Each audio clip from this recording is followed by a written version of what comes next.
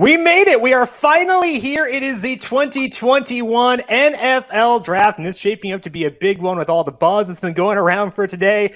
Twitter, aglow throughout the entire day, which can only mean great things for tonight's draft. So let's settle in, get set, and enjoy what should be a fun night. Welcome here to the FanDuel YouTube, Twitch, Facebook, and Twitter pages. My name is Jim Sonis. I am a senior writer and analyst for numberFire.com, joined here by three fantastic analysts here to break down the draft for you. You're on the YouTube, Twitch, Facebook, and Twitter pages of FanDuel throughout this entire draft. Both today and tomorrow, we'll be breaking down the DFS betting and season-long implications of the NFL draft, hopefully giving you some good actionable takeaways as you try to allocate money in the coming months. We're also giving away an NFL jersey. To get entered for the NFL jersey of your choice, go to YouTube. YouTube and the FanDuel videos is the name of the page there.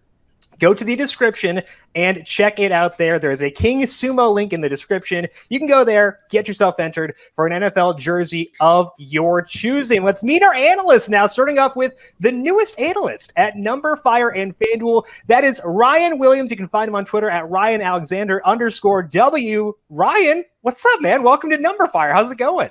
What's going on, fellas? I'm happy to be here. It's been a long time waiting, I guess. You know, I was able to go on vacation before starting. That's awesome.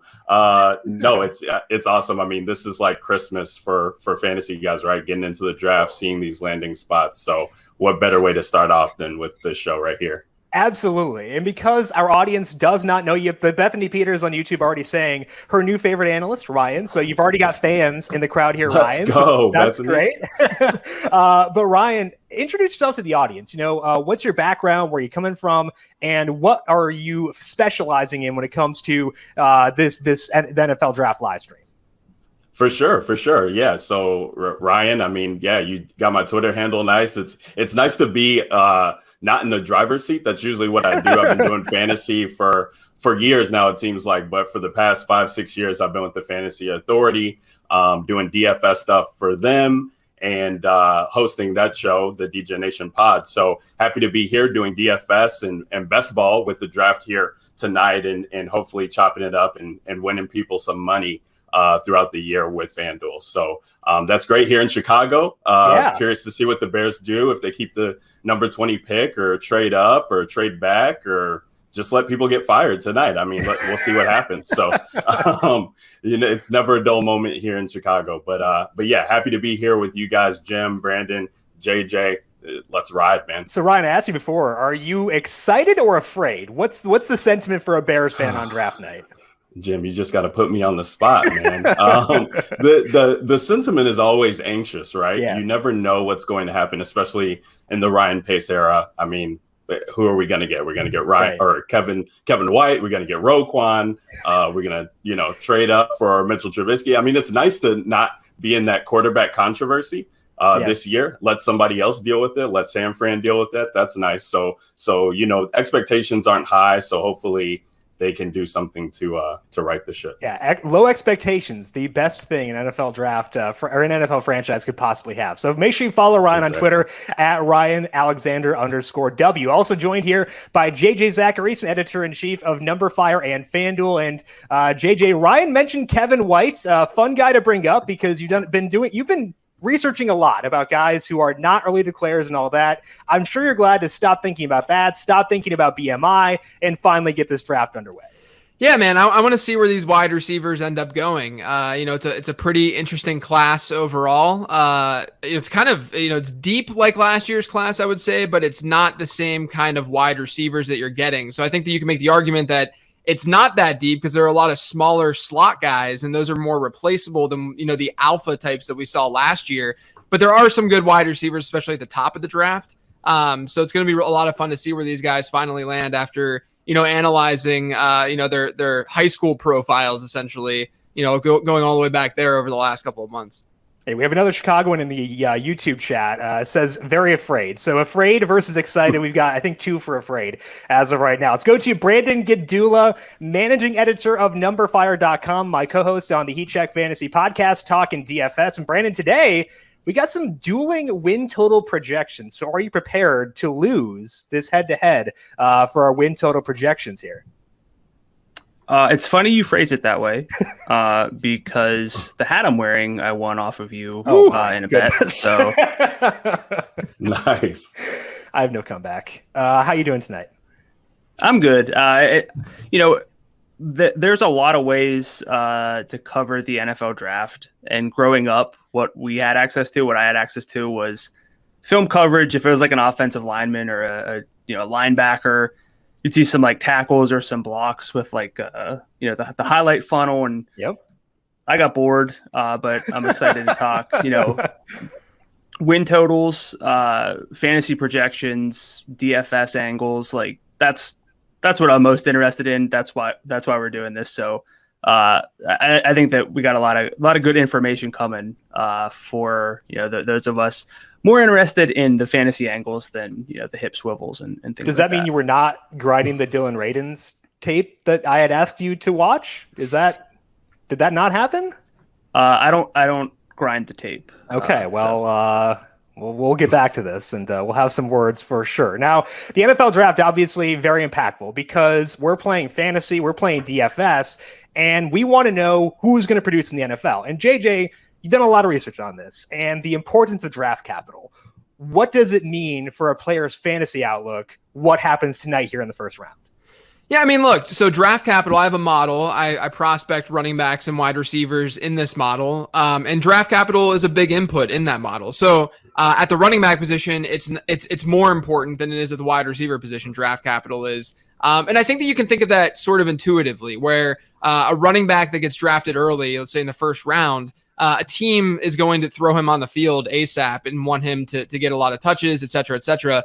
And volume is much more driven at the running back position via coaching decision than it is actual talent. That's just the fact of the matter. I'm not saying that, the guys who are getting a lot of volume at the NFL level at running back aren't talented. It's just that if a wide receiver is getting a target, it's more earned than a running back seeing a touch on the ground because a wide receiver has to actually get open in order for the quarterback to throw him the ball. So draft capital matters more at the running back position than it does a wide receiver. It still matters at wide receiver. But just to give you an example though, since 2011, so over the last decade, we've had 14 running backs drafted in round one. The average attempts for those running backs in year one, so as rookies, has been over 205. And that's with players who get injured, not playing a full 16 game schedule, now obviously 17 game. So yeah, draft capital matters a lot, especially at the running back position. So the guys that are going tonight, and we're going to be live tonight and tomorrow night. There's going to be one player in particular, Kadarius Toney, who profiles to be not very good analytically. And I'll go over all that when he gets drafted. But a guy like him who doesn't profile that well, but teams seem to like him. Film scouts who watch more film than I do seem to like him a lot, and he's athletic and he has that dynamic. But he's just an awful route runner and didn't have a good analytical and prospect profile. But if he goes in the first round, then you have this dilemma, right? Where you're staring at someone who has that draft capital, who first round wide receiver should do something, but then has this horrible analytical profile. So there's some dissonance that you have to sort of figure out from a fantasy standpoint.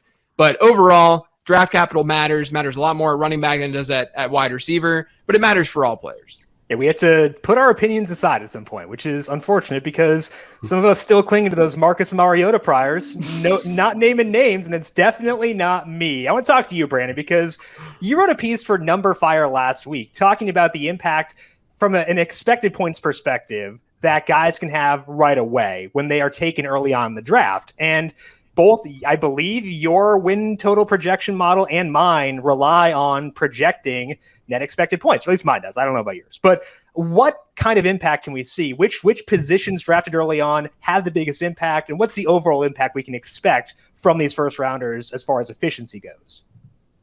Yeah, so my sims are partially based in net expected points. That's where my subjective analysis comes in, trying to project each offensive and defensive unit. But I also regress things like Super Bowl odds and win totals to try to get like a consensus vibe. That way it's not just all what I think is going to happen. So I feel I kind of check myself there. But yes, net expected points, which is numberFire's expected points model. There are numerous expected points models out there nowadays. But I wanted to see, should I be overreacting? Should I be reacting heavily to what we see tonight and tomorrow? Like these early round picks. And it was a high level approach when I looked into stuff. if there's a complete overhaul, you would want to approach things a little bit differently. But those are pretty rare to see a team be completely, indistinguishable from what they were a year ago. And I didn't really want to find like outliers and make excuses, but just kind of see overall trends. And realistically, what I found was there's not a whole lot of reason to react to early picks. Surprisingly, teams that took running backs early in rounds 1 through 3 did improve their offensive efficiency, which kind of goes against what we say in the analytics department, but it makes sense because if you look back, teams that generally are taking running backs, yes, there are some running backs who make a difference, and I don't think anyone really in the analytics universe is saying no running back can make any difference at all. So it's either the game changers or teams in good spots. And so they see their offense improve. But realistically, what we see is, and this is something similar to what you found years ago, teams that take offensive linemen. I got banned from the Dallas Cowboys Reddit for this. So there's subreddit for this. So teams that take offensive linemen generally see boosts. 60% of teams that took an offensive lineman in the first 3 rounds saw their year-over-year offensive efficiency improve. Now, quarterbacks, it's kind of a coin flip whether you're going to improve or not, but it's one thing, teams that are taking quarterbacks early probably had a bad offense, right, the year before, so you can kind of improve there. Surprisingly, wide receivers, though, and this is kind of a big one because there are going to be a lot of big-name receivers taken early. They kind of don't really make a big impact in year one based on the whole, like the high-level offense. And as far as defense goes, kind of forget about that. So I'm not going to overreact to too much of what we see updating my win simulations. You can keep the level head. I will overreact. That is okay by me. Now, Ryan, I want to go to you here because there are a lot of big storylines that we're going to be watching throughout this draft, see where players go. But if you had to pick one storyline that you're really focusing on, honing in on for this draft, what stands out to you for tonight? Oh, gosh. Again, put me on the spot. No, I mean, the biggest storyline in football or fantasy, it starts with the San Francisco 49ers. I mean, you're looking at that team that has a ton of weapons and talent around them. And like thinking about Mac Jones going there is just disgusting for fantasy purposes. Like that does not make me excited about Brandon Ayuk, who was an awesome rookie wide receiver last year coming onto the scene. Does not make me excited about George Kittle. And I just can't believe, I just refuse to believe that is the pick that they traded up for. And it changes the whole state of everything, right? What they do with their number 3 pick that they traded up for to get. So it's kind of, I guess in the DFS community, we call that chalk. Like, yeah. I guess that's kind of a chalk answer. Yeah. But it really is what it comes down to is what the 49ers do at number 3. Well, that is my big thing I want to see tonight too. I want to see where the quarterbacks go, because when you look at quarterbacks who succeed and quarterbacks who fail, it's often like it has nothing to do with their talent. A lot of times it's based on the circumstances they enter. Like, I have no idea if David Carr ever would have been a good quarterback because the circumstances around him were so terrible back in the day. It does matter a lot. And whatever quarterback goes to San Francisco is probably going to succeed, because I have my offensive line rankings. They're very rudimentary and they're not finished yet, but I wanted to have something to talk about here. And San Francisco number 1 right now in offensive line, based on the rankings that I have here. Again, rudimentary. They'll update as things go along, but they're the number 1 offensive line.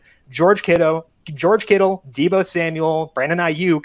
That's a good supporting cast to have. So they'll be the number 3 overall pick with good surroundings. No matter who goes there, you boost your view of them because they have a good situation.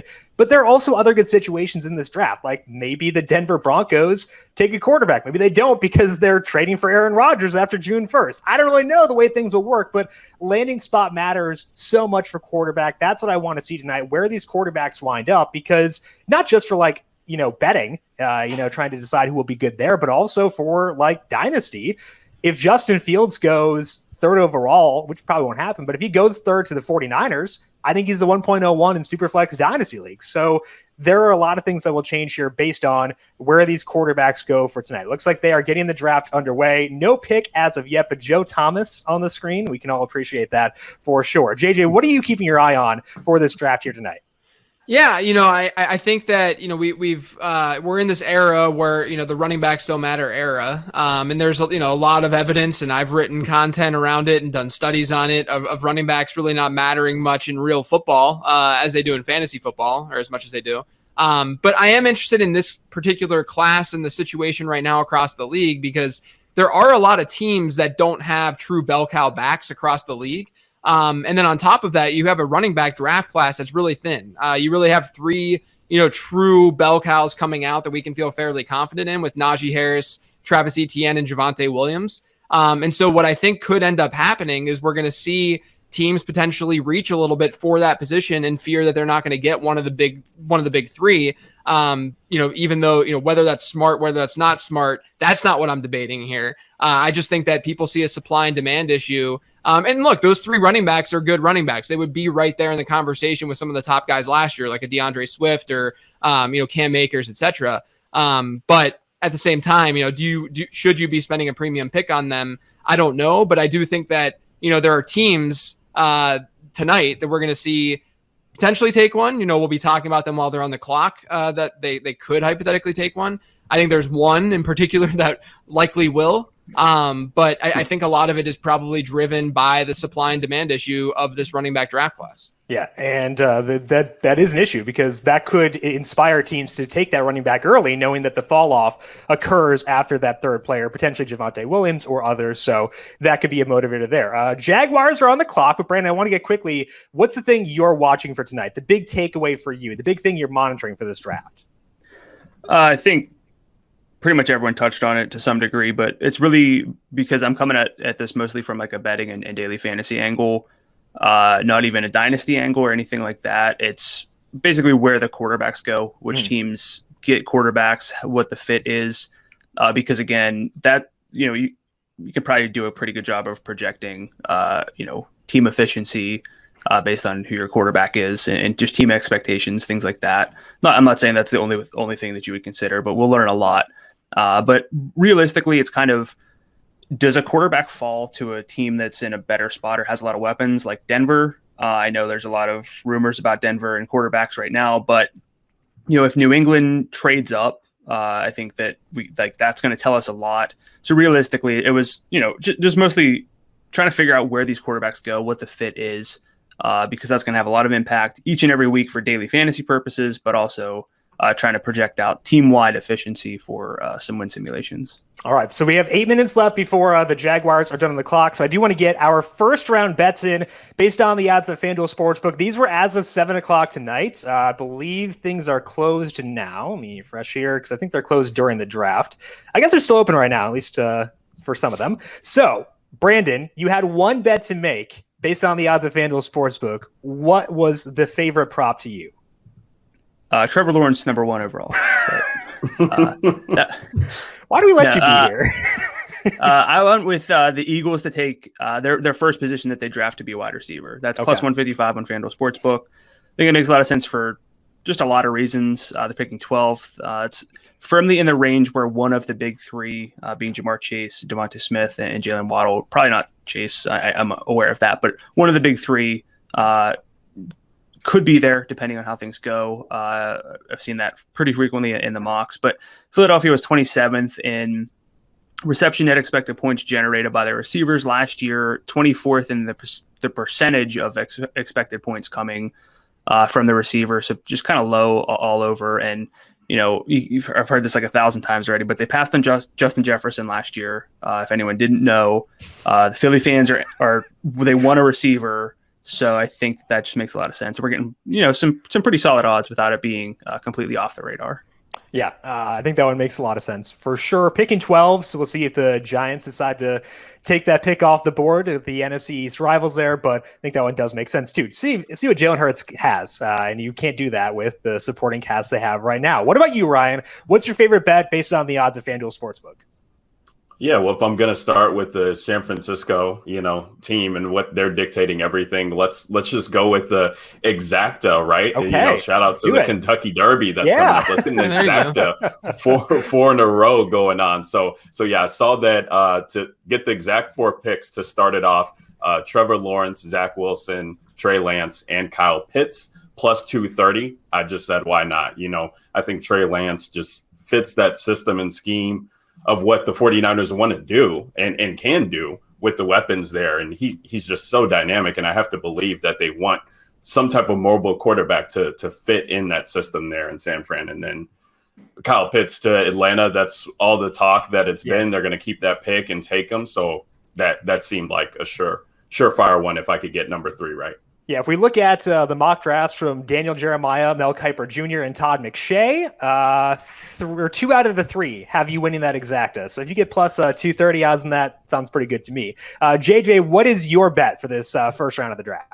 Yeah, I was going to go with over 4.5 wide receivers taken, but the juice changed on that one a little bit. And so, because, you have Waddle, DeVonta Smith, Jamar Chase, they're locks. And then I think that you could look at, Rashad Bateman, Elijah Moore, Kadarius Toney, even like Rondale Moore could hypothetically slip. I don't think Terrace Marshall is going to be in the first round anymore because of his medicals. But regardless, I was going to go in that direction, but the juice isn't big enough.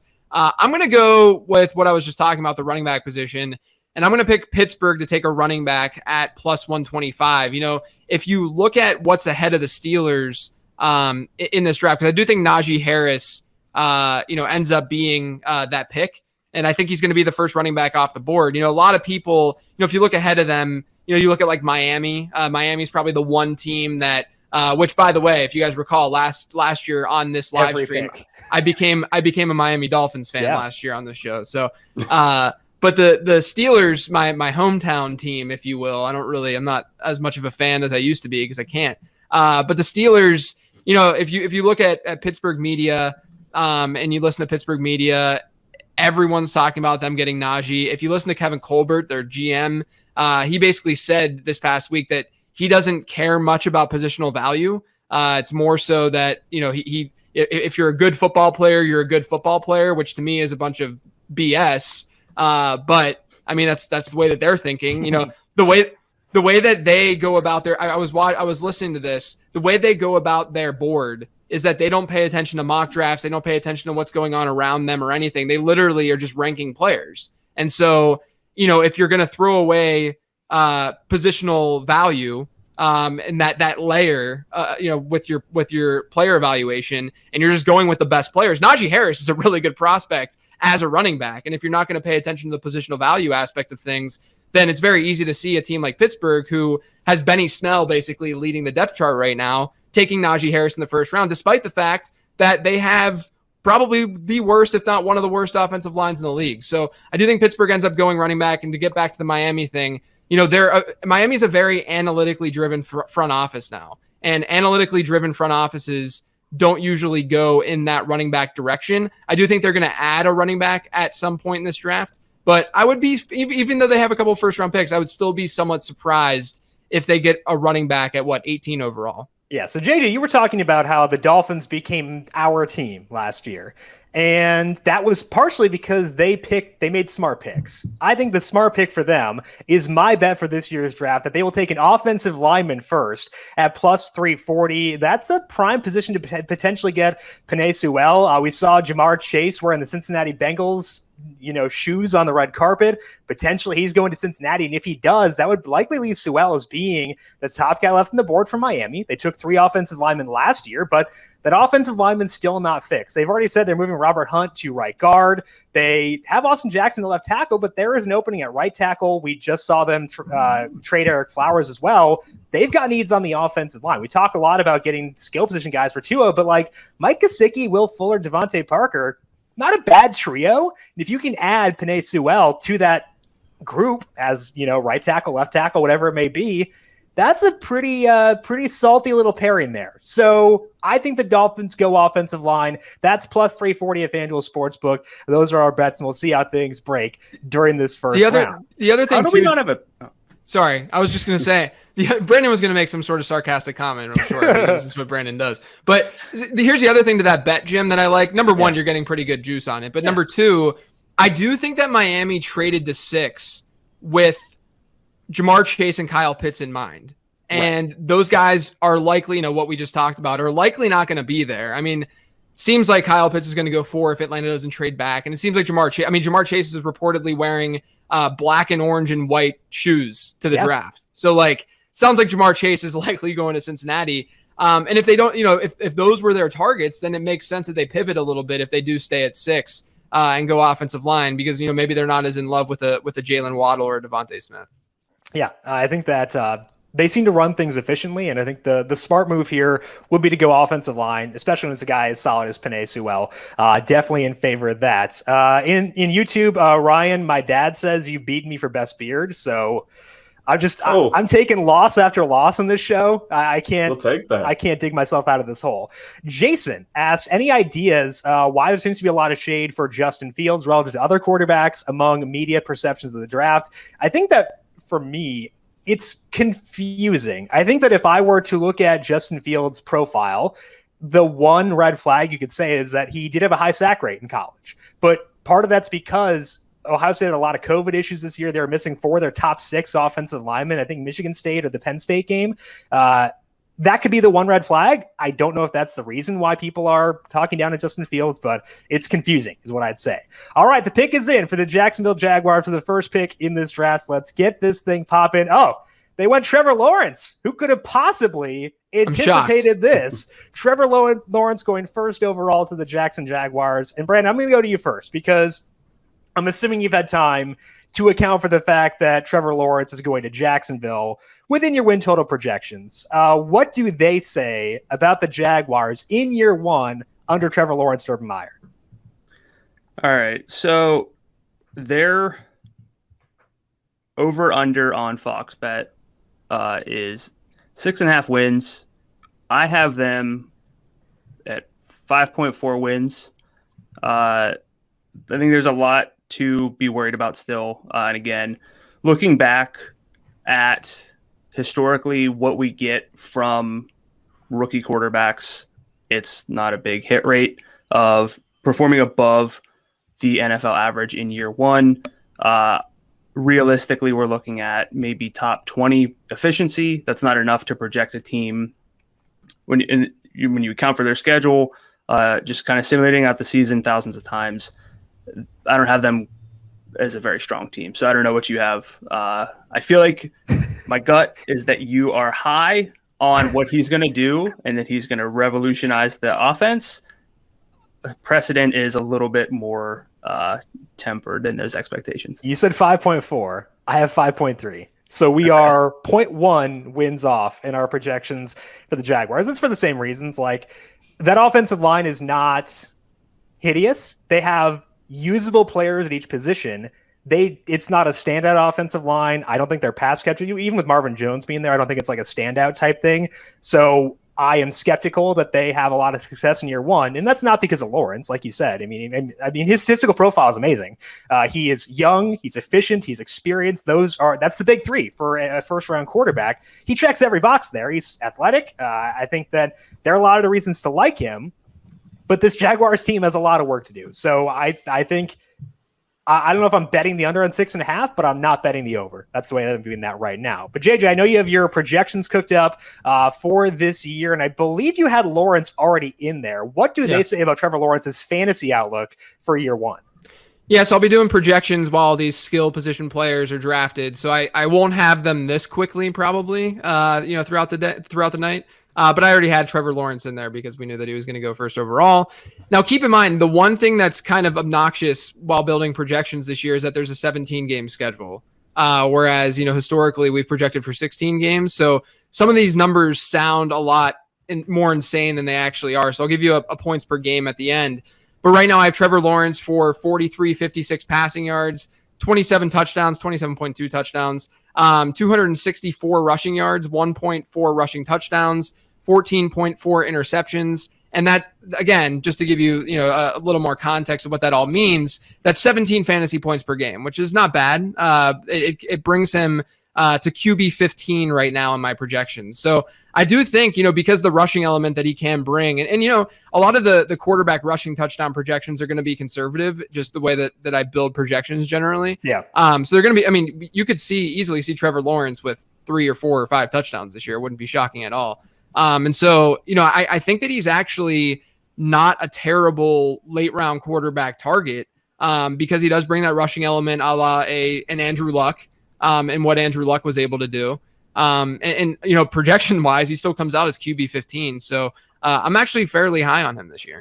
QB 15 may sound pessimistic, but when you're not like a heavy rushing quarterback and you're a rookie, that's actually, I was not shocked. but I was surprised at how high he was in those projections. Yeah, absolutely. All right, so we have 3 minutes and 30 seconds left for the Jets with the second overall pick. So, Ryan, I do want to go to you. We have Trevor Lawrence now in Jacksonville. DJ Chark is there. We've got Marvin Jones. James Robinson, tentatively the number one running back. How are you feeling about this team from a DFS perspective now that they have Trevor Lawrence as their quarterback? Yeah, so the nice thing about DFS is that the win models don't matter. Like the worse the team is, the better it is for DFS when they have a competent quarterback. And you're looking at Jacksonville and they got weapons. They just, got Laviska Shenault last year, who I think is actually going to be good in this offense with Trevor Lawrence, because a lot is made. I'm looking at, I'm watching NFL Network, their stream here, and a lot's been made of his deep pass and his deep balls because those have been great throughout his career. But he actually had like a 9 ADOT in targets, like very shallow. So that's right up Laviska's wheelhouse. I think Urban Meyer is going to try and garner touches to get him. And he should be good. He's going like real late in best ball. So I was actually looking to see where exactly that was. I had it up because he's going to be a target for me. But I definitely think, this offense is going to be one to target. I think Trevor Lawrence will definitely help keep them in games, keep them competitive. And that's definitely what you like to see from the wide receiver standpoint. Now, not sure with James Robinson what that's going to mean for him, so to speak. But yet to be seen, and that could be wheels up for him too if they don't go out and get him somebody to compete with. Yeah, the good thing for him is if they can be more efficient, they'll generate more touchdowns, and I think that's a positive for all running backs. The fun thing too with Laviska is that Urban Meyer is a guy who coached Percy Harvin in college. He coached Curtis Samuel in college. He can have some fun with guys who have a unique skill set. So if we're going to get anyone to get Laviska to take off, I think Urban Meyer might be that guy. All right, the pick is in for the New York Jets, and it seems likely this will wind up being Zach Wilson. I mean, like the props on this one were just absurd across the board. I think it was minus 5,000 or so to close. All three of the Daniel Jeremiah, Mel Kiper Jr., and Todd McShay final mock drafts did have Zach Wilson going to the New York Jets. My personal win total projection number does already have Wilson in there under the assumption he would be the pick. They're at 5.7 wins. Now that they have Corey Davis there, that helped quite a bit. Also, Carl Lawson helped them out. It's not the best situation yet. It's not the worst. They're kind of similar to Jacksonville because the offensive line, I know it gets ragged on a lot, but like right now they're projected to have continuity along the offensive line. That matters quite a bit. They don't have any like glaring holes along the offensive line. They could definitely improve it with the 23rd pick, and I'd love them to do that, but no massive holes there as of right now. So Roger Goodell walking over the podium to announce the second overall pick. While he does that, make sure you get yourself entered into the drawing for the NFL jersey of your choice. That is the King Sumo link in the YouTube description. Goodell announcing the pick right now, and it is indeed Zach Wilson going second overall to the New York Jets. Okay, like I said, 5.7 wins, my projection for the Jets this year. It's not very high, but again, a lot of issues to work out there for sure. Ryan, I actually want to stick with you because I think this team, I lost a lot of money on them in DFS this year, trying to chase the Denzel Mims empty targets. Didn't go so hot. But now they've got Zach Wilson. Corey Davis is there. Do you have a high enough opinion of Zach Wilson to think that Corey Davis and Denzel Mims can be DFS relevant right away? Or are you going to be approaching this offense conservatively? I'll definitely approach conservatively, but you have to look at the situation last year with the quarterbacks. Sam Darnold did not play a full 16. They were bringing in Joe Flacco, who just looked dead. I mean, couldn't move the ball at all. So even with that, Denzel Mims was showing some flashes. I had him in a couple like dynasty leagues, ended up trading him in one and regretting that immediately after I did so, because I do think he's an all-world talent. But you're looking at a guy like Corey Davis coming in too, who was the wide receiver 30 in PPR last year. I mean, really took on a resurgence there. And Tannehill is not like the all-world passer that we know, very conservative, very, just efficient with his passes. So if those guys can be explosive for him, and a guy like Jamison Crowder too, you're thinking about who, when Sam Darnold was a rookie, Sam Darnold leaned on him as well too. So, and they don't have any running back situation to really, go home to at this point in time right now. So my LaMichael Pirine dynasty shares would like for that to be incorrect. I should say share, because shares would be very, very concerning for multiple reasons. Very scary. No, so you're thinking about that situation there, bringing in guys like Tevin Coleman, I believe. Yeah. And then, only having Ty Johnson. So they really could be in a situation where they're passing a lot too, with that division getting a lot better, see what the Patriots do. So definitely like getting some shares of the wide receivers in this offense with that pick. We got the Zach Wilson jersey swap on the screen. Looking good, looking swaggy, looking very young. Yeah. Looking like my son. Yeah. Like we talk about like skincare routines. I feel like he needs to like go the opposite way. Like have a worse skincare regimen so he looks like he's older than 12. We'll work on that, Zach. Working in New York, we'll probably do that all for him. Brandon, I want to go to you quick. What does your win total projection say for the Jets this year? So FoxBet has them at 6.5. They came out 6.3 for me, hitting the over in 57% of the simulations. So not really anything amazing, but it's a fair number. Again, like JJ mentioned, with the 17-game season for fantasy projections, you got to think like an 8-win season is not like an 8.5-win season. So it's a little bit different, especially for these teams kind of on the lower end, where that's a big jump in a win to get to 7 wins compared to 6. So not really anything that I would chase, but definitely not. They're respectable. Not the worst line. Yeah, for sure. JJ, Corey Davis is there. We got Denzel Mims there as well. Can you feel okay about them in this new offense under Zach Wilson? I mean, I think longer term you're going to feel better. I still have some fear about year one. That I'm going to have that same fear with basically any quarterback prospect that's not Trevor Lawrence. So I play it more conservatively. My projection for Zach Wilson right now is like 37, 31 yards, 24 passing touchdowns, 170 rushing yards. He doesn't have the rushing ability quite like a Trevor Lawrence does. 1 rushing touchdown, 14.6 interceptions. He's QB 29 right now. And that's really, that's just how projections work out with this much ambiguity. And a rookie quarterback who doesn't necessarily have the mobile ability that we're going to see from a Justin Fields or a Trey Lance. It's just hard to really buy into him right now in year one in redraft, as a dude that you want to target in fantasy football. Best ball, maybe you want to get him as like a QB3 if you go with a 3 quarterback build.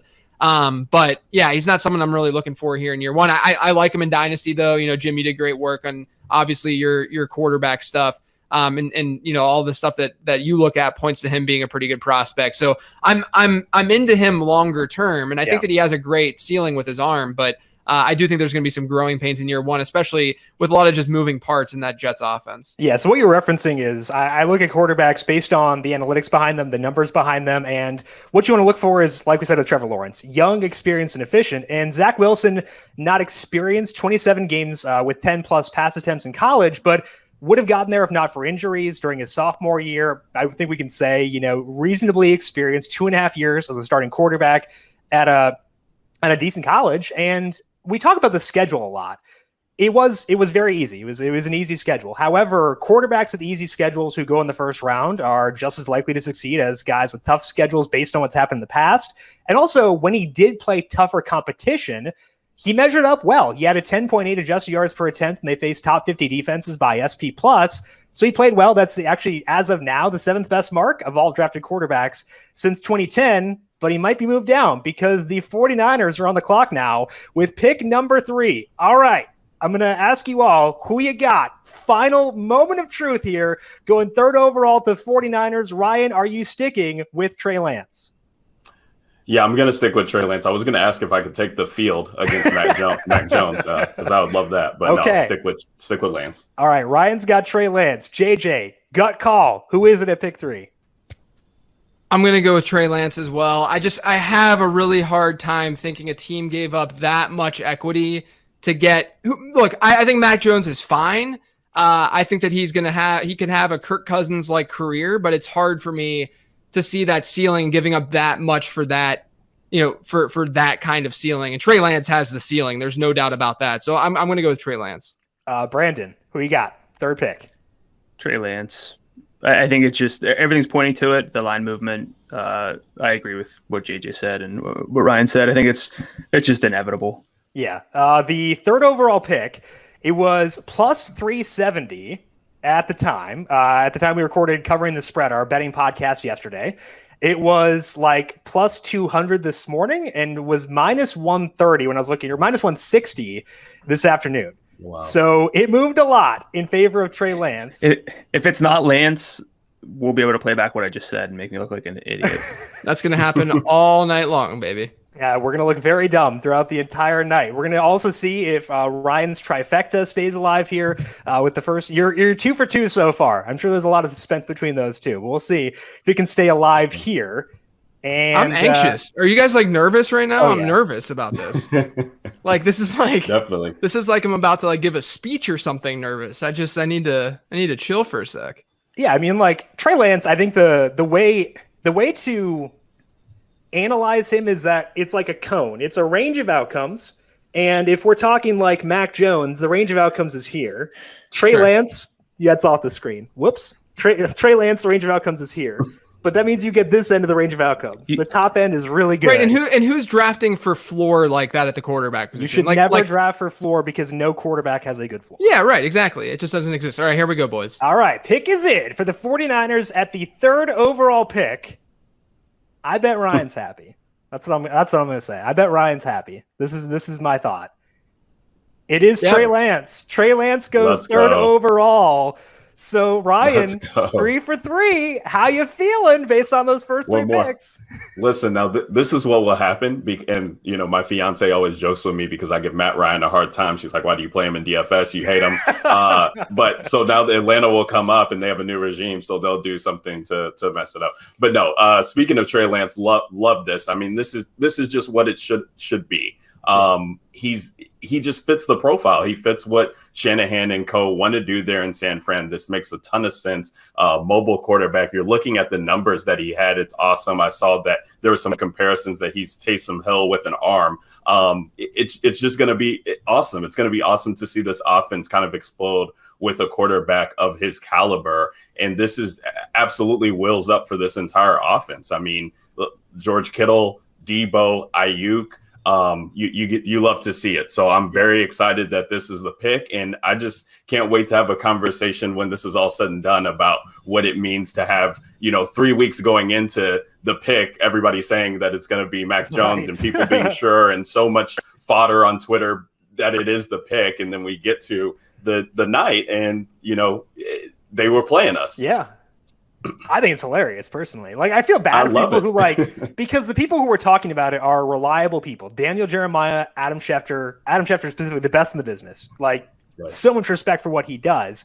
And I mean, it's very possible it just changed, and people, made their bets based on relying on those guys. I've done the same thing. I believe in Adam Schefter wholeheartedly, and it didn't work out. So a tough outcome there. I think the thing with Trey Lance that I love is the top comp you hear about Trey Lance all the time is Josh Allen, because there are accuracy issues, but he's a big arm guy and he's athletic. That was the same thing as Josh Allen.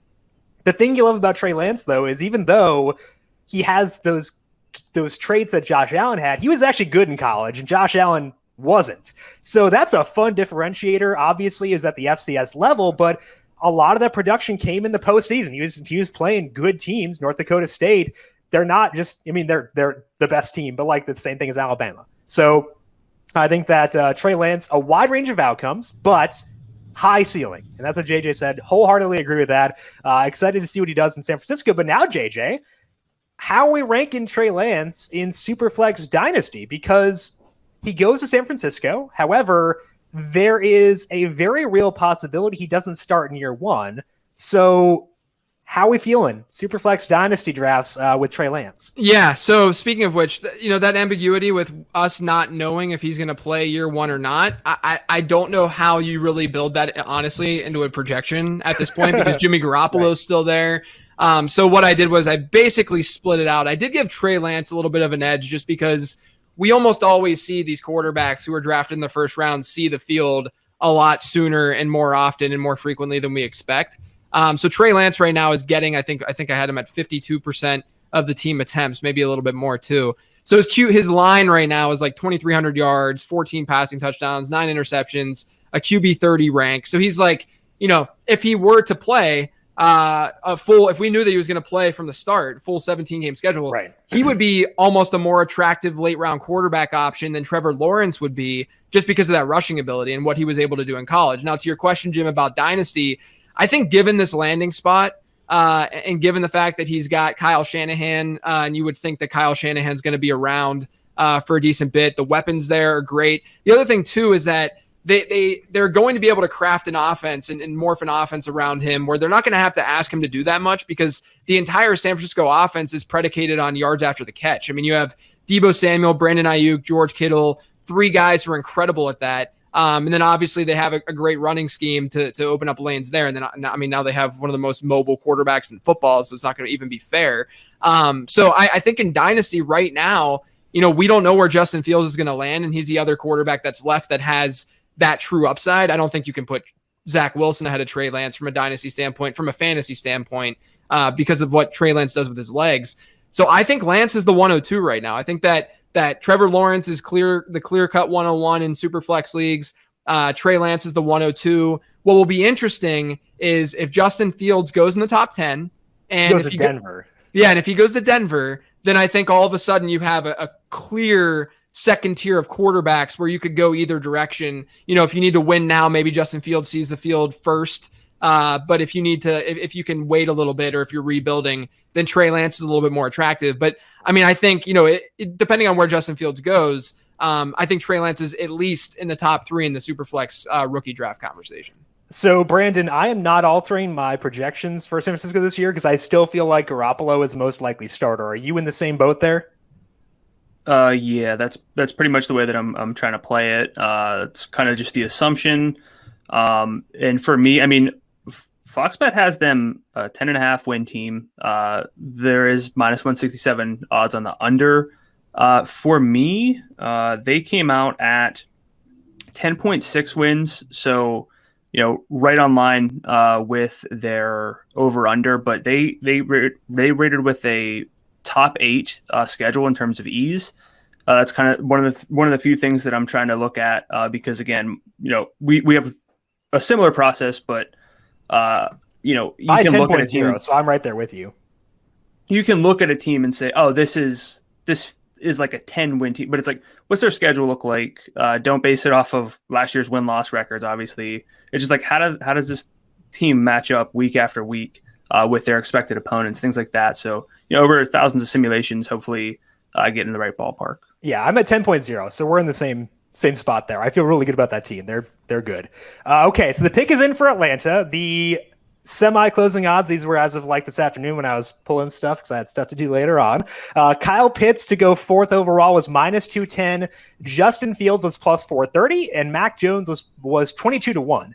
So, I mean, I don't think they're going to go Mac Jones, but Kyle Pitts -210. And importantly, if this is Kyle Pitts, that means Ryan hits his exacta, easier for me to say, already, and go at +230. That's not too bad. All right, Roger Goodell slowly making his way towards the podium to announce a pick here for the Falcons. The other options, it seemed like, were trade down or go the quarterback. And obviously they have not gone the trade down route. They are sticking at pick number 4. Justin Fields over under was 7.5. Mac Jones's over is already hit at -198. So that one's already in the book.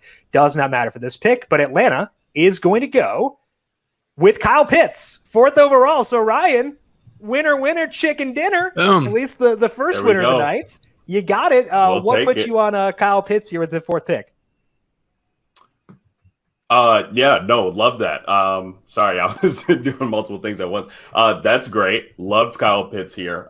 This is going to be awesome for Atlanta and for people that can trust Matt Ryan that aren't myself, because I think that this is just going to skyrocket his value. I would guess we'll see what happens with Julio Jones. I know there were trade rumors happening last week that they were going to move on from him. That's kind of tough for me to believe, but a new regime there in Atlanta, that's taken over. So that's possible, but you definitely have to love what he's going to be able to do here in this offense with Calvin Ridley as well too. Not really doing a running game as well. I mean, we're looking at the options here for these first couple teams and not having a running game. It just is speaking volumes. So you're looking at Mike Davis being the lead back there. That's not going to scare you at all. He's definitely, and if Julio Jones leaves, I mean, we could be looking at a rookie tight end seeing triple-digit targets. That's just kind of the talent that he is. And so it's going to be really interesting, as JJ, you were talking about what people are doing in Superflex, with Trey Lance going to San Francisco. Like, what are people going to do in Superflex with Kyle Pitts being here in this situation? Because I've seen people talking about taking him at the 101, overall, not in Superflex necessarily, but outside of that. And I think people will start to have to question that at a position that's tight end, that's thin. But you got to love Matt Ryan here in best ball, definitely. Yes. In DFS. They're going to be attacking the field. They were like in 1-point games, I believe, the most 1-point games or one possession games. I'd have to go back through my notes last year. So that's definitely something to look at too when you're thinking about targeting this team for DFS and such. JJ, Ryan was talking about the projections for Kyle Pitts in year one. What are you seeing with Kyle Pitts with the Atlanta Falcons offense? So people are going to think this is like a hot take, that I'm reading this and that I'm just falling into the hype with Kyle Pitts, but that's really not the case. If you look across the Atlanta Falcons offensive roster right now, it's really just Julio Jones and Calvin Ridley that are gonna absolutely gobble up some target share in that offense. Now you have Kyle Pitts, and what I think is going to happen with the new offense there, Arthur Smith there, you're going to see a lot of 12 personnel, a lot of 2 tight end sets. We saw that with Anthony Ferkser and Jonnu Smith in Tennessee last season. I think we're going to see that a lot this season, and what that means is that the person who gets probably hit the most, aside from Hayden Hurst, I mean, he's going to get hit in some way, but Russell Gage is probably going to get pretty destroyed from a projection standpoint as a result of this move. Now, even still, Russell Gage in my projection still has like a 10.5% target share. So he's still going to be involved in some way. Kyle Pitts, I have it a 16.5% target share, which is pretty high for a rookie tight end, but we've never seen a rookie tight end really like this before. So with that being said, when it's all said and done, you have Atlanta, a team that's likely going to have to pass a good bit because their defense is atrocious. They don't have a high win total. So the pass to rush ratio, looks high for Atlanta, even if they want to be, even if they were to land one of the stud running backs in this class and they want to be run heavy, they're not going to be able to. So all of that combined, guys, Kyle Pitts, Ryan mentioned the fact that he might hit triple-digit targets. I think he will hit triple-digit targets. I think we're looking at a tight end prospect, a rookie tight end, who is going to hit 100 targets. That's also with a 17-game season, to be fair, but who is going to hit 100 targets this year if he stays healthy. I have him and I won't read the decimals because that's obnoxious, but I have him at 67 receptions, 771 yards, and 6.7. I'll do for touchdowns, 6.7 touchdowns, which puts him at tight end 6 in awesome. 2021 projections, which, look, you can look across the tight end landscape and realize that this makes more sense than it probably sounds. Looking at a rookie tight end, tight ends don't do much as rookies, but the tight end landscape sucks.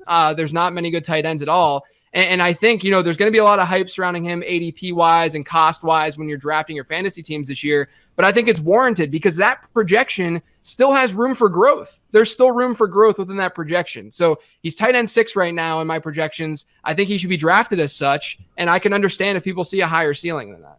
Yeah. Tight end 6, I know that we joke about how thin tight end is, but that's still a very strong projection for him in year number 1. Okay, so Brandon, I want you to give me a sanity check here because I put Kyle Pitts in Atlanta in my win projection model, and I got a number that was kind of high and kind of scared me. So 8.5, is that egregious, or are you kind of in line with that? No, so my simulations like Atlanta. They're over under 7.5 on Fox Bet. The unders minus 125, the over being minus 105. So easy. Let's go. Yeah. My sims have them as an 8.6 win team. So I'm with you. They were actually one of the higher teams because and I would hope this is the case, but a lot of my simulations are close to the bookmakers. If they're completely different, that's probably an issue. But they were one of the highest teams in terms of the over. So I kind of like Atlanta for the over bet this year. Yeah, 7.5 that's a good number. So if I've got 8.5, a full win, I have above that, and I have them with a bottom, like a top 3 schedule in terms of fees.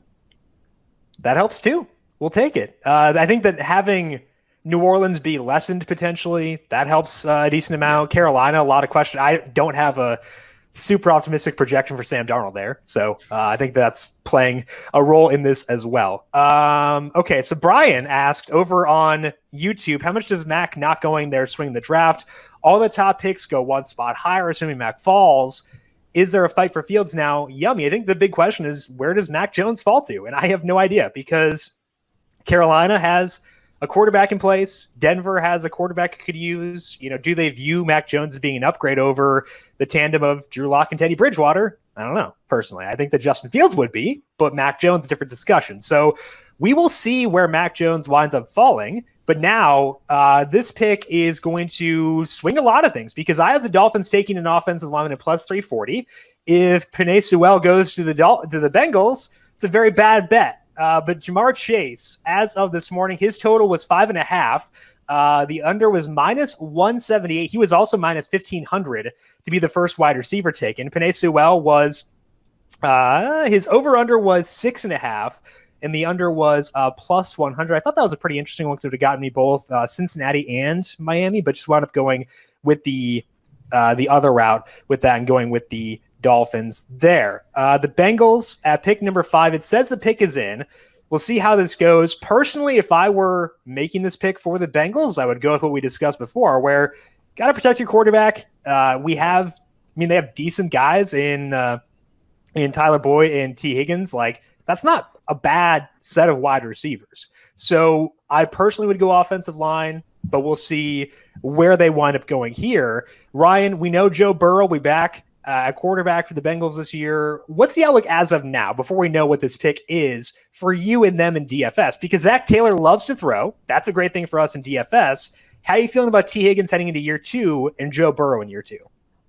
Yeah, this would definitely kill my soul, because I love T. Higgins. So Brandon I want does T. too, Higgins. so you're in a good spot. Yeah. Okay. Yeah, cool. I want him to get all of the targets. I have already, I think of 6 best ball teams, I have him on 4 currently right now.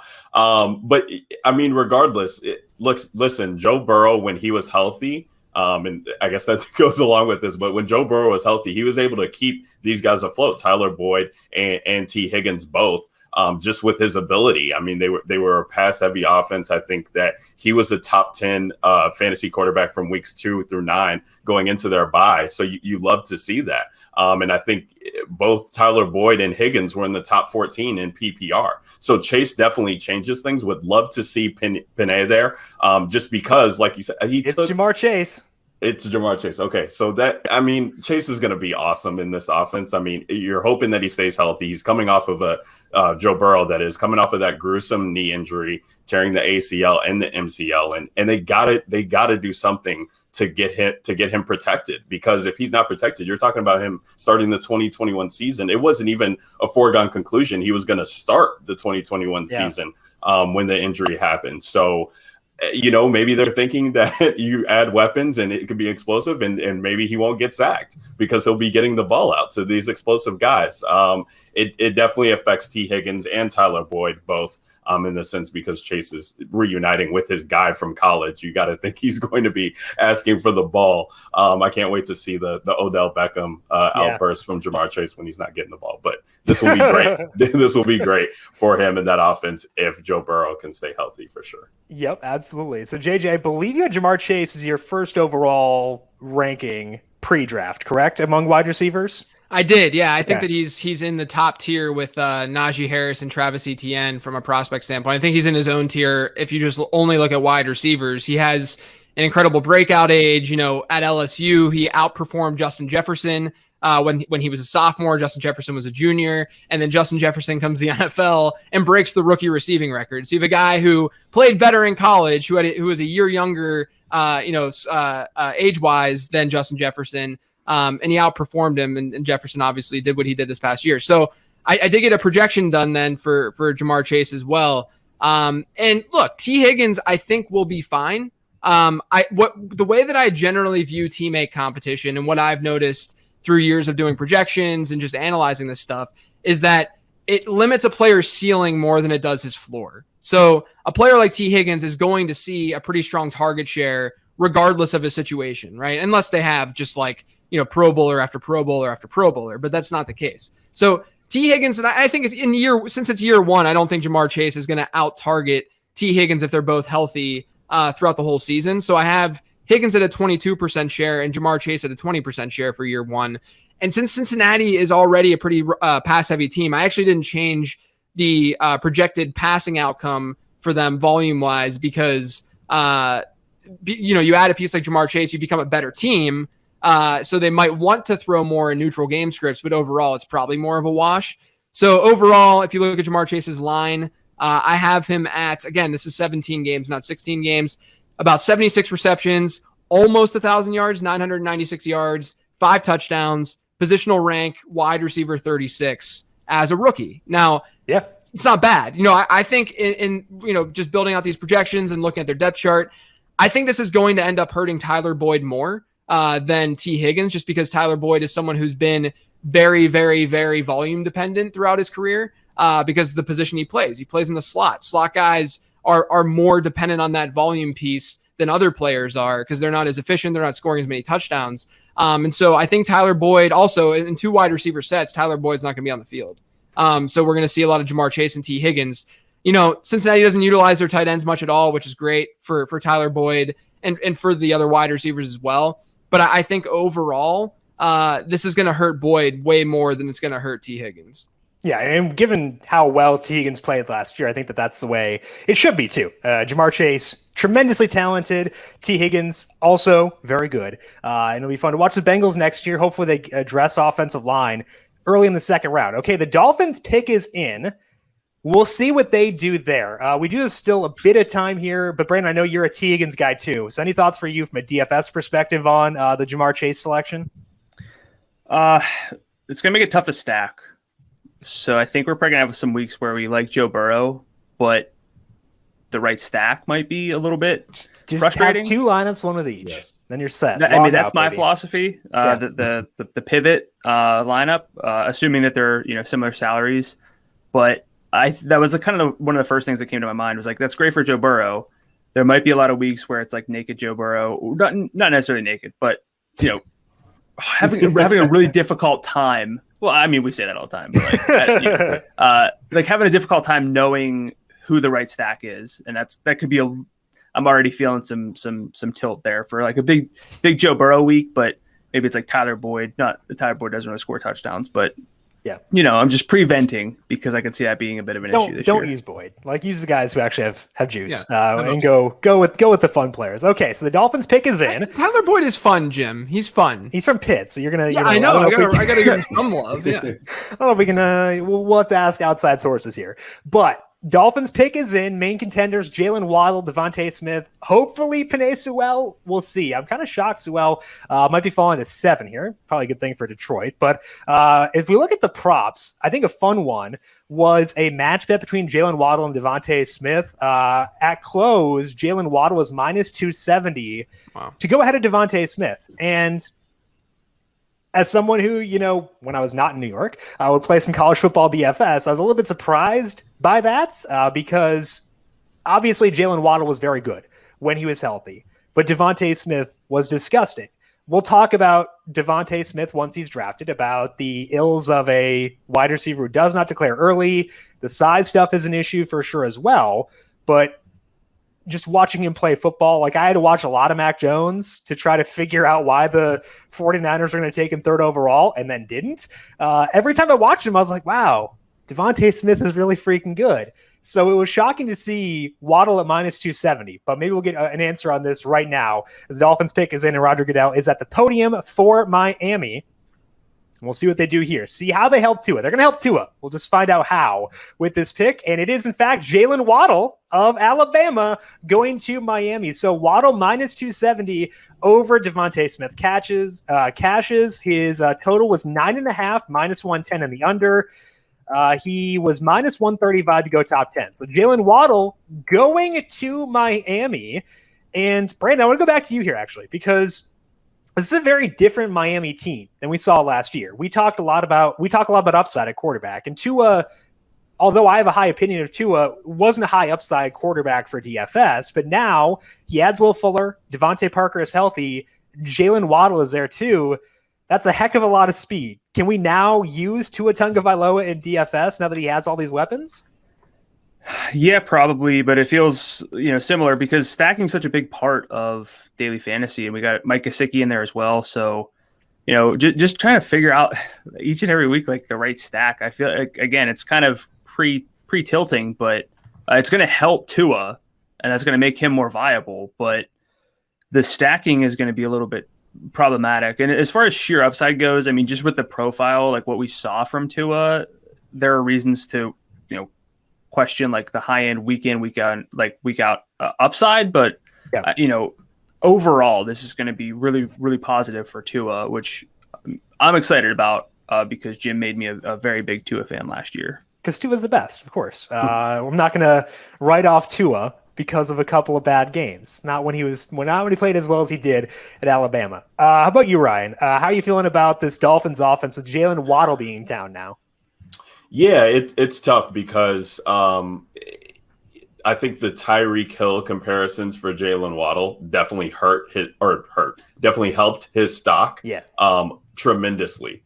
And you're thinking about, also what helped him too is he exploded to start the season. In those 4 games, he went ballistic with 500 yards and 4 touchdowns. So that's the last memory that we have of him. So I think that's what gets people excited. I would have loved to see DeVonta Smith go here. I think he's going to, just help out a quarterback like Tua a lot more. I mean, if Tua is not able to get him that ball downfield, and you're talking about he's got an ankle injury, Devontae Parker's got injury history, Preston Williams got injury history. So they got a lot of injury history here at the wide receiver position. But I hope he can stay healthy. Hopefully that helps stretch the field. But I am interested to see what Miami does from a running back standpoint, especially from DFS, because Myles Gaskin was being utilized in the red zone a ton. So you think about a guy like Jaylen Waddle.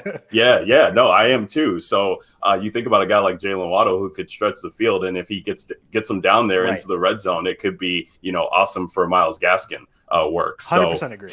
Curious to see how that shapes out. All right, so Jaylen Waddle goes 6. JJ, it's a very different team. So it is a lot of extrapolation on your part to build a projection for them. But what are you seeing for the pass catchers in Miami now that we know kind of what the situation looks like? Yeah, you guys remember Preston Williams? You remember him? Remember Lynn Bowden? Yeah, we can say bye-bye to them. Someone trade for Lynn Bowden in my dynasty leagues, please. I'm accepting all offers right now. Yeah, so now you have a really good trio of wide receivers where Jaylen Waddle can play in the slot, he can play on the outside and be a burner, but you also already have that burner in Will Fuller. But the trio kind of works together in a fun way, where you have Devontae Parker, Jaylen Waddle, Will Fuller. I think of those 3, just because he's a rookie and that's just the way that things generally go, Waddle's going to have the lowest target share of the 3. I have him at 16.5% target share this year, which really isn't bad. But that ends up being, 55 receptions, 760 yards, 4.7 touchdowns. He's wide receiver 52 right now in my projections, which is not terrible. Realistically, I think that he's a better best ball asset, just given the fact that, he'll probably have some unpredictable production. The fact that he's a big play waiting to happen. He's a really interesting and tough prospect for me. A lot of people will peg him to be just like Henry Ruggs, what we saw last year with Ruggs being the first wide receiver off the board, a speedster similar to Jaylen Waddle. The difference is that Henry Ruggs objectively and analytically was a worse prospect than Jaylen Waddle. So, a lot of people made excuses for Ruggs as to why he didn't produce in college because he played with great teammates and the teammate competition was there. But like I said earlier, that matters more for floor rather than ceiling. If you look at Jaylen Waddle, his freshman season, he outproduced Henry Ruggs. He outproduced DeVonta Smith. Jerry Jeudy was the only player on that Alabama team that had more receiving yards than Jaylen Waddle did. Sophomore season, doesn't play as many snaps. I think some of that had to do with seniority and had to do with the fact that you had Jerry Jeudy, Henry Ruggs, DeVonta Smith, all his juniors, and he was a sophomore. And then this past year happens where up and through those first 4 games before he got injured, he had more receiving production than DeVonta Smith did, who won the Heisman. So, it's a small sample size that you then have to extrapolate. I'm not saying that Jaylen Waddle would have won the Heisman or that DeVonta Smith wouldn't have won the Heisman, but there's a lot of what ifs with Waddle, and a lot of film guys like him, and that has to go into our evaluation. That's part of the reason why draft capital matters, is because teams are looking at that stuff, and there's talent evaluation embedded in that draft capital. And he's 6th overall. He's going to look great in my model, despite the fact that my model is very production based, and he didn't have the best production in the world because he was hurt during his explosion year. Didn't play as much as sophomore year, and he was a freshman. You can't expect him to be Rondale Moore his freshman season. So I like Waddle. I think the fit is interesting and fun. Him going back and playing with Tua. So I think it's a strong enough pick, but I still stand by the fact that I think Miami traded up thinking that they were going to get Jamar Chase or Kyle Pitts. I'm pretty sure they thought that the Bengals were going Sewell, and didn't happen. But interesting. This has been such a fantasy-friendly draft. Though. Oh yeah. Just skill no players. Defensive players. Lions picking 7. Could they go quarterback? Justin Fields is there. They're not super committed to Jared Goff. I need a break from projections, Jim. Yeah. DeVonta Smith is there at 7 overall. They didn't trade back, which we thought was possible. Jim, what do you have for Miami's wins? There we go. Penei Sewell going to Detroit. So Jared Goff throwing to Tyrell Williams, Rashad Perriman, but with a rock star offensive line. So I mentioned before I have my offensive line rankings, rudimentary ones, cooked up. Right now, if I put Penei Sewell as our starter at right tackle, because Taylor Decker is at left tackle, they are ranked 7th. The 7th best offensive line in football. So although the pass catches are rough, for sure, they can still address that later on. They're going to have a good offensive line. They have a competent quarterback, and they have DeAndre Swift. So I think that's pretty enticing. Do you want to go back to Miami here quickly? Because it is an offensive lineman, so we can linger a bit longer on Miami. Brandon mentioned my win projection. Do you want to do like a 3-2-1? We spit it out at the same time, or should I just tell you? We've been pretty close. I think it's going to be too hard to do a 3-2-1. All right, 9.4. I had him at 9.4 as well. Wow. This is really weird that we're like, wow. We have I think you're working off the same model. This is really great for our listeners. No, they're very different. But no, we were half a win off on San Francisco. Like, that's off. Yeah. See? So I mean, Foxbet has them 8.5, but they came out about 80% likely to go over. They have the 20th ranked schedule, but according to my matchups, they should be favored with a 2-point home advantage. They should be favored in 12 of their 17 games, which you can look at average or total opponent, but for wins you could look at how frequently they're favored, and I think that's a big advantage for Miami. So going back to the Tua thing, it's going to help Tua for this offense to be better. It's going to be very relevant for betting. Might be a little bit less relevant for DFS. It's still going to be difficult with that DFS stacking, but again, it speaks to the advantage for Miami getting their offense moving up the board. And I should note that I have a very optimistic projection for the Buffalo Bills. It's not expecting regression for Josh Allen, just because I think the Dolphins are good. That defense combined with upgrades pretty much everywhere for Tua, I think that bodes well for them. So 9.4 for Miami, not quite as optimistic for Detroit. They're at 5.4. Maybe that's too high. I think their total is right around there. So 5.4 for Detroit. That is after adding in Sewell. Good offensive line. Not a lot of skill guys. So JJ, are you going to bother making projections for Detroit yet? Or do you think it's a situation where you just wait to see, because they have to get a pass catcher at some point, right? Yeah, so I in my projections right now, I have a line that just says rookie because it's coming. I know that it's coming. So yeah, I mean, right now, if you look at their obviously the backfield's locked up. DeAndre Swift, we'll see a good bit of work. I don't think DeAndre Swift's going to be a back who sees 250 plus carries in a season, but his target share numbers could be bonkers just given the kind of running back that he is. So the backfield's pretty much locked up. Tight end's obviously locked up. But I don't know if people have looked at their wide receiver depth chart, but it's currently I believe. I mean, it could have changed. I don't know. Earmuffs for everyone. Yeah, it's currently Rashad Perriman, Tyrell Williams, and Quintez Cephas. That's what they're working with right now. So they're going to have to go after some wide receivers in this draft. The problem is They didn't get one here, right? And I mentioned earlier, I do think that from a true alpha standpoint, there aren't many of them in this class. And if you look at what they have right now, a wide receiver, they don't have that. They have two burners with Brashad Perriman and Tyrell Williams, two Y guys basically. And then you have, Cephas is more of a slot guy.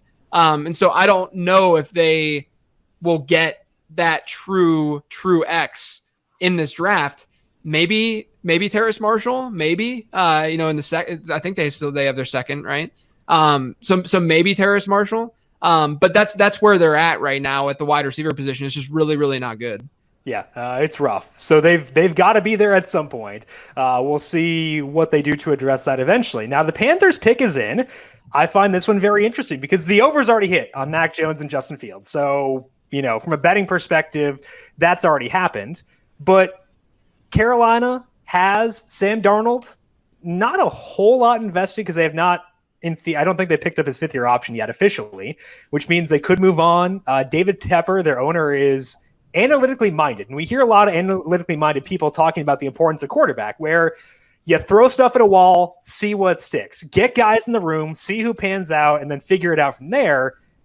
I feel like it wouldn't be outrageous for them to potentially go with Justin Fields here at pick number 8. I don't know if they will. I think they should personally. Ryan, what are your thoughts on Carolina here at pick 8 before we know what the pick is? Yeah, I'm looking at Ian Rappaport here on NFL Network talking about how Justin Fields is the only quarterback that they are interested in at all. So that would definitely be intriguing. I currently love Robbie Anderson right now being reunited with Sam Darnold just because of what they were able to, what he was able to do with them when they were at the Jets. And you're talking about, still having a guy like DJ Moore there. And Christian McCaffrey, obviously. So, whoever the quarterback is going to have weapons to utilize.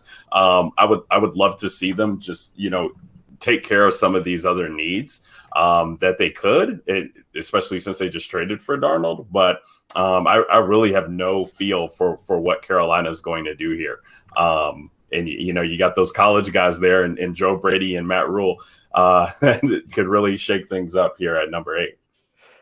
I kind of want them to. I want this to happen. We talked about the landing spots for San Francisco and Denver earlier, but Carolina's pretty good too, given the play callers you were talking about. What they showed last year I thought was really impressive. What they did with Teddy Bridgewater, a quarterback, and it's not like Bridgewater's a bad quarterback, but I thought they did pretty well. So pick is in for Carolina. Let's see what they do. I think that Rashawn Slater is very much in play here. Nope, it's not. The pick is in for Carolina, and the first defensive player of the draft is taken, Jaycee Horn. So the Panthers now 8 straight defensive players taken in the draft. So that means that Jaycee Horn is the first defensive player taken. Let's see if I had the odds on that pulled up here. He was minus 105 to go in the top 10. He was plus 170 to be the first cornerback taken, which he was here. So we have Jaycee Horn, 8th overall to Carolina. That means they don't go quarterback, which means Justin Fields still on the board here for the Denver Broncos at pick 9. Kind of regretting the fact that I didn't go with the Broncos state quarterback at plus 340, which was my initial bet, but I got scared by all the Mark Schlereth there and Rodgers reports and dumped out of it. So didn't wind up going there. But I'm going to go back to the Lions here quick because, Brandon, I didn't get your take on their win total for this year. I had them at 5.4 after adding Sewell. Are you as low as I am on them? I'm lower. Foxbet has them at 5.5 wins. I did upgrade them a bit because, again, consistent with my findings, offensive linemen do typically have some positive impact. You talked about their offensive line overall, but they came out at 4.7 wins for me. Top 8 schedule difficulty, not going to be favored very frequently. So factoring all that in, not looking a whole lot, not looking super hot. And like JJ mentioned, their wide receivers, when I first looked at them a couple of days ago, refreshing my mind, it was concerning. So I was laughing there because shocker, the guy who at one point was a huge Jared Goff truther was a 0.8 wins above you on the Detroit Lions. Who could have possibly predicted that? Okay, so I added in Jaycee Horn to my Panthers number. So Brandon, the difficulty I had with the Panthers is when they made the Sam Darnold trade, I didn't move them at all. I had moved them down with Curtis Samuel being gone because like whoever's getting third and targets there is probably going to be worse than Curtis Samuel. So a downgrade for their overall offensive efficiency with no Samuel. And I can't really view Sam Darnold as an upgrade. If I were to go anyway, I'd feel like I'd probably downgrade their projected passing efficiency. So I have them at 7.5. That feels kind of high still. Where are you on Carolina based on the offseason moves they've made? So you said you had them at 7.5? Yeah. That's what they are on Fox Bet. Okay. They came out at 6.9 for me. Nice. Their efficiency actually very nice. Very nice. But their efficiency kind of like I have a kind of convoluted process, but I can see what their efficiency sort of says they should be. I'm at like a 6.3 win team, but then once you would account that, put it in the simulator and play the season out a bunch of times, almost 7 wins, but still on that under. Not really a team that I would be expecting to win 8 games this year, though. Yeah, they're an easy stay away from me personally, just because it's partly because I'm right on the number at Fox Bet, but also because I just don't know what to expect out of Sam Darnold. It's an upgrade for him from a fantasy perspective, but it's still not I don't know how much faith I should have in him overall. I do want to set a quick reminder. We're going to be giving away the jersey for the random jersey giveaway. You get to pick who you want in the jersey. We're going to give that away after pick 10. So you got a couple of minutes left here still. Go to YouTube. Check out the description on this live stream. Click expand. Click the King Sumo link. Enter your email there. That'll get you entered to win the NFL jersey of your choice. As a reminder as well, we are back once again tomorrow at 7 p.m. Eastern right here on the FanDuel YouTube, Twitch, Facebook, and Twitter pages. We'll be going live for rounds 2 and 3, breaking down the fantasy implications there, and a lot more wide receivers going to go then as well, probably, potentially, depending on how the running backs go, a lot of that as well. So make sure you come back tomorrow, 7 p.m. Eastern. Just subscribe on the FanDuel YouTube, Twitch, Facebook, or Twitter pages, and make sure you tune in tomorrow once again. Also, we do have time to take some questions. Specifically, I have YouTube pulled up, so if you want to ask a question, I would go over there and ask that. We have a question from Sir Funkyton. I probably messed that up. Does Denver go Mac Jones? And Justin asked, please Fields to Denver. I would love Fields to Denver. I think that'd be tremendous. I think that so to answer Sir Funkyton, I don't know if that's right, but we're going to go with it. I don't think Mac Jones goes to Denver because what is the difference between Teddy Bridgewater and Mac he said Jones? it. I don't know. He said it. Yikes. I mean, Yikes. I don't know. I mean, to be fair though, Mac Jones going to Denver would be like him playing at Alabama, where That's true. you have a good offensive line, offensive line. You have weapons, incredible weapons, right? He'd be back with Jerry Jeudy. Okay. I don't even know if I guess they didn't even play together, right? No, yeah, they did because Jones played for Tua when he was hurt last year. True, yeah, exactly. So he'll be back with Jerry Jeudy. Courtland Sutton's there, Noah Fant, Albert O, KJ Hamler. I mean, this is a good set of weapons that basically what I'm saying is you have to be pretty bad at the position to not be able to do something. I can understand. Not very poor Drew Lock too much. The guy's been through a lot.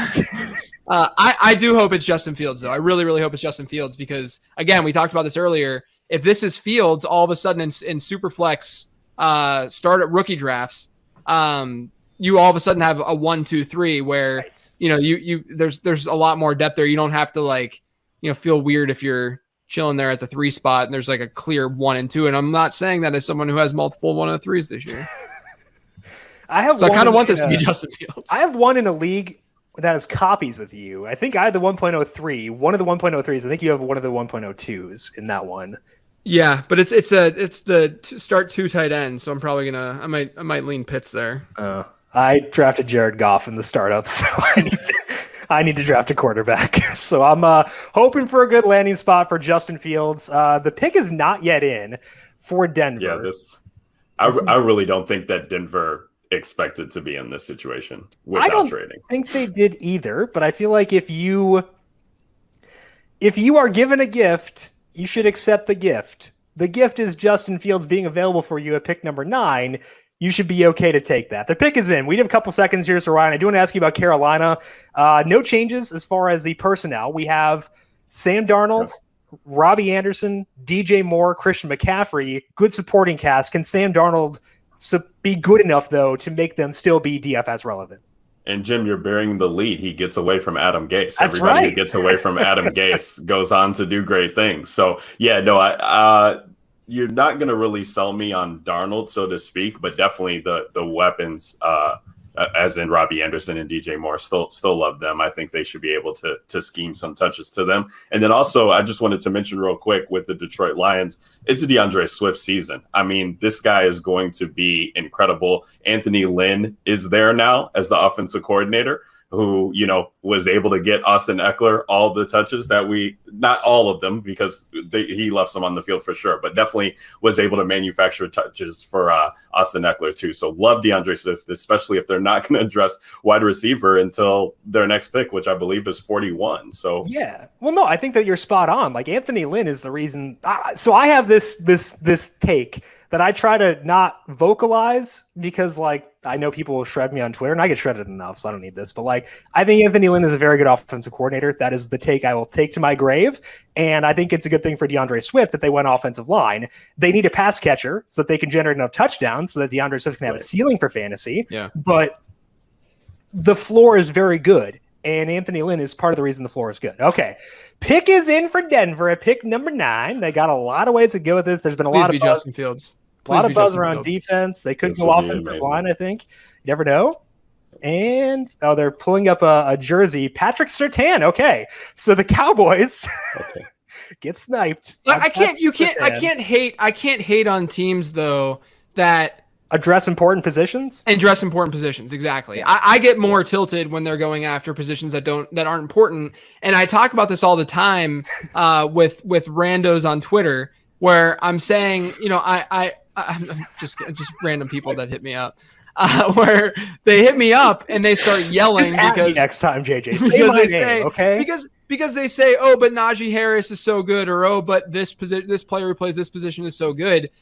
What you should really be doing is doing your best to enhance the pass and stop the pass, period. And so you're looking at offensive line. I can't fault any team going offensive line and trying to build offensive line. We know how important the O-line is. Quarterback, obviously, wide receiver. And then on the defensive side, that's edge rush. You don't have the edge rushers in this class like we've seen in historical classes, but it's edge rush, and that's cornerback. And, to me, team building, Denver's cornerbacks are now pretty freaking awesome. But team building wise, quarterback is still a very big question mark. And I actually think Denver is not that far away. Technically, I mean, the offensive, like we already talked about the offense. If you plop a quarterback in there, he's going to be able to do fine. Defense is not that bad. You have good players on the line. You had good cornerbacks even before this pick. You enhanced that, sure. So, I mean, maybe they're doing something that we don't know. I still think quarterback was the more logical choice for that team and where they're at, because you could realistically win. You could start to be competitive in a year or two. Yeah, I think that quarterback in general was not necessarily the biggest need. I would say quarterback, when Justin Fields is on the board, becomes a need. So it's like, if you get a gift, you should accept it. That's where I'm at with them. But it's going to be, looks like as of now, unless an Aaron Rodgers deal does come on later on. Would you think cornerback would be relevant for that, for the Packers? No, I would guess not, because I think that maybe this is because I didn't have a high opinion of Jordan Love. I feel like if they were going to make a move, they would have gotten a piece they could have sent back, aka Justin Fields. Get a quarterback you can trade to Green Bay in that scenario if you wanted to do it. So I feel like that actually might lower the odds it happens. I'm not totally sure. But two things that I want to add here. Number one, how pissed off are the Cowboys that two corners just went in front of them? So pissed. Every mock draft was Patrick Surtain to Dallas. Patrick Surtain to Dallas. Patrick Surtain to Dallas. And then number two, how annoyed are we going to be when Justin Fields is a New England Patriot? Oh gosh. I was going to lead off with that when Jim asked me like what I was watching for. I was like, somehow, some way, Justin Fields is going to be a Patriot, and then it's going to start all over again. Well, or the Patriots they're going to be able to be in a position to get a ransom for that pick. Yeah. Because you're looking at who's up. I mean, Dallas the Giants, Philly. The Giants should take Chargers. Justin Fields. I'll say that as well. Yeah, they should. They really should. They should. They really should. Yes. So should the Please, Eagles. I would love that The for Eagles Kenny should take him Galladay. too. Everyone should take him. Yeah, it's insane. I'm pretty sure I said a while ago that the Lions, Panthers, and Broncos should be contracted if they didn't draft Justin Fields. I might have been a little bit harsh in that, but that's fine. It's not harsh. Here's the other thing. Does this not feel somewhat like it felt when Deshaun Watson fell? I don't know. That's interesting. It doesn't for me, JJ, because we kind of knew that it was a potential possibility because all of this talk behind him was like, how are these GMs and people who are supposed to be doing this for a living, like not seeing what the public is seeing, and that's kind of how I feel sometimes. And we'll see what happens because you have a guy who's here in Denver, Elway, who, we have a trade, by the way. Oh, here we go. The Eagles just moved up to 10. They traded within the NFC East. To jump the NFC East as well. They jumped the Giants. But they're jumping the Giants. They're going to get DeVonta Smith here. This has to be DeVonta Smith because Smith is the last part of that tier, and a lot of people were mocking the Giants to get, which was kind of bizarre to me. It didn't make a ton of sense. I think this has to be DeVonta Smith. It has to be DeVonta Smith. So as someone who had DeVonta Smith under 11.5, that would be good. Helping make up for my Justin Fields. Like they're not going Fields right now. No, right? No. I mean, they should. I think they probably should. Yeah, but this has to be a lot of teams. We have Sirianni who's saying that there's a quarterback competition, right? Yeah, it's not between Joe Flacco and Jalen Hurts. Right. I'll tell you that. So why not bring in Fields and just make it a 3-man? This has to be DeVonta Smith. I think you're probably right. Although I would say Rashawn Slater is not totally out of their own possibility because that offensive line is aged. They're old. That is for sure. DeVonta Smith very much a need. As someone who doesn't know this stuff, would the Giants be looking at offensive line? Yes, they should. They need to. They are interior line, especially. They have other issues, so I didn't know if that was like their number one issue. Actively bad. They traded Kevin Zeitler, who was he fell off a bit last year. So the trade here is the Eagles gave up pick 84 to move up 2 picks to pick number 10. They swapped first though. Yes, they swapped first. So Dallas will pick at pick 12. They moved down a couple of spots. I think all 3 of these teams are Rashawn Slater contenders. I do want to see the prop bets on Rashawn Slater coming into today. Actually, his total was 9.5, so the over's already hit for him. I'm getting ready to make a DeVonta Smith projection, boys. I think it's going to happen. Okay, so we're going to get that. The Eagles trade up, which I think was interesting because everything about them this offseason has said 2021 doesn't matter. So, Brandon, when I look at my win total projections, they don't like the Eagles at all. Are you in a similar boat with the Eagles right now? I think we're going to differ there. Oh, no. By how much? What? By how much? Well, what do you have them at? Because their win total is... What's that? I don't want to say it. Now you got to tell me. Just tell me the win total first. So they're over under 6.5 on Fox Bet. Oh, okay, cool. That's fine. I have them at 7.6 wins. Okay, we're off. We're fighting. I'm 5.5. I know the offensive line gets guys back. Like Andre Dillard missed the entire year last year. Lane Johnson was never fully healthy. Brandon Brooks is healthy.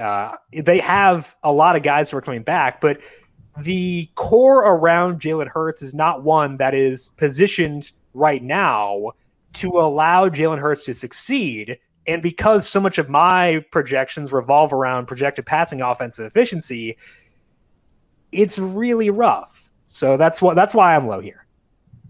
I'm assuming you have the the offenses overall ranked. Like where are you with Philly is kind of probably the better question right now. So overall offensive efficiency, Philadelphia projected 28th. Okay, yeah, that explains a lot then. Yeah. So here's the details on the trade with the Cowboys getting pick 12, the Eagles getting pick number 10. as they trade up here. So we'll see what they do. I feel like JJ's probably right that it is DeVonta Smith going to Philadelphia. A question from Bethany Peters over on YouTube for Ryan. She's asking, how would drafting a tight end like Pitts alter your strategy in best ball for how many of the position you would roster? So Pitts probably going to be like not a super late round tight. I would assume people would be pretty on to him. If you get Pitts, are you drafting more to safeguard yourself against like the potential issues with a rookie tight end, or do you feel pretty good about that position because Pitts could be so good in that offense? Yeah, I mean it's going to be tough because he had an ADP of around 76.4, I believe, the tight end 6 before this happened. I mean, but again, everything was talking about of him going 4, so I think people were expecting him to land in that situation. For me, it makes it tough to buy into him in a best ball situation as a rookie at that high. If it happens to where he falls to me and I'm doing, I'm making my picks and I'm able to, get him in a round where I feel comfortable, and he falls in my lap, I'll take him, but I'm not going to go out of my way. People are going to reach on Kyle Pitts. I could see him, going 3rd, 4th, 5th round, given this scenario, especially with the speculation of Julio still kind of swirling around. We don't know what's going to happen. So little rich for my blood, but if he's there after I've taken, after 5 rounds and I could still get him 5th or 6th, I'd like that. I mean, sure. With that projection, why not? Okay, the Eagles pick is in at pick number 10 after the trade up with the Dallas Cowboys, and it is, in fact, DeVonta Smith. I got a projection ready, boys. I got a projection ready. This is why he's a pro. Let's go. This is why Sound the JJ horns. is the editor in MF-in-Chief of FanDuel and numberFire, because he got that projection ready to go before the pick was even in. JJ, hit us. I got DeVonta Smith. Actually, so he bumped Jaylen Waddle from wide receiver 52 to 53 because they're basically identical. Doing it in different ways, though. DeVonta Smith, 57 catches, 776 yards, 4.8 touchdowns, 9.6 PPR points per game. Now, there's the reason I say it's 2 different situations. I think with Waddle, you're looking at probably some bigger playability than DeVonta Smith, and he's not going to see the same type. I mean, he's not going to play the same type of position as DeVonta Smith will. DeVonta Smith's probably going to be a lot on the outside, going to play a lot on the outside as he did at Alabama. But the difference is that, this is probably going to be a more run-heavy offense than what we're going to see in Miami as well. But the difference is that there's just more target share up for grabs in this Philadelphia offense, with Jalen Reagor being the only other wide. I actually think that DeVonta Smith out-targets Jalen Reagor this year. Just what I've studied historically is that rookie wide receivers who, I know Jalen Reagor was hurt, and I liked Reagor coming out. He was my wide receiver 4. But historically, what we found is that, wide receivers who don't do a whole lot their rookie season, generally don't become studs very often. So Jalen Reagor I think he's going to be a fine piece, but not the piece. And I wouldn't be shocked at all if DeVonta Smith right away is the guy in Philadelphia getting that 16-17% target share, kind of a flat distribution throughout that offense, because they utilize their tight ends, and Zach Ertz is still there, the corpse of Zach Ertz, I should say. And so, DeVonta Smith, not a bad landing spot. I like him enough as a prospect. We can talk about that in a second, I'm sure, but I don't think it's a terrible landing spot for him to see volume right away and be an integral part of that offense. It's just that, there's question marks on how that offense is going to run. I think Philly's going to end up having one of the lower pass to rush ratios this year, given how they ran the offense with Jalen Hurts. And so that's going to limit his upside just a little bit. Well, I do want to hear your thoughts on Smith as a prospect overall, because he's a fascinating study, given the production, but also some of the red flags in being an older commit. Before that, though, there is some fun here because we get Joe Burrow reunited with Jamar Chase, Jalen Hurts reunited with DeVonta Smith, the guy who caught the game-winning touchdown pass in the game where Hurts got benched for Tua Tagovailoa. So everything coming full circle. But talking about DeVonta Smith, he does go 10th overall. There are concerns with the Bears are on the clock, Ryan, just so you know. I know. Ryan, you're about to get him. You're about to get him. Oh, my okay, God. Ryan, while you compose yourself. I just tweeted, too. Tweeted. You got to go change pants. Go ahead. Totally. Pants are good. JJ, talking about DeVonta Smith, then I'm going to ask you, Ryan, if it's Mac Jones or Justin Fields. Oh, man, if it ends up being Mac Jones, I'm going to die laughing. So DeVonta Smith, a lot of people are going to be concerned about his BMI. Matters to some degree in my model, BMI does, but don't overstate what BMI does. And by BMI, for anyone listening, I'm talking about body mass index. I'm just talking about the thickness of the wide receiver. DeVonta Smith has a BMI that's like 22, and we don't see that ever. If you look at first rounders historically, the lowest in my database is like Hollywood Brown and Calvin Ridley, which were closer to 25. But DeVonta Smith is skinny. I'm not as concerned about that. I'm more concerned about his non-early declare status, which, we can talk all day about how he went back, he won the Heisman, but being an early declare, only playing 3 years in college and then going to the NFL has signal because it tells us that you're talented enough to get out of college and go to the NFL early. And so if he went back to college, that signals us that he wasn't ready to be a first round pick in the NFL and that teams weren't going to pick him there. And so that's the reason they're signal. We've seen 53 wide receivers drafted in the first round since 2006 before tonight.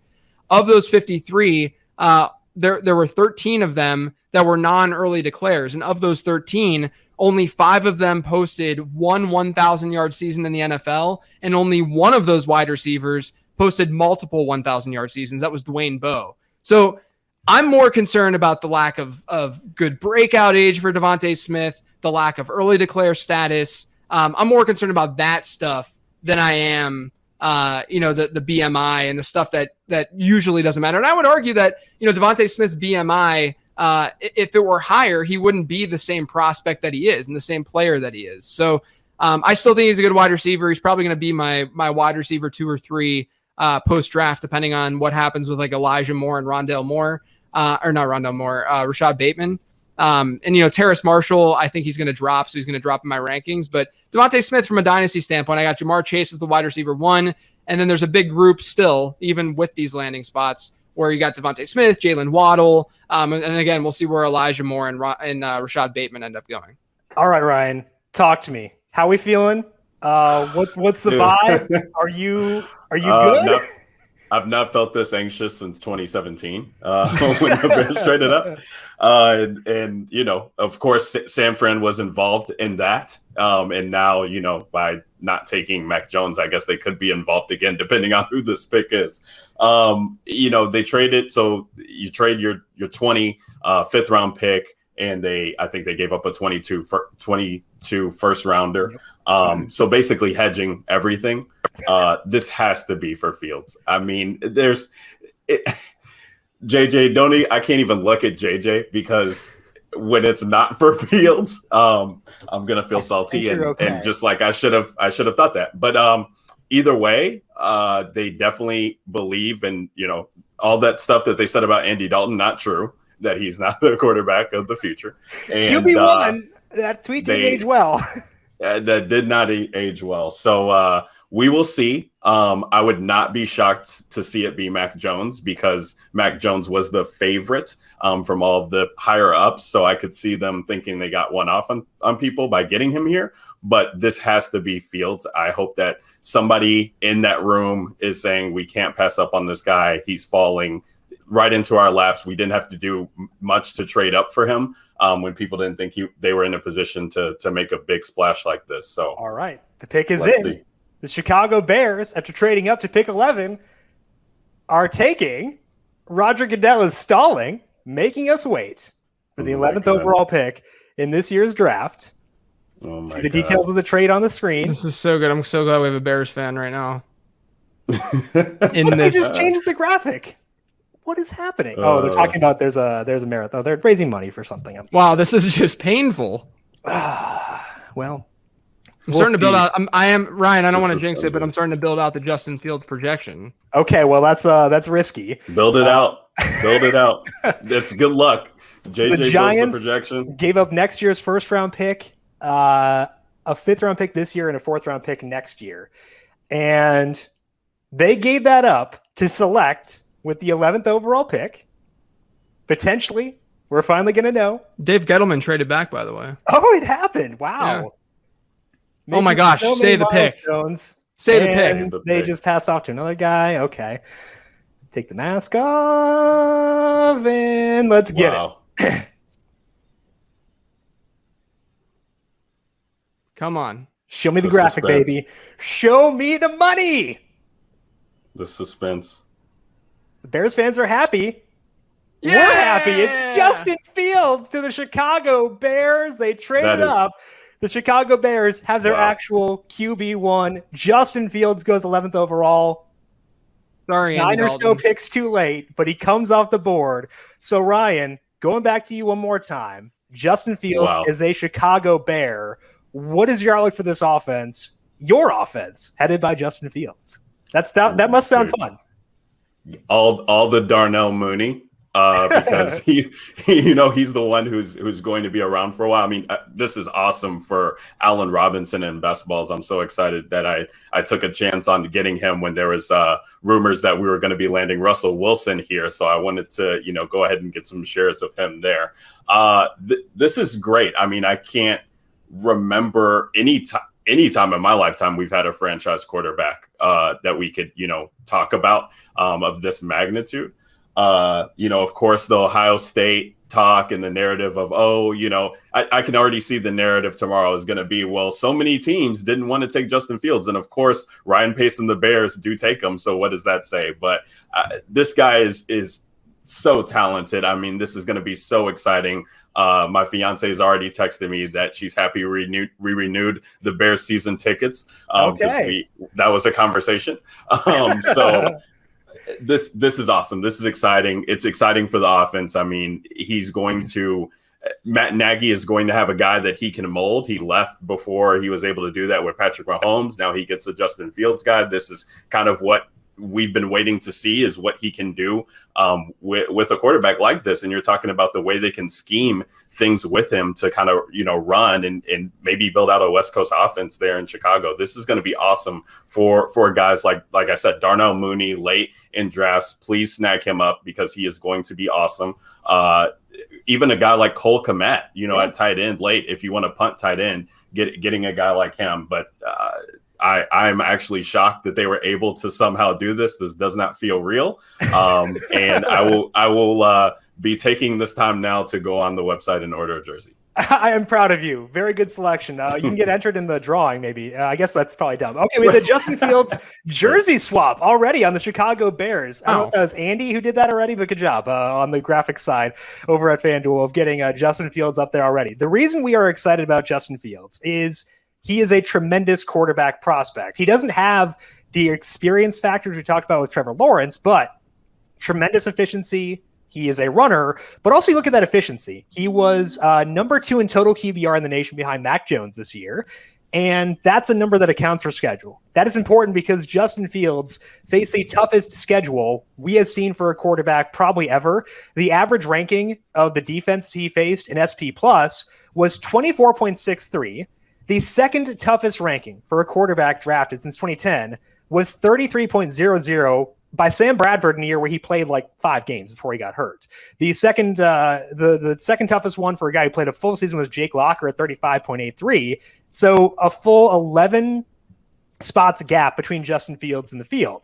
So yeah, we can talk about struggles against Indiana and Northwestern, but Northwestern's a good defense, obviously. But also, he faced a lot of good defenses. If you face enough good defenses, you're going to struggle eventually. And overall, he still had a 9.4 adjusted yards per attempt against top 50 defenses by SP Plus this year. He was very good. That's why we were excited to see Justin Fields finally get picked too late, but he did get picked, and we are very happy about that. Guys, JJ, let's raise a glass to Allen Robinson. His best quarterback getting ever. the best quarterback that he's ever played with, period. Cheers. Dating back to ever. I mean, ever, right? Yes. Like ever, because college was awful too.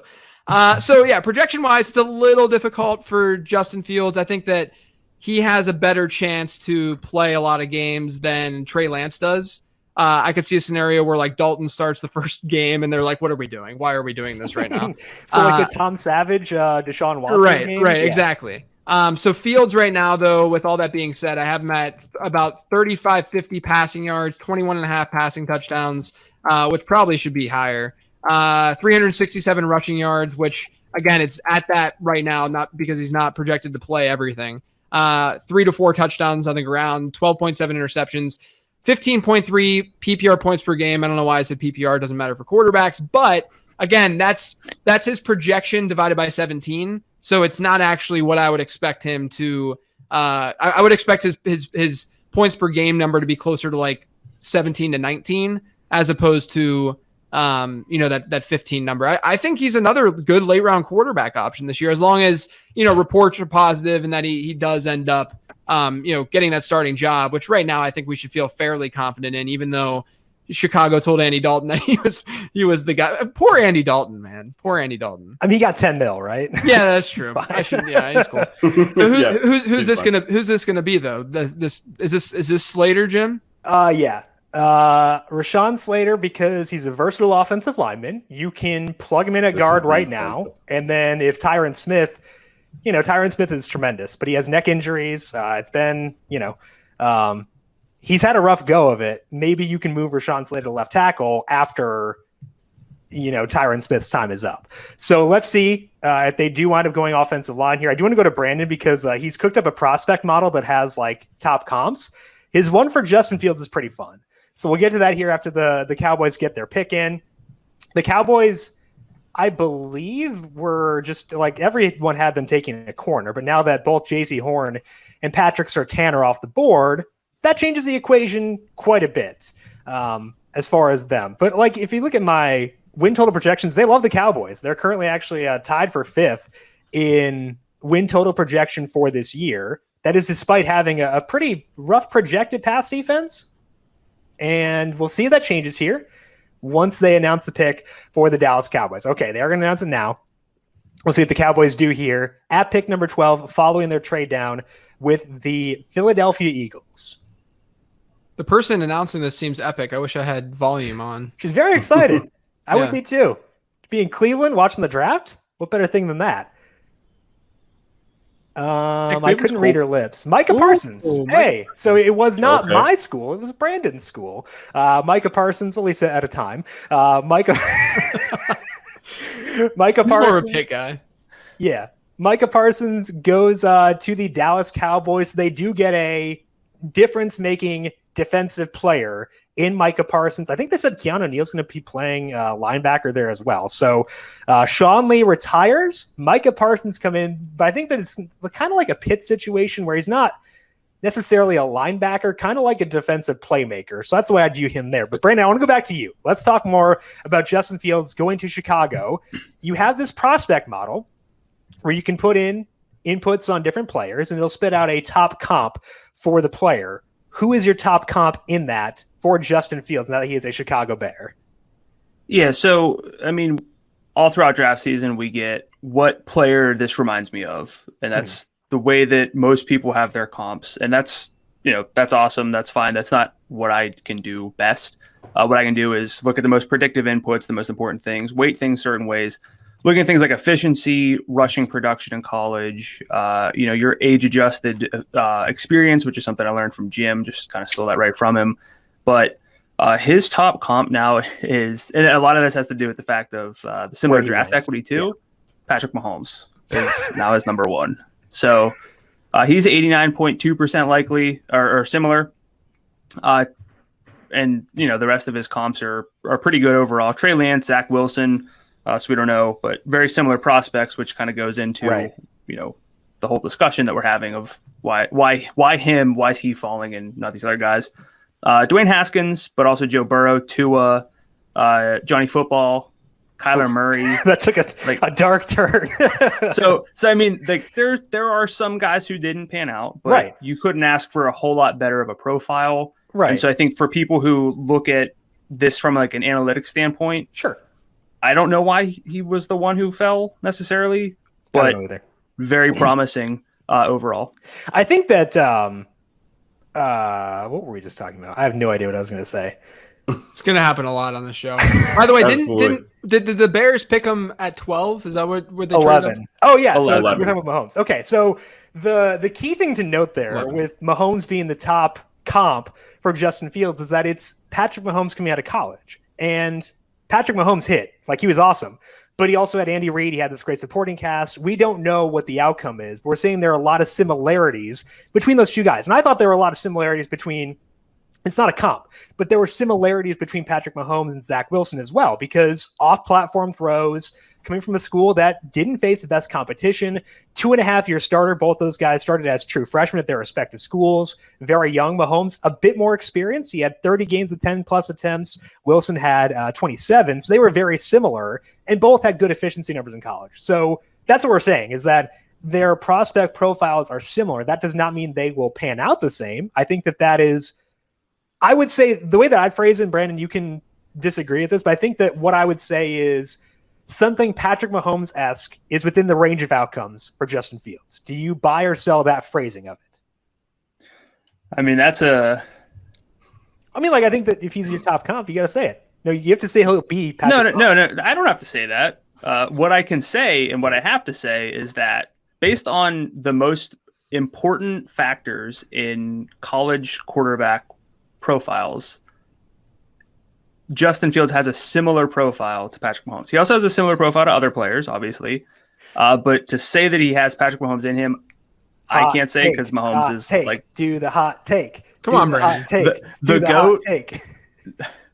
No, but I think the Zach Wilson Mahomes thing from like a film standpoint is like, we hear that a lot. We hear things like that. But what I think is most like intriguing is like, we don't know who's going to pan out. So we might as well look at what matters and look at like, what do players like Justin Fields, like who are they? Who have they been? And then we go from there. So I'm not going to say that he has Patrick Mahomes in his range of outcomes, because we know what Patrick Mahomes has become.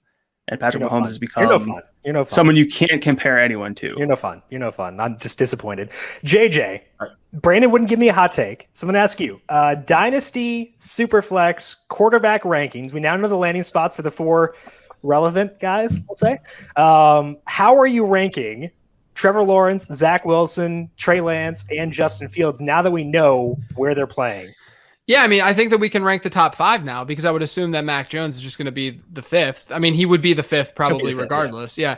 So I'm going Trevor Lawrence first. I think I'm going to go Trey Lance over Justin Fields still, but same tier. I think, it's not as attractive as Denver, but it could be worse organizationally. No offense to Ryan, you kind of wish it would have been a little bit better of a landing spot there, but yeah, I mean, look, I think that Trey Lance and Justin Fields are sort of in their own tier now, given and not only that, there's a draft capital gap there, at least some, right? And then Zach Wilson would be 4th, probably in the next tier. And then I would put a new tier then again, going to Mac Jones. I'm assuming Jones finds a spot here in the first round. But who knows? I mean, we'll see. But the Chargers here, I assume, it's gonna go and get Rashawn Slater, right? Plug him in the left tackle and log out and forget it. Ryan, what are your rankings for Superflex, Dynasty, quarterbacks? Taking not literally, because you're wearing a Bears hat, taking the Bears hat off for a second. Not literally. But how are you ranking these quarterbacks? Yeah, you definitely have to go Lawrence number 1. I would go Lance 2 as well. And then I think it's a toss up. I mean, listen, what you would like about this from a dynasty standpoint is there's only room for this to grow for Fields. Yeah. For Lance and Lawrence, they're coming into situations right now where they're going to be surrounded by a plethora of talent. I mean, the Bears are in this position because they haven't had talent on the offensive side of the football for a while. So it is going to be this is not just a plug and play. It's going to be growing pains for Justin Fields here. But because now they have the quarterback, you have Allen Robinson. Maybe you can, I don't know, maybe you convince him to stay, you work out a deal in free agency, or you let him go, and then you have Darnell Mooney and you start all over. But at least you have the quarterback position now where people want to come to the team and play for. So I still would like him at number 3, but the other 2 guys are leaps and bounds there. I like him above a Wilson with this pick. I think I'm in agreement with you, both of you, where I think Lance is 2. I wanted to put Fields ahead, but the 2 most important things are surrounding talent and draft capital, and both those things favor Trey Lance. So I have a higher opinion of Justin Fields than Trey Lance. So I want to put Fields higher, but the things that matter the most both favor Trey Lance. So I will also go Trevor Lawrence 1, Trey Lance 2, despite the fact that he might not start right away. Justin Fields 3, Zach Wilson 4, but I think Zach Wilson's a very respectable 4 because he's going to have a good play caller there. He's got some decent pass catchers. I don't think the offensive line is a train wreck. So I actually think it's a decent situation. I would say that he's like, I think he's in the same tier as Fields and Lance. I feel very good ranking them ahead of him, but I would say that he is in the same tier. And if I needed a quarterback in Superflex Dynasty and Zach Wilson was the one guy left, I'm not going to complain. I would take him.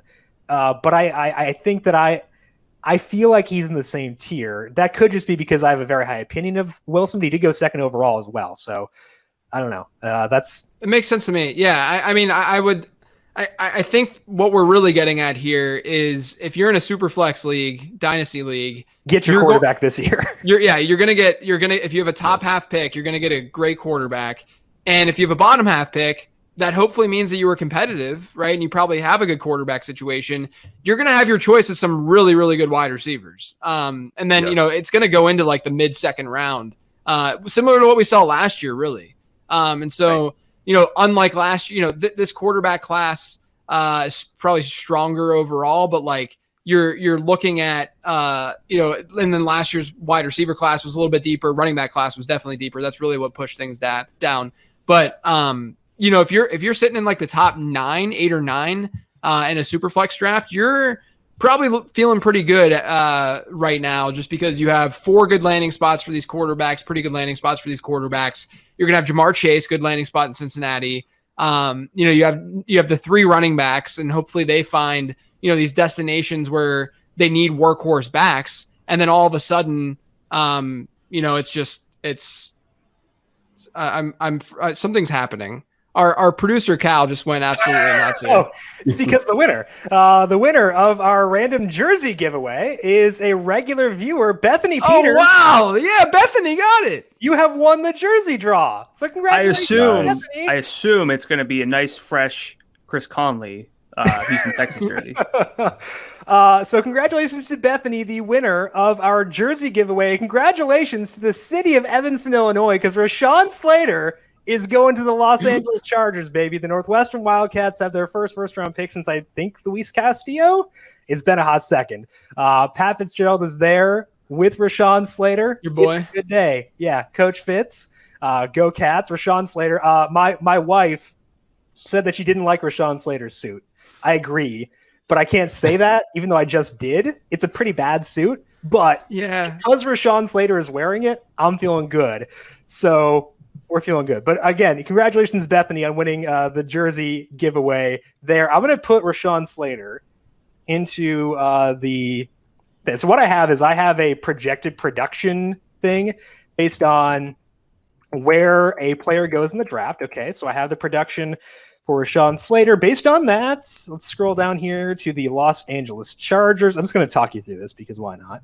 Okay, we put Rashawn Slater at left tackle over Trey Pipkins, because I'd assume they'd use him at tackle. Wow, okay. So they were ranked 23rd. And if I put Rashawn Slater in there, they're ranked first. I sense some Northwestern bias here. They move up to 15th. This is not based on my personal opinion of Rashawn Slater, which is that he should have been the first overall pick. It's based on past production of tackles who have gone 13th overall, effectively, but they move up to 15th in my offensive line rankings. And the reason they do that is because they've done a lot of work there. Corey Linsley at center, big upgrade there for them over Pouncey was there last year. Matt Filer comes over from your Pittsburgh Steelers, JJ. He will likely be playing left guard.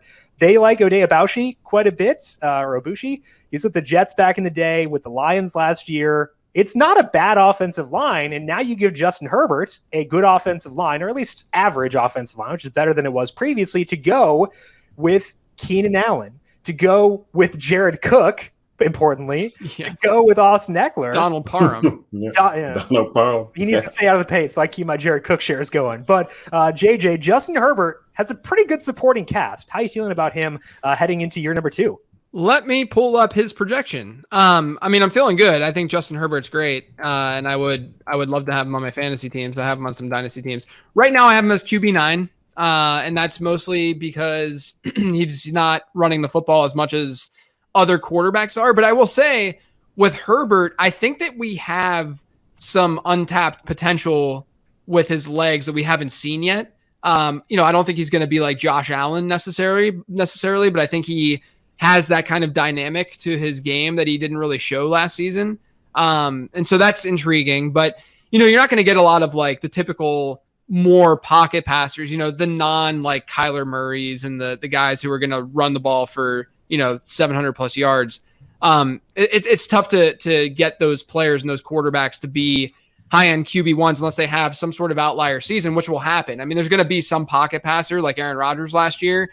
And I say pocket. I understand that Aaron Rodgers can escape and do things. Jim is raising his eyebrows right now. The Jets just traded up to 14. Okay. Well, I'll finish my thought really quick. So, with Justin Herbert, he's probably the best pocket. I say that in quote because he's not, he has athleticism in fantasy football that you can draft. He's just after that tier, which basically ends at like Russell Wilson when you're no longer getting those cheat code rushing quarterbacks. So the Jets moved up to pick 14. Also, we forgot Mac Jones, baby. Oh gosh. So we forgot the most important thing. We have Joe Burrow reconnected with Jamar Chase. We have Jalen Hurts reconnected with DeVonta Smith, and Rashawn Slater reconnected with Justin Jackson, the ball carrier. Yes. Our political king. He's risen. This is great. I have Austin Eckler and would like for that to not happen, but Justin Jackson's great. So we can all root for him there for sure. Okay, so the Jets trade up. I have not seen the details on what they gave. They were 23rd. They traded up with the Vikings. So they were 23rd. They move up to 14th. It looks like they gave up 2 third-round picks. Are they? They're not like reaching for a running back here or anything, are they? I would have to assume not, because there was a lot of buzz around the Cardinals and Najee Harris. Yeah, I don't think the Cardinals are going to do that because they don't have enough draft capital in this draft in general to do. Well, I thought that about the Bills last year, and that didn't work out very well. I haven't seen the details on what this one is. Yeah, I still don't see anything here. I would bet it's Alijah Vera-Tucker personally. Yeah. There was a lot of beat reporter buzz around Alijah Vera-Tucker from people who are very well plugged in before the draft. That was the 23rd. I'm guessing because Slater went 13th, they realized that, there were other teams picking in the pretty near future who might be going offensive line. There was also a lot of buzz leading in that there could be a massive, massive run on offensive line. Vera-Tucker could slot in at left guard for the Jets. Might be an upgrade there. Okay, so I'm going to read the details of the trade here. The Jets traded number 23, number 66, and number 86 for number 14 and number 143. So they traded 2 third-round picks, including a high third-round pick, to move up to number 14. And then did get one pick back as well. So we'll see what the Jets do here. But I want to go to you, Ryan. We do have a pretty decent sample on Justin Herbert with the Chargers, but they've made good moves this year. They do lose Hunter Henry, but they've got a good supporting cast. So how are you feeling about this offense for DFS heading into 2021? Yeah, love Justin Herbert. The guy is just awesome. Just talk about swag that he just exudes out of his body. Keenan Allen is a guy who always gets slept on. I think this is going to be an awesome team to stack because they're shoring up everything. They got a new their new coordinators coming in and new head coach coming in. So I definitely like Herbert here. I think it's going to be awesome to stack him with the healthy Keenan Allen, get Mike Williams out there, even a guy like Jalen Guyton. Depending on what they do later on in the draft, who they're going after. Jared Cook, he never excites me, but I do think that Justin Herbert is going to win. How dare you? I was waiting for Jared Cook, our beautiful boy. Has to be done. He's getting older. Get Parham some reps. No, but I think Justin Herbert will definitely win a lot of people money when you're talking about stacking and being able to, stack the running back as well, who is a receiving back there, and Austin Eckler having 2 dynamic weapons there on the outside. I think that's awesome. And then Keenan Allen always gets slept on. I feel like I don't know what it is. He gets no respect. I don't feel like in fantasy circles from a general standpoint. Not anybody here from a general standpoint. No, I hated on him last year and missed out completely. So, yeah, that's fair. But no, I think he'll be a good target in best balls as well too. And the best thing about teams where they do the right things as far as football moves go and not the sexy fantasy move is that people start to forget about those guys. So nobody's going to be thinking about the Chargers offense when they're taking offensive tackle to shore up the things that would make Justin Herbert's life better. It's all about the sexy picks and where they go and where they land. So if it stays this way, I think we can definitely, buy low on the Chargers offense. And that's a huge help for Austin Eckler. They have quite a bit invested in him from a money perspective going forward. You see the trade details here for the Jets on the screen now, but that's a big upgrade for Eckler, who had some, didn't have a lot of running room last year. Brandon, it seems like you're down on stacking. How are you feeling about the Chargers heading into next year? Are you feeling okay with going Keenan, Mike Williams, Austin Eckler with Justin Herbert? Yeah, I mean, toward the end of the season, we do like 2 weekly shows for, looking at DFS. Toward the end of the season, I was just kind of like playing Justin Herbert. We'd always give our picks for the week, guys we loved, and I just started like trending toward like, why not Justin Herbert? He had a ceiling, clear stacking candidate in Keenan Allen, 26% target share in the games that he played. Just makes it kind of simple whenever you get that target share. Target share is like, target share is not always there whenever we're looking at some of these, teams that we were talking about earlier. But now we're getting into a team like the Chargers where Keenan Allen's going to get peppered with targets, and that makes for a great stack. So they just showed the Jets fans celebrating. They also showed Mac Jones. He's on the phone. He's laughing. Is he going to New England? He's got to be going to New England. Like it's going to happen. Mac Jones was meant to go to New England from the start. Like it just felt like it was going to be his spot. They get the pocket passer that they just lost in Tom Brady. Okay, so the Jets did go with Alijah Vera-Tucker, probably going to play left guard for them. So he goes alongside Mekhi Becton, offensive lineman in back-to-back years. Joe Douglas loves him some big boys. Okay, so if we put Alijah Vera-Tucker in at left guard for the Jets, they were previously ranked 22nd, which honestly is not bad. They do move up. They leapfrog one team and move to 20th in the or they were 21st, moved to 20th in offensive line rankings. So they don't move up all that much because it's a guard. Had an okay prior and then to begin with, but I think the overall thought process of getting good, impactful players at positions of importance around Zach Wilson is the way to go. I kind of wish they would address right tackle instead of left guard, but beggars can't be choosers. So I guess they do go with the left guard there. The Vikings trade down to pick number 23, which puts the Patriots on the clock here with pick number 15. Brandon, I want to go to you because the Jets, they get Zach Wilson. They have better supporting cast than they had previously. Did I ask you for their win total projection previously? I may have. I don't remember. Okay, well let's do it right now again, just in case. So their over/under on Fox Bet is 6.5. My most recent simulation has them at actually 6.7 wins. It's kind of weird to think about the Jets as an over at all ever, just because of what they've been over the past few years. Borderline top 12 schedule, which is not ideal, but we're looking at 6.5 wins in a 17-game season. Investing in the offensive line, getting a big quarterback upgrade. That's pretty nice. Okay, so we'll see what the Patriots do here at pick number 15. Ryan, final call. Do the Patriots go Mac Jones at the 15th overall pick? Yeah, I'm going to say they do. I'm going to say they draft their first quarterback in the first round since Drew Bledsoe, I believe like 93 or 92 when that was. And they just, maybe let him sit for a little bit. I'm not sure. I think they don't have the offense right now to kind of take care of what Mac Jones wants to do. I mean, he's going to be out there, throwing to Kendrick Bourne and Jacoby Myers and Hunter Henry and Jonnu Smith. You gotta like that for sure. So I guess tight ends are going to get peppered there in New England when he gets the chance to start. But bringing back Cam Newton, I think they might let him kind of ride it out for a little bit, and then if he starts to struggle again like he did towards the end of the 2020 season, put Mac Jones in there. But okay, I don't know how good that will be until they get more weapons for him.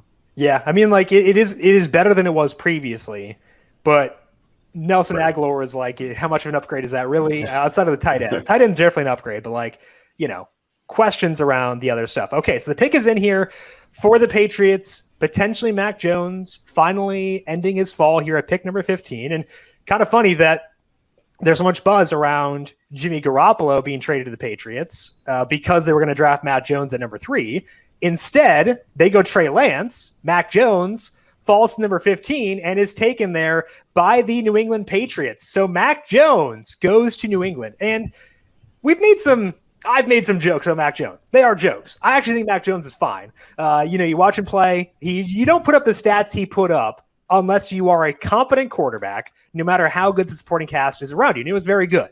The reason I was skeptical about him from a quarterback prospecting perspective is that he is in a bucket of quarterbacks that doesn't tend to be very successful. So let's pretend for a second Mac Jones had been a top 5 pick. He wasn't, but let's pretend for a second that he had been.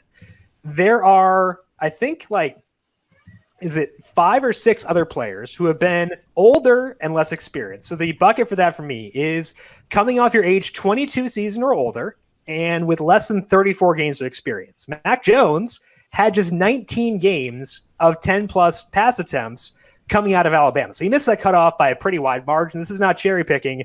He missed it by a lot. The quarterbacks who have fallen in that older, less experienced bucket have been guys like Sam Bradford, Mitchell Trubisky, sorry, Ryan, Mark Sanchez, Carson Wentz. It's been a lot of busts. Joe Burrow is the one guy you could point to. I mean, Carson Wentz is a successful pick, got a second contract, had a good year for them. But Joe Burrow is kind of the one exception. Now he falls to 15. The number of times the hit rate on a quarterback taken at the 15th overall pick is very different than a quarterback who goes much higher in the draft.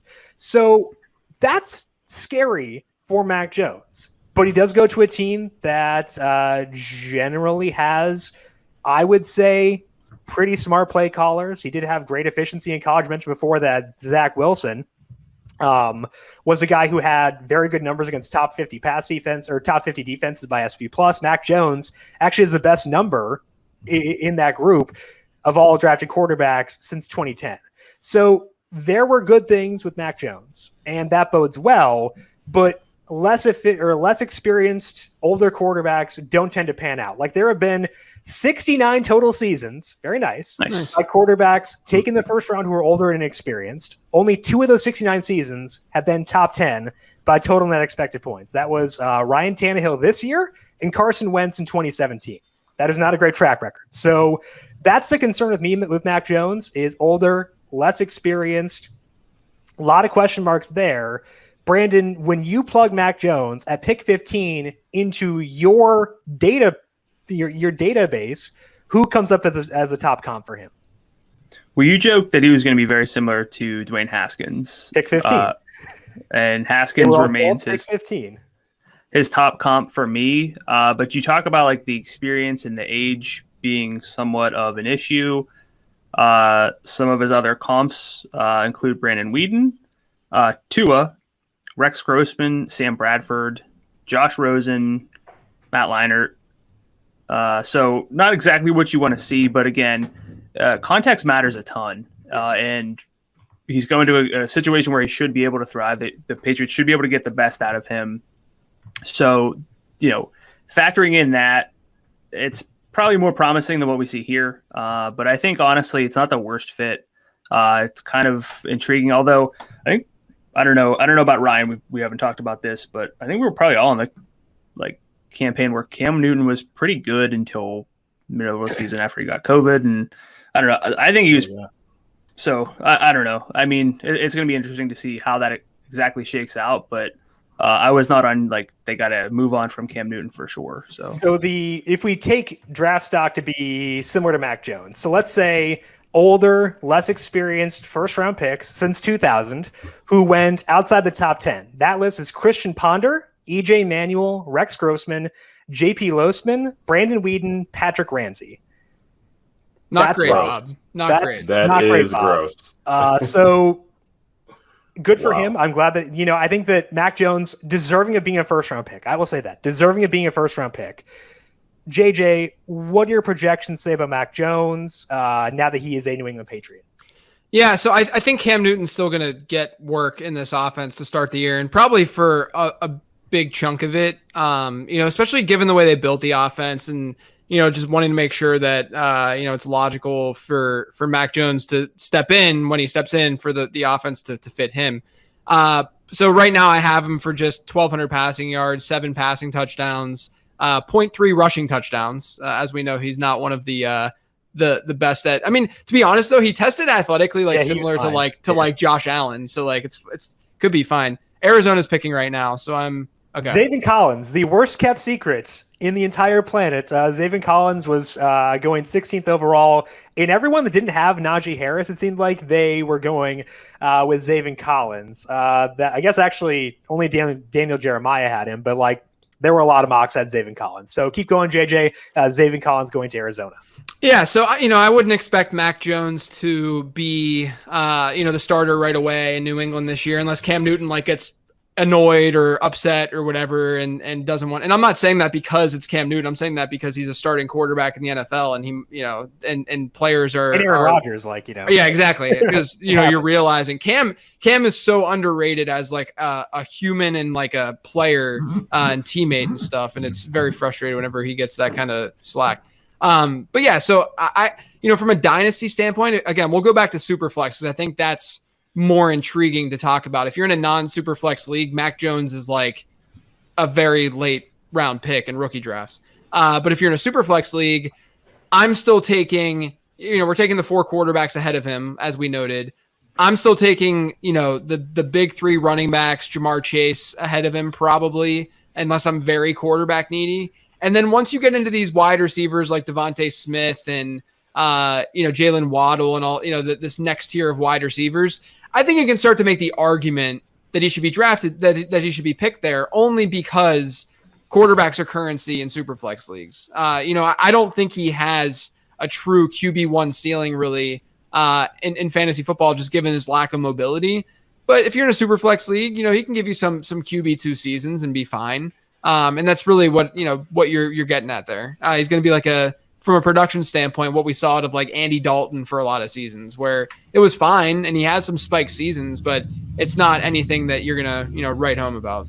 Yeah, I think that for me, I would go with the receivers over Mac Jones in that situation, just because I have concerns about job security, given how far he fell, given the track record of guys who are very similar to him. I think that Ryan's concerns around the supporting cast are valid too. So I think that there are enough concerns where I'd go DeVonta Smith for sure. I would go Jaylen Waddle pretty easily.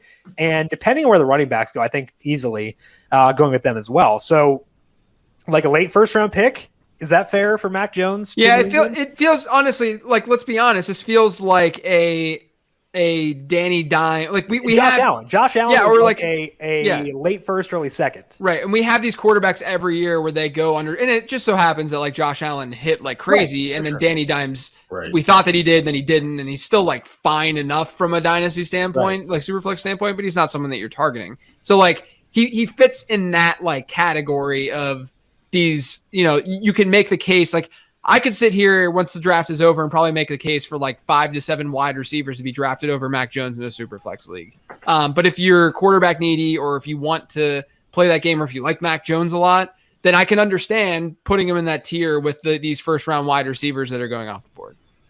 Yeah, I think that's where I'd be sitting there personally, is in a similar mold to them. I still think the Giants should have taken Justin Fields, but maybe that's just me with that one. Ryan, I want to go to you. The Patriots were a cross-off for me in daily fantasy last year. I didn't want to use them. I think that Cam was like a defensible pick because the rushing was so good. But like the ceiling wasn't there outside of early on and then in week 17. Didn't really have a ceiling. Now you bring Mac Jones there. Is that going to change your view of this offense from a DFS perspective? Do you feel good about this offense? Or because for me personally, I have a hard time getting very excited for DFS.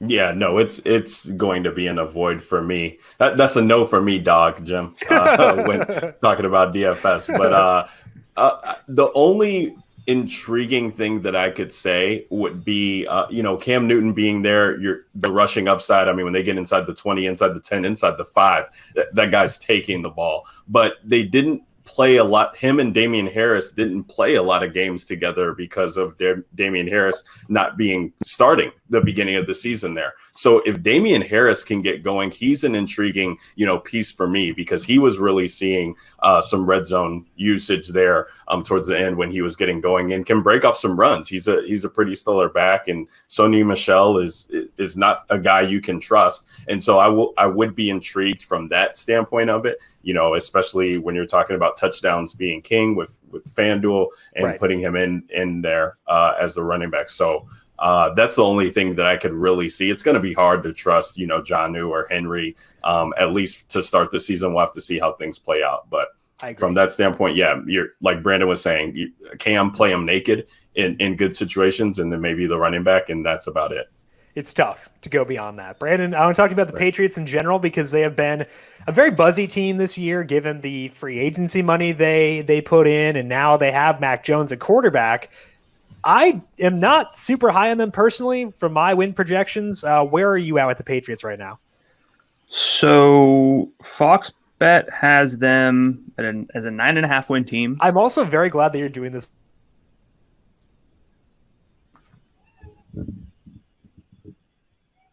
Did Jim freeze? Yeah, okay. Jim froze for a little bit. So I was like, wait, because he's literally asking me a question. Yeah, Jim, you froze for a sec. You're back now. You're good. Go ahead. You don't need me. What was your question? No, I wasn't. We need you, actually. We do need you. I was saying thank you for pulling the win total numbers from Fox Bet because I forgot, and then my internet died. So you're saving me double, I guess?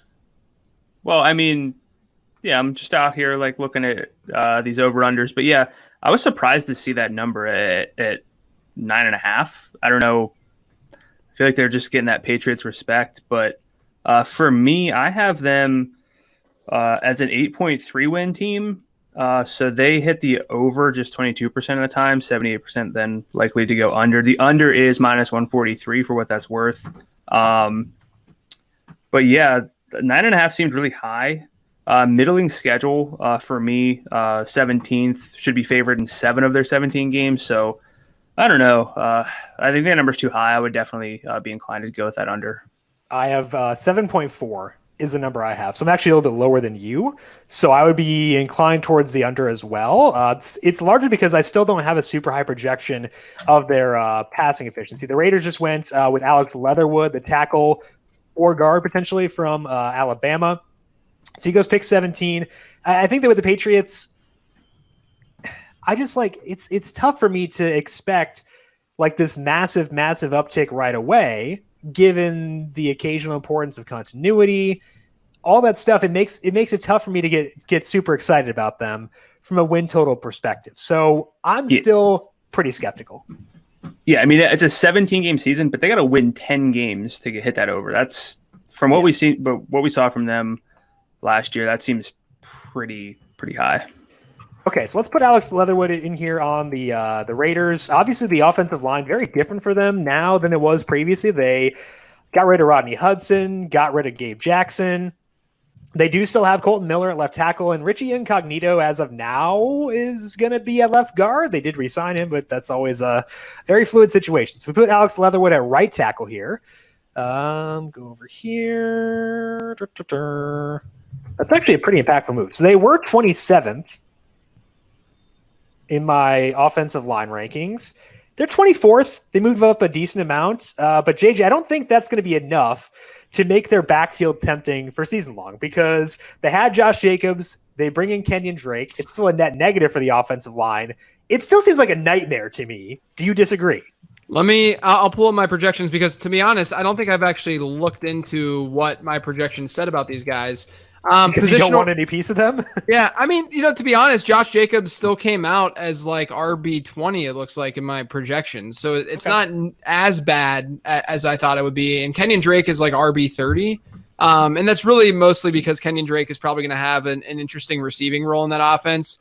Jacobs, to me, though, doesn't have that ceiling that I look for. He's like he's going to end up being in that like dead zone of running backs that I generally avoid every year. And especially now because he doesn't have the receiving upside. You need running backs to have that true receiving upside. With Kenyon Drake there and with how they've utilized Josh Jacobs up into this point, it's hard to feel optimistic about Josh Jacobs all of a sudden becoming this awesome receiver. We thought that we were going to see that to start last season. In that game against Carolina, he goes off, he blows up, and everyone's getting excited. He saw like a 15 or 18% target share or something in that game. And then it just didn't continue. And so it's really hard to back Jacobs, which is weird too, because him coming out of Alabama, we thought that he would be a receiver at least. Like at least he has that skill set, but they're just not utilizing him that way. And now they're definitely not going to with Kenyon Drake in town. Yeah, it's not as bad as it seems, I guess, just because I think we kind of get in the LOL Raiders mode, and that will make Josh Jacobs look worse than he actually is based on that, but it's not fun by any means. So I have Las Vegas, and Brandon, I think I'll probably be low on them if I had to guess. Actually, so Brandon's going to step out for a second, but we'll get back to you in just a bit. But for me, my win total projections, I have them at 7.2. Oh, go ahead.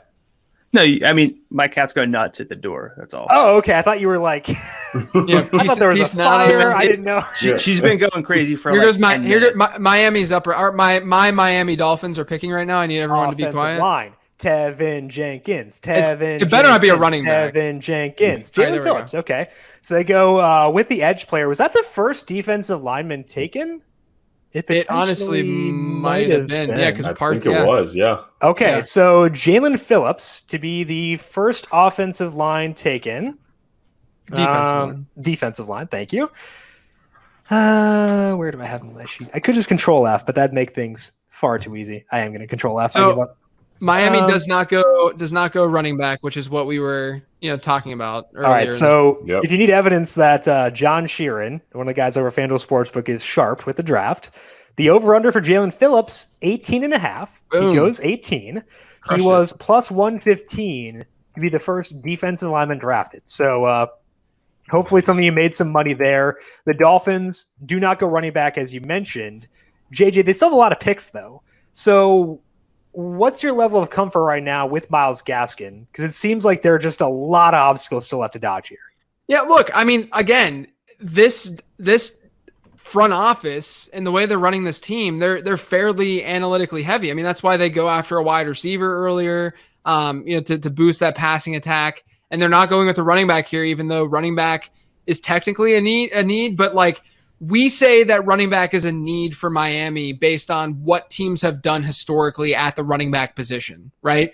Whereas Miami could be sitting there saying, yo, we just got production out of Savon Ahmed last year, right? Like when Myles Gaskin went down, Savon Ahmed was fine, right? And so they might be sitting there saying, why do we need to go out and get Najee Harris in the first round, or even spend a second round, a high equity pick in the second round on a running back, when they got this production out of these guys because their scheme is good, they feel good about it, they feel good about their line enough. Like it to me, I think they just realize the positional importance. And this is why I never bought into the idea that they were going to get one of these running backs in the first round, because it just didn't make sense based on what they've told us and what they've shown us. Not told us, what they've done via their actions. That's really what we need to be looking at whenever we're analyzing these teams. Yeah, I think that we need to take teams at their face, at what they like. We need to, when you tell me what you are, I should believe you. And the Dolphins have told us that they are a smart organization. Wish they had gone offensive line personally, but 0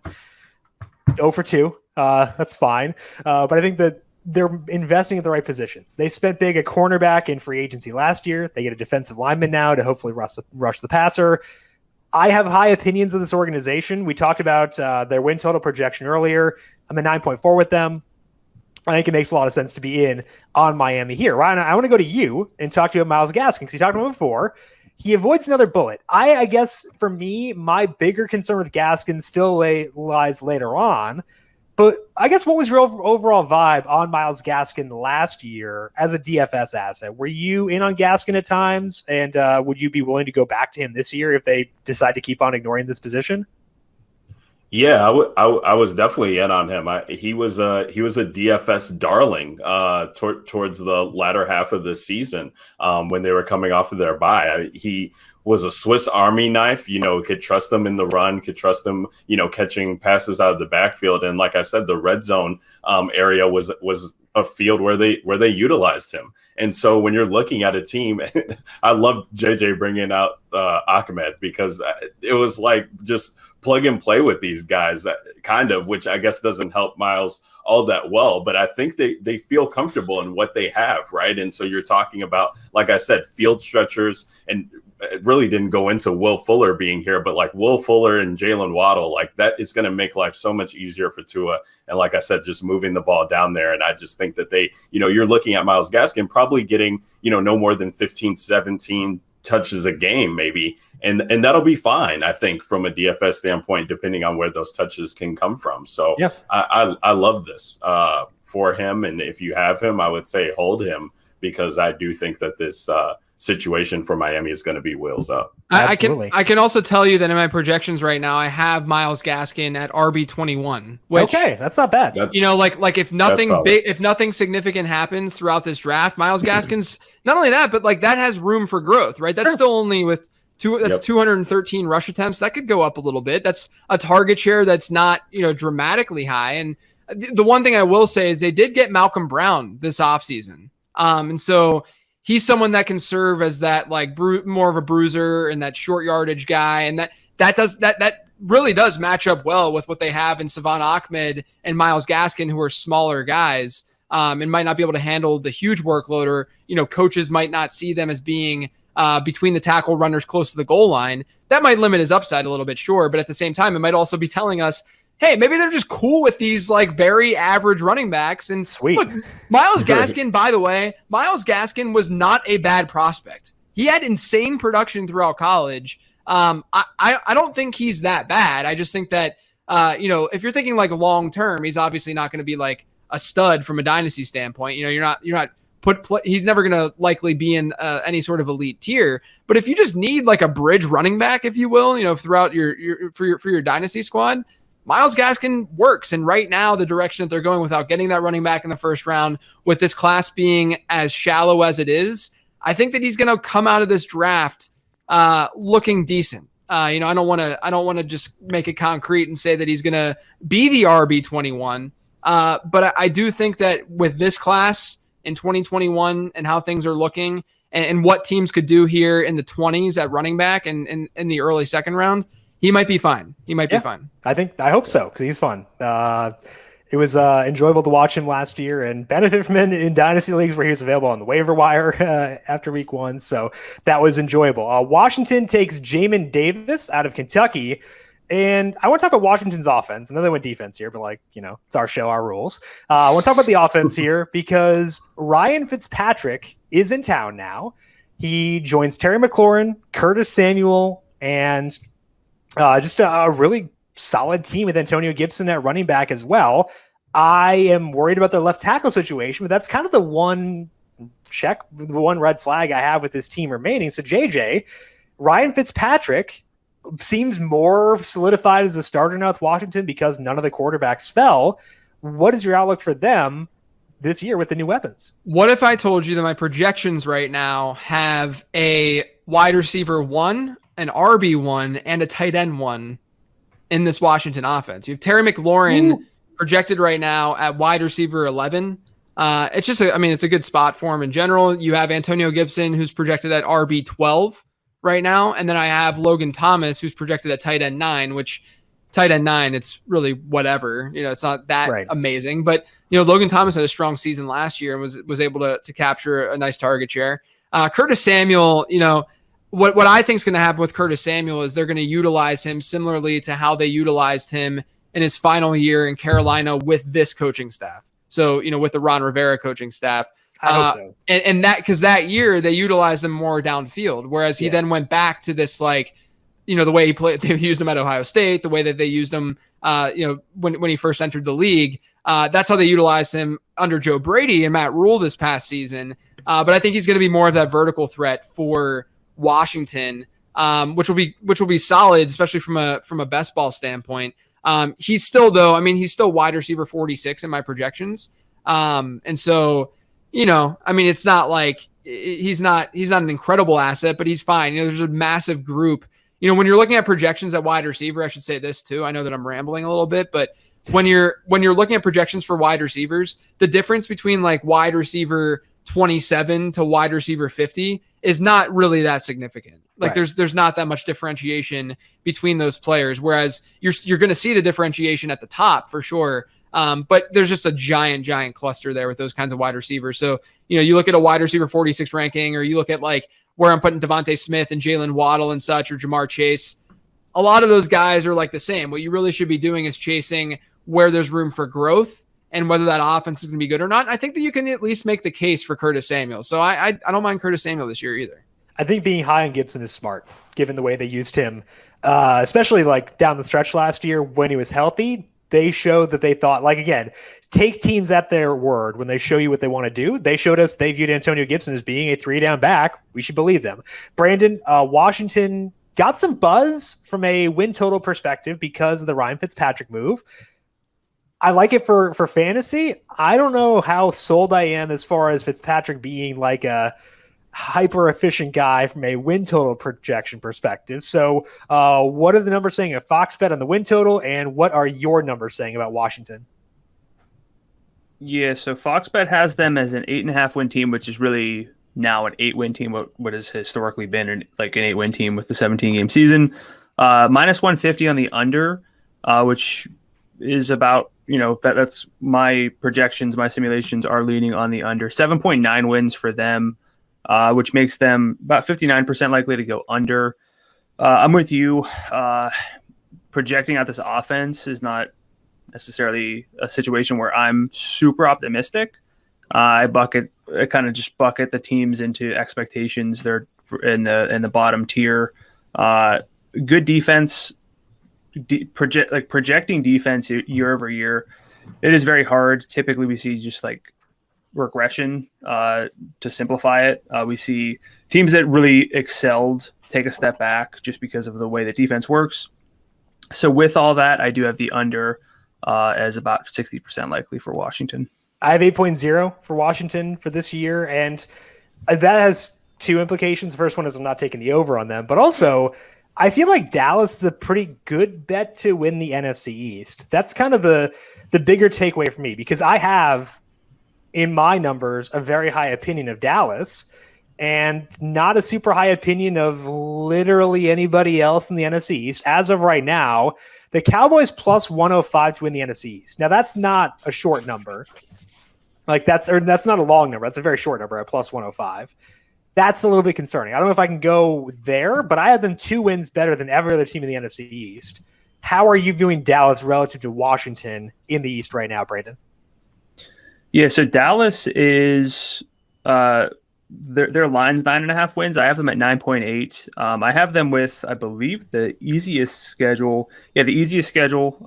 They should be favored in 14 of their games, assuming all my numbers are correct, which, at this point, I feel pretty solid with how things are coming out. Again, it's not the most exciting to say I have this team for 0.3 wins above or below what they're projected, but you want it to be somewhat close. And so for Dallas, 9.8 wins. I think that they're pretty easily the class of the division. So I feel pretty good. I'm with you in favoring Dallas. So we're not super high on the win total with Washington, but Ryan, I feel like we can be high for DFS because Ryan Fitzpatrick, despite all his flaws, potentially because of his flaws, is very fun for daily fantasy. We talked about McLaurin, we talked about Gibson. They're all DFS relevant. So what's your vibe on this team heading into this year?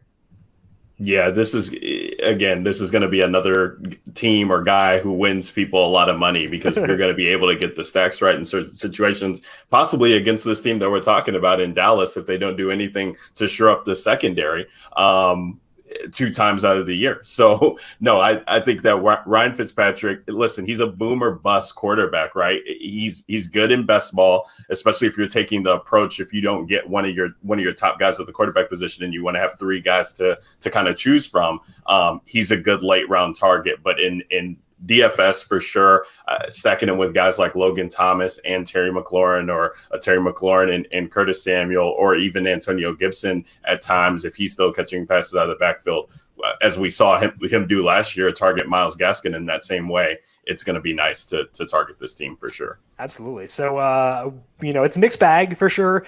Hard to be high on a journeyman old quarterback from a win total projection perspective, but I'm okay with him in DFS until he proves me otherwise. Okay, the Giants pick is in at pick number 20. Oh my gosh, are you kidding me? Go ahead, JJ. Tell us your thoughts on this pick. Dave Gettleman finally does something right. He trades down in a perfect position to trade down, and then he takes Kadarius Toney, who, sure, he might have some sort of high ceiling if everything comes together. He has a good athletic profile. He's probably one of the best players in this draft with the ball in his hands, but you got to get the ball in his hands. He's one of the worst route runners you're going to find in this class, and his production profile is absolutely atrocious. It's not good. So I cannot. So here's the thing. I'll go back to what I talked about earlier. Non-early declares and guys who don't have good production in the first round have historically been not very good. And so I already mentioned the non-early declare stuff. Now I'm going to read off. Hang on. I didn't expect Kadarius Toney to go right now, so I got to find this. This is the Adam Troutman. Yeah. So if I look at in my model first round picks who had negative stat scores. So I look at certain production metrics to get the stat scores. So less than or equal to 0. All right, here we go. Let me read you. You guys ready for this? Let me read you first round wide receivers with negative stat scores in my model since 2006. Okay. Rashad Perriman, Philip Dorsett, Kelvin Benjamin, Cordell Patterson, Darius Hayward-Bay, Ted Ginn, Craig Davis, Anthony Gonzalez, who's a freaking politician now, and Henry Ruggs. That's the company. Who's Craig Davis? That's the company that Kadarius Toney is in right now with this pick. Now, I will say, I got to do a projection. I know. I don't really care, though. We're fine. This is better. This is great. I will say, right now, New York has 3 very obvious. Sterling Shepard can play the slot. Darius Slayton can play flanker. And then you have Kenny Golladay playing the traditional X. And those 3 make a lot of sense together, right? I will say Sterling Shepard, I believe, can be cut next season. And so if you're giving Kadarius Toney a year to sort of learn how to play football, because by the way, he only played wide receiver for 1 season at Florida. He was like a utility guy through the first 3 years, which I generally shy away from those kinds of players too. He just has so many red flags in his profile. You can't deny what he can do with the ball in his hands. But that's really tough to translate, to flawlessly translate. You can't just assume you have a Tyreek Hill. I work in probability. I think there's a massive, massive gray area for these guys. But I will say that if there's one player in this first round, one wide receiver who has bust potential, it would be Kadarius Toney. And now that he's going to the New York Giants, I feel even more confident about that. I think the tough thing, too, is it's not just they took Toney, it's that they didn't address other positions that I feel are of need. And I think the Giants' offensive line is an area of need. Andrew Thomas got better as the year went along last year. It was a dumpster fire to start, but things did get better, which you expect for a very young guy at left tackle. But even with that, they still rank 30th in my offensive line rankings. That's with Slater coming back too. So it's not a good situation for them. And they got rid of Kevin Zeitler. That's a part of the reason why they're so low in these line rankings.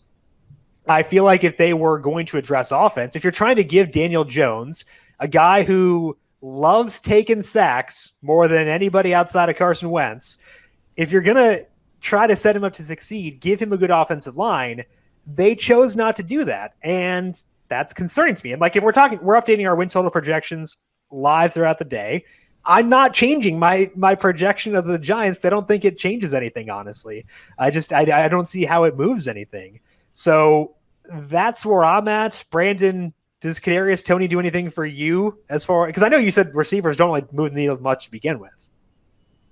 No, from what I found, early receivers, this is probably just noise, but actually coincide with a decrease in year-over-year offensive efficiency. And that offensive efficiency for this study comes from numberFire's net expected points metric, which is adjusted for opponents faced. So kind of like what we either see receivers taken in the first round or early whenever teams, like if you need a quarterback or like a left tackle, you're not really taking wide receivers. And so we typically see receivers either be like game changers and it doesn't really like it's different, or they're going to a good situation and that team just naturally might take a step back anyway because they're drafting based on what they did last year. That was typically good.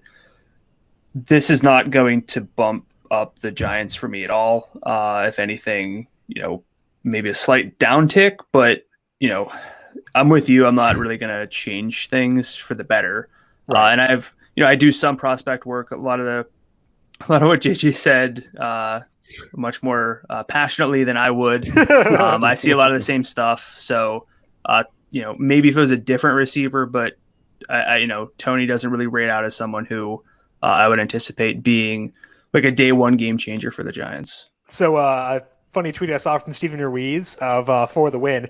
Jason Garrett trying to figure out how to use Kadarius Toney should be good for some laughs. Yes, exactly. So JJ, with that in mind, what's your projection for Kadarius Toney in New York, if it matters? Yeah, so this year I have Kadarius Toney at 3 receptions, minus 45 yards. No, I'm just kidding. I have him at 23 and a half receptions, 285 yards, and I believe I have him at 4. I have to edit that was a screw up. It should be like 2 touchdowns. In about 2 touchdowns. I actually had an edit with the touchdown portion that was attributed from Kenny Galladay to Kadarius Toney, which was not correct. So basically, he's going to be like wide receiver 90. I mean, he's not someone that we need to really care about in a redraft league. Like I said, this is a move where they're not thinking about this year. I can guarantee you that. I would not expect Kadarius Toney to be anything but a gadget player this year. Yeah. And so that's kind of how I'm viewing him. Then if he can grow into something, he can grow into something. He has the athleticism, that's for sure. I'm just very concerned about him just being a real wide receiver. This is not like even a Curtis Samuel situation. I think this is even like more raw than what we saw to Curtis Samuel coming out.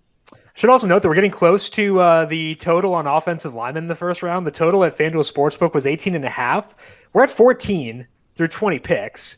And teams that have been rumored for offensive linemen, like the Vikings are picking. We've got the Titans who could go wide receiver.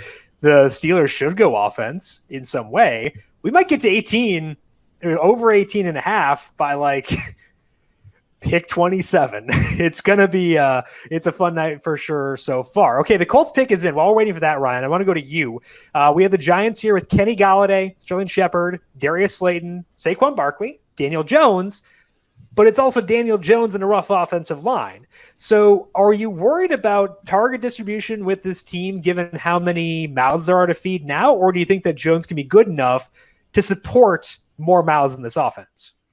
No, you're exactly right, Jim. That's the first thing I thought about was just, well, damn, who's the ball going to go to? Because, you look at last year, but it's hard to even project because Saquon Barkley gets hurt 2 weeks into the season, I believe, 3 weeks into the season. And he's a pass catching back. So this is going to be a pure avoid for me. I was going to be excited about Daniel Jones potentially late if they drafted line to protect him. I mean, they don't have any pass blocking whatsoever, to protect this guy. So it makes it really hard to kind of trust this offense in general from anything. I mean, I'm not excited about them from a best ball standpoint at this point. Not excited about using them in DFS. Not excited about using them in redraft. So it just kind of sucks because a guy like Kenny Galladay, I was very excited when he hit free agency to see where he goes. And it's like he might just go to die in New York. It's rough. It is definitely rough. Kwity Paye going 21st overall. the Colts, I was kind of hoping they would have gone with an offensive lineman. They need a left tackle pretty badly with Quentin Nelson sticking at left guard. They decided not to do that. They go Kwity Paye and actually had a decent fall for Paye. His total at FanDuel Sportsbook was 16.5. The over was minus 126. So it was juiced up a bit there. But he's also minus 115 to be the first defensive lineman taken. That did not happen. And this Colts team is a buzzy one, Brandon, because they got Carson Wentz. If I'm looking at their projected offensive efficiency next year, I have it going down because Phillip Rivers actually was really efficient. Carson Wentz was not. Now they lose Anthony Costanzo at left tackle. I don't have the highest opinion of the Colts. I don't have the highest opinion of anyone in the AFC South personally. Like the Titans first by default almost. But what do your win total projections say about this Colts team heading into 2021? Yeah, so I do have them taking a step back as well. Their over/under on Fox Bet is 9.5, which makes sense. I have them at 9.5. That feels a little high, but again, so I like to make sure that it's not just based on what I'm projecting. So even with that step back in offensive efficiency, I don't think they're going to be bottom tier by any means. Although based on what we saw from Carson Wentz, you never know. I'm trying to adjust for expectations, not overreact to a smaller sample. So I have them right at 9.5. I would stay away from that. They got a lot of love last year. I know they were one of the most public teams, them and the Bills, for the over last year. But middling schedule, like I could kind of go either way. I don't really want to back this offense. I'm just glad you didn't make me talk about them from a DFS standpoint because that was a nightmare this year. Yeah, outside of Jonathan Taylor, it was a nightmare for sure. But what'd you say the juice was on the under at 9.5? It is. Oh, it's minus 143 on the over. Oh, because I have 8.9, and that might be high enough to tempt me to go with the under there. Actually, so for the under's plus 110. Okay, I'm more inclined for that. I don't think that's too bad at all. So I'm actually kind of intrigued by the under for the Colts. And I think I would have jacked up their projected offensive efficiency a bit had they gone left tackle here. I did improve their defensive efficiency, but that doesn't factor in as much because it's harder to predict. So they're at 8.9, and the Titans are number 1 in the AFC South for me. They are at 9.3 wins, so 0.4 ahead of Indianapolis. The reason I can't feel super good about Tennessee winning the AFC South is that they've lost a lot of really good skill position guys. But JJ, you've been talking on Twitter this week about how they might amend that here with the 22nd overall pick. So what are you seeing here with Tennessee at 22? Yeah, so I think that they're in prime position right now to either go Rashad Bateman or Elijah Moore, and I think the pick needs to be Elijah Moore. I tweeted about this earlier in the week, that Tennessee is a perfect fit. I plugged in the 22nd overall pick into my model for Elijah Moore, and he actually came out as a 98th percentile wide receiver in my model with that 22 spot draft equity. And the only other wide receivers in my model that were drafted in the 20s, really in the first round, but if you remove the guys who were drafted early in the first round, but the only guys who were drafted in the 20s in the first round since 2006 that had that high of a percentile ranking, Des Bryant and Demaryius Thomas. So we're sitting in a position right here where if the draft capital is there for Elijah Moore, given his production profile, because pre-draft, I don't really look at my model from a pre-draft standpoint and say, this is how I'm going to rank these guys because draft capital is an input there. But it's just very, very, you need the draft capital component. But with Elijah Moore pre-draft, he actually was the top rated from a production standpoint, the top rated wide receiver in my model because his production was that insane. So if he goes to Tennessee here, where there's no wide receiver two, really, it's Josh Reynolds right now. Yeah.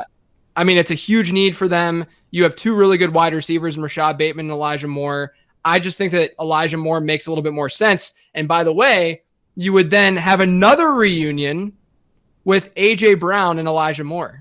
Oh, They okay. were Can we teammates. get DK Metcalf there too, or is that not allowed? Probably wouldn't be smart. How were they not bet? They won like 5 games with DK Metcalf, AJ Brown, and Elijah Moore. There are reasons.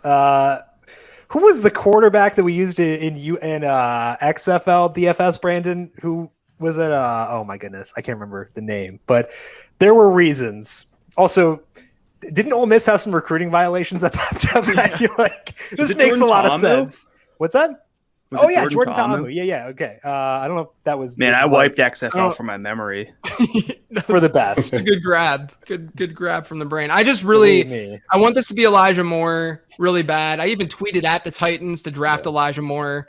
I just hope it's him because all of a sudden, if it is him, you can make the case for him being, honestly, you can make the case for him being the wide receiver 2 in Dynasty. I really think that.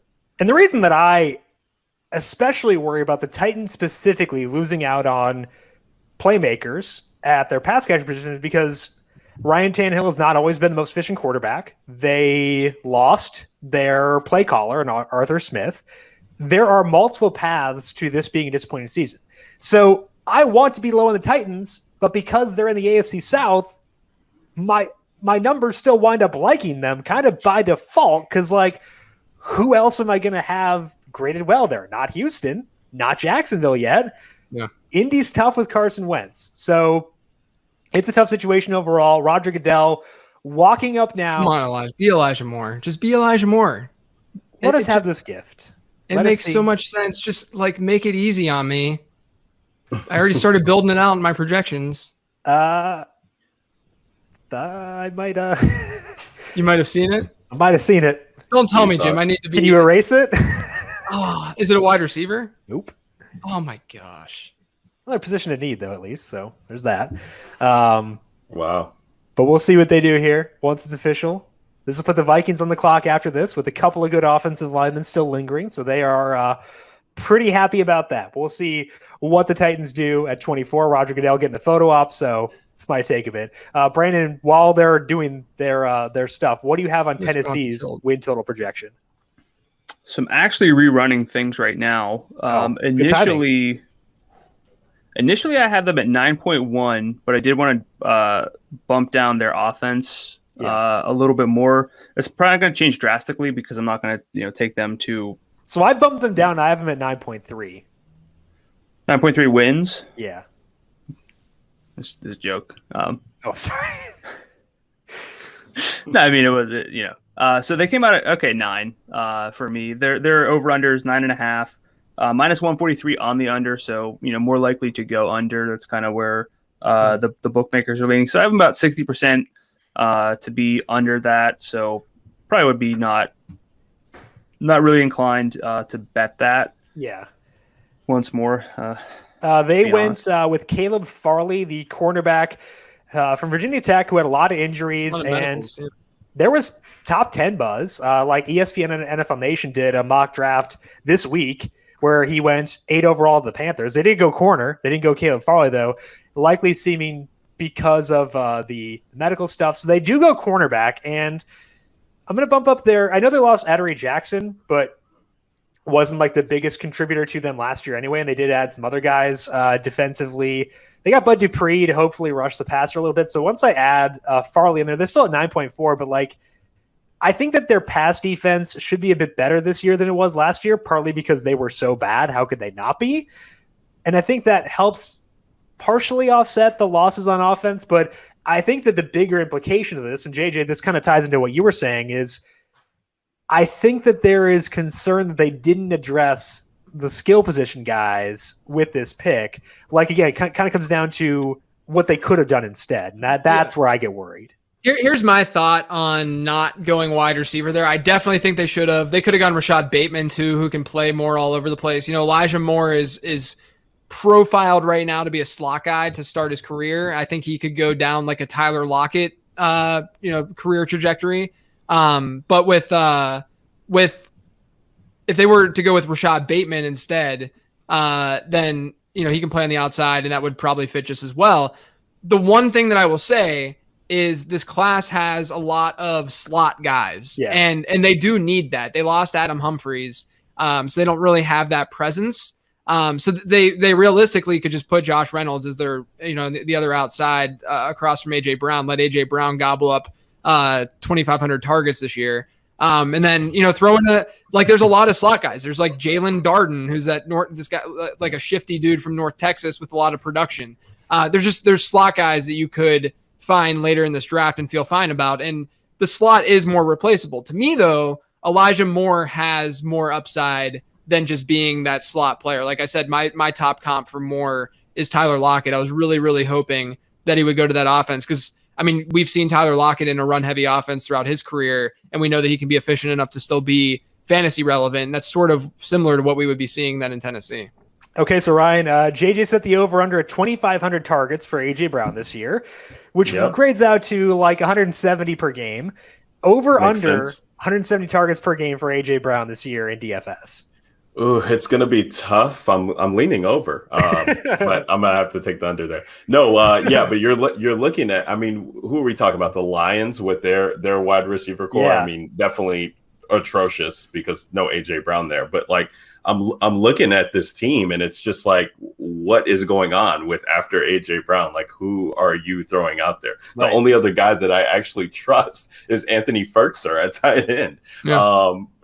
With this core, I was with JJ 100%. I thought Elijah Moore just made such a good replacement pick for Corey Davis there with them. But yeah, this is wheels up for AJ Brown until they do something else. You're talking about slot receivers, JJ. Maybe we see like a guy like Amari Rodgers go later to them, and I would feel good about that. But at this point in time right now, it's all the AJ Brown with this current situation. And I will say too, I think AJ Brown deserves to be in the conversation. He has the wide receiver 1 ceiling in his range of outcomes this year. And he's like, my projections have him at like wide receiver 6 or something right now. And his ADP is probably like 6 to 8 or whatever. But realistically, like that, the way I approach this is I look for guys who have some sort of ceilings that's not just embedded into their projection in some way. And with AJ Brown, I have him at like a 28% target share. Don't get me wrong, but in an offense that lacks any other real locked in guys, skill guys outside of Derrick Henry, obviously, but I'm talking receiver wise. In an offense like that, that's when crazy ceilings can be hit. And I'm talking like 33% target shares, like we saw it of Michael Thomas a couple years ago, like we saw it of DeAndre Hopkins when he was in Houston, when Will Fuller would get injured, or where you don't have this competition. That's where ceiling can really get hit. So if there is competition, good wide receivers will see a floor no matter what. When there's no competition, that's when those crazy ceilings. Devontae Adams last year, that's when those ceilings can be hit. Yeah. And another thing too is like, for a while, Jim and I would talk about this like kind of week in, week out.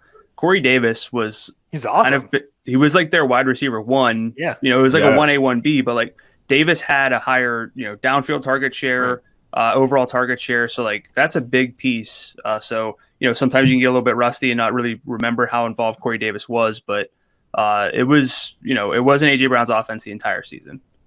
No, I love that point there, Brandon, because he was like interchangeable, and he would be like $2,000 cheaper than AJ Brown, and you would get those boom weeks from him, and it would be awesome. He'd be like 16% owned in DFS because of AJ Brown just carrying that name weight. But he's going like wide receiver, I believe 4 right now in best ball, which makes a ton of sense when you're thinking about the given situation.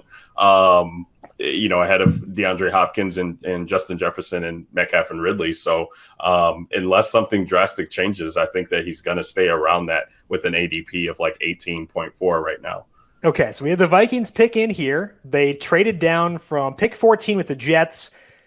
And offensive line, definitely a need here for Minnesota, given that they have some concerns, some question marks on the left side. And they do address those by taking Christian Darrisaw out of Virginia Tech, 23rd overall. I thought he could have been their pick at 14, honestly. Najee's coming. Najee's coming. They it's get official. 2 third-round. No, Tevin Jenkins, man.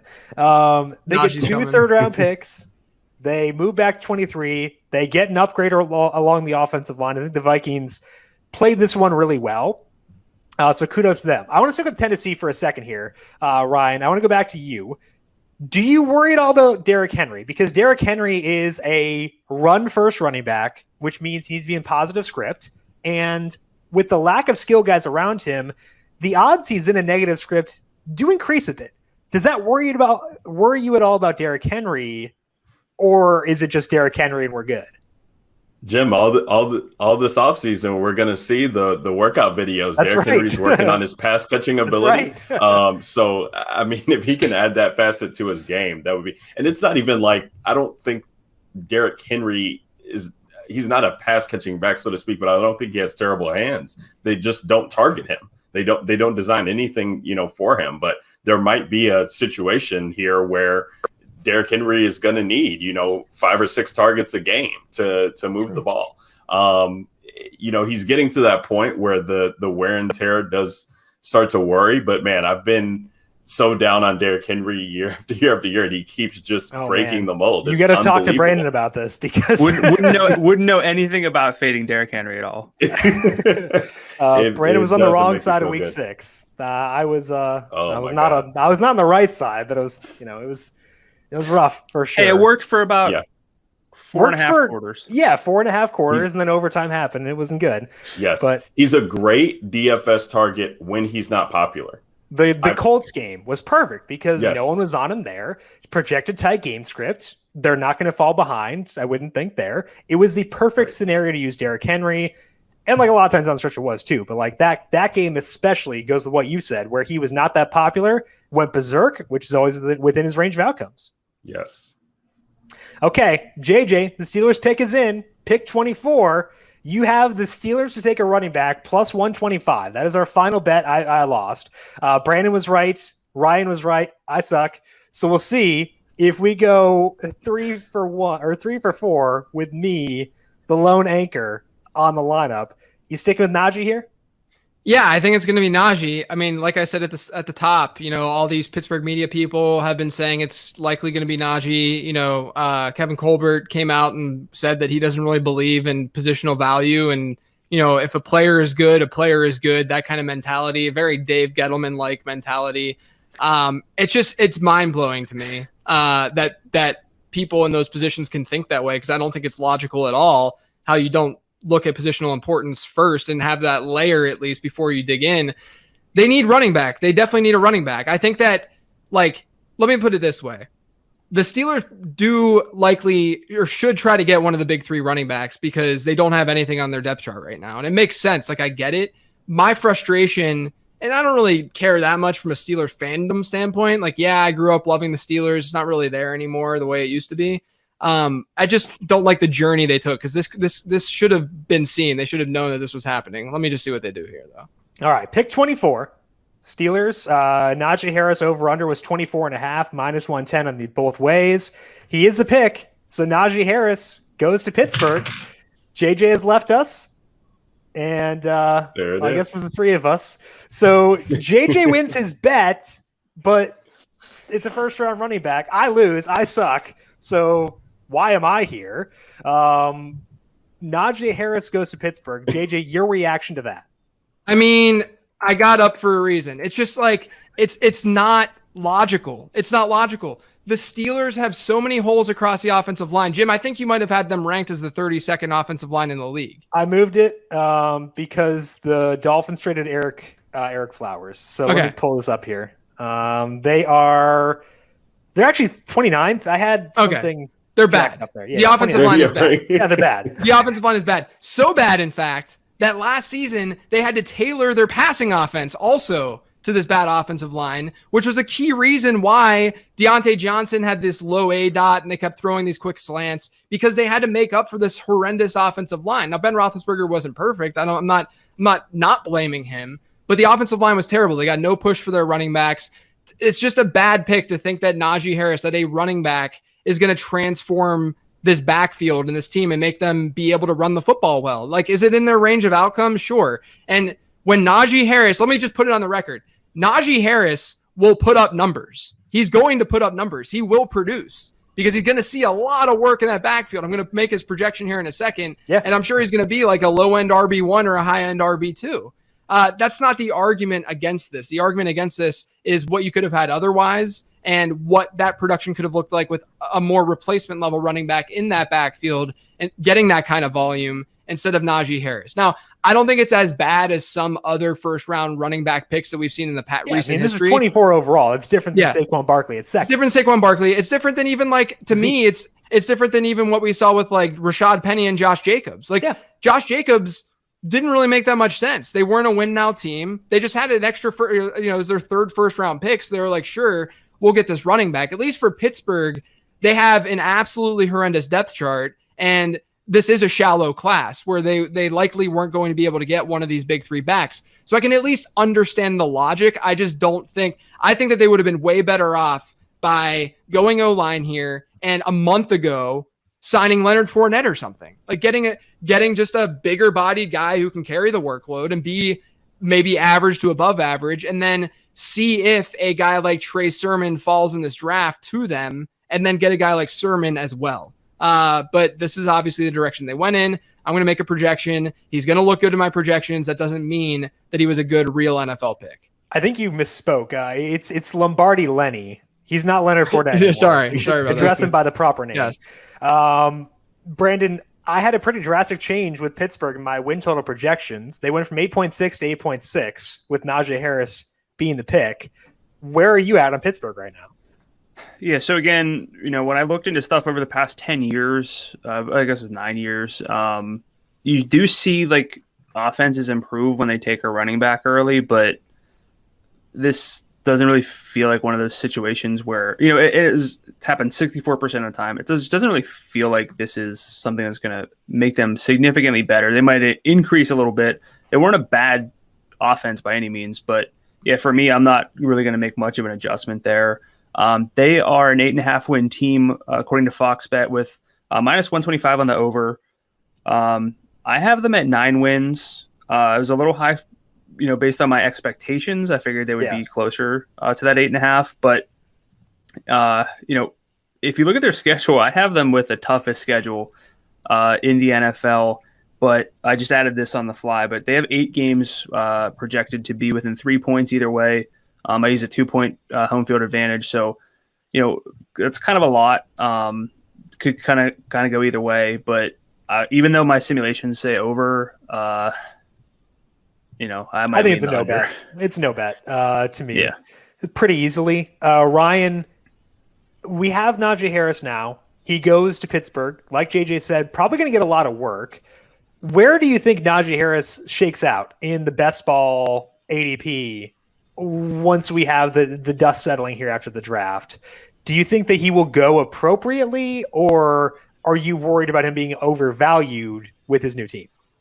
I'm worried about him being overvalued right now. I think he was going at the running back 19 spot before this started. So I could see people talking themselves into taking him, closer to a running back 1 or, first in the running back 2 scenarios because of this landing spot, just being the Steelers and how running backs produce, under this regime, so to speak. So he's in a good spot. And listen, the thing that worries me about Najee Harris is that he had one of the best O-lines in college and now goes to, he does not. His offensive line in college might have been better than the one he has now.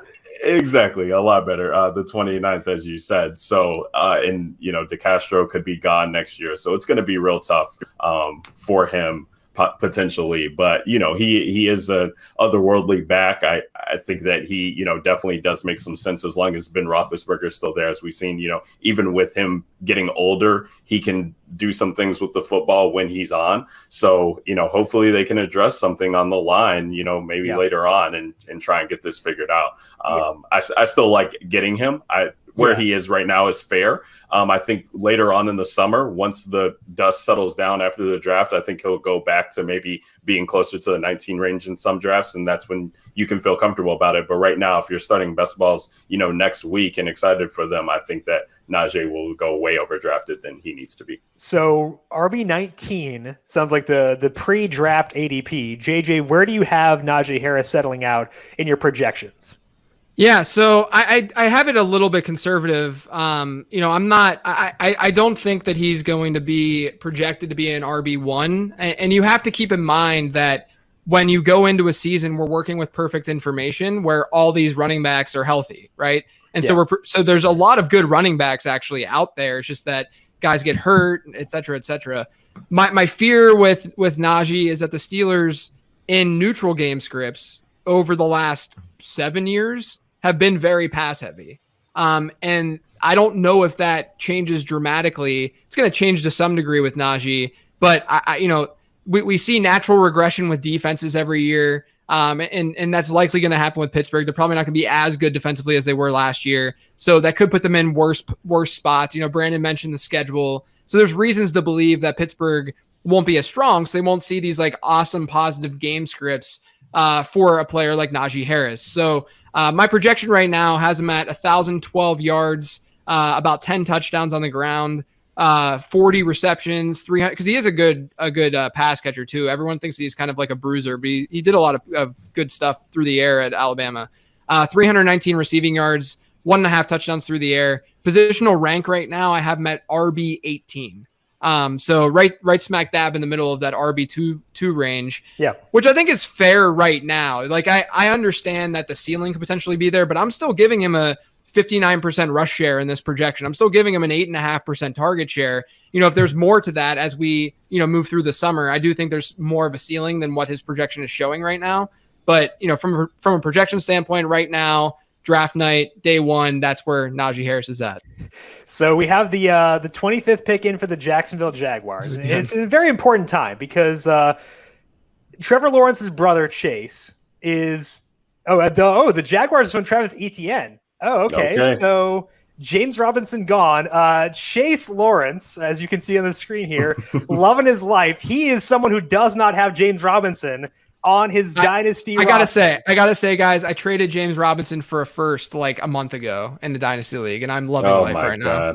I'm loving life right now. That's amazing. But we also get Trevor Lawrence reunited with Travis Etienne, which is great. That's fun. We're not going to be jumping up and down for a first-round running back, but I love a good story. Travis Etienne, fun player. I would say a guy who can potentially actually increase your offensive passing efficiency a tiny bit. So, it's kind of fun. JJ, what did your model say about Etienne coming into the draft? Liked him a lot. He's part of the big three. After his weigh-in, actually, because he weighed in, he drank a ton of water, clearly, before he weighed in. And he weighed in at 215 instead of like the 205-ish, 210 that he played at. So he weighed in at 215, and that's the objective measure that I have to use in my model. And my model cares about BMI at running back. So when he weighed in there, he actually became the RB1 in my model pre-draft. Landing in Jacksonville versus Najee in Pittsburgh, since it was so close between those two backs, I actually had Najee as my RB1 pre-draft rankings wise. I'm still going to have Najee RB1, but, Etienne's RB2. And I think, what we're seeing here is James Robinson is not a thing. And this is something that I'm not just saying this in hindsight. I've been talking about this throughout on my podcast, literally all off season, where we have to recognize that with new coaching staffs and with the fact that coaches are the ones who are throwing running backs on the field, and you hope that the best, most talented running backs, rise depth charts. But at the same time, James Robinson, who I loved as a prospect, I thought he should have been drafted. I gobbled him up everywhere last year. Again, I'm sounding like I'm just patting myself on the back, but I'm letting you know that I like James Robinson. But when you have all of these changes going on to an organization, you have to fear that a UDFA at running back, despite the fact that he did as well as he did, is going to see some competition of some sort, right? And so I thought that maybe they would get like a Kenneth Gainwell, like a pass catcher on the team to complement James Robinson. But they did get a pass catcher, but they also got a guy who could carry the ball 200 plus times as well, and Travis Etienne. So James Robinson's stock way down. Travis Etienne's fairly strong, pretty good. I don't think it'll be Najee Harris like, but I'll make a projection now and we'll see what happens. Yeah, I mean, the reunion tour continues too because the Clemson guys back together as well. Ryan, you were talking about James Robinson before, and this offense being kind of fun for DFS. And I think the fun thing about Etienne specifically is that he's going to catch passes, which means even if the Jaguars fall behind, he's still going to be involved. So what are your thoughts on Etienne going to Jacksonville from a DFS perspective? Yeah, I like it. I mean, we're talking about draft capital and landing spots. And so we got to believe that this guy's going to be on the field and going to make life a little bit easier for Lawrence, having played together for the years now and then being reunited at the NFL level. So I think that he's going to get work, right out of the gate. James Robinson, when we're talking about best ball here, this guy's ADP was around 31, I want to say. So that is just shot for anybody who took James Robinson, prior to this. And I believe Etienne was going as RB21, if I'm not mistaken, in best balls. And so you got to there are probably teams that have both. Sure, right? Yes, definitely. And not even knowing what the situation was going to be. Right. But yeah, from a DFS standpoint, especially, you got to think like rookie running backs too. They're real cheap to start the season. So we could get, a good deal on Etienne to start. I'm into it this season. I'm into it. I like it for sure. Should be a lot of fun. The Browns, their pick is in right now. They, I believe, had Greg Newsome in a lot of the mock drafts going to them. Let's pull up the mock drafts here for Cleveland. Actually, they had Jamin Davis, who's gone, and Christian Barmore. Christian Barmore could be the guy. They cut Sheldon Richardson, but we'll see what they wind up doing. But Etienne's pretty fun. I think I can definitely get behind this. Jim, what's their line look like? Did you talk about that? It's not. It's like a bunch of okay guys. Like that's the best way I'd phrase it. Like there's no one who's a dumpster fire, no one who's great. 22nd to me. Okay. So yeah. I mean, I starts bouncing things off you when it comes to offensive line. JJ, what do your projections say about Etienne? Yeah, my TV just went out. I'm trying to figure that out. So Etienne, I have 878 rushing yards, 4.8 rushing touchdowns, 55 and a half receptions, 423 receiving yards, 2 receiving touchdowns. That gives them a positional rank right now of RB22. That sounds a lot like DeAndre Swift. That is my comp actually. For Travis Etienne is DeAndre Swift. That's the kind of role that I think I have him for a 12% target share in this offense. I think that's the kind of role that he's going to play for Jacksonville. Yeah, I think that makes a lot of sense. And Etienne, I know, again, we're not supposed to get super jacked about running backs in the first round, but Etienne's fun. I think I can get more excited about him than other ones. Bethany Peters says the ice bath narrative lives. Love it. There's a lot of school connections in this draft, I feel like. Okay, so who are some Oklahoma guys we can get with Baker? We'll figure that out and see what we can work with there. But the pick is in for the Browns. Could use some pass defense help. And they go Greg Newsome. Go Cats, baby. 2 Northwestern Wildcats in the first round. Greg Newsome, the cornerback. Wow. And when I was making my win projections for Cleveland, the big, if I have it with conditional formatting because I have to. It's an obligation if you have a spreadsheet. It has to be conditionally formatted. The only big red marks for Cleveland are pass defense. They were really bad there last year. Part of that's because the injuries to Denzel Ward and Greedy Williams and Grant Delpit as well. But now you add some great help at safety in free agency. You add Greg Newsome, just an absolute burner who was awesome in the Big Ten, as always. And I feel like that's actually a reasonable way to address a thing that I deemed to be a negative for them last year. So I add Greg Newsome into this defense and change the pass defense.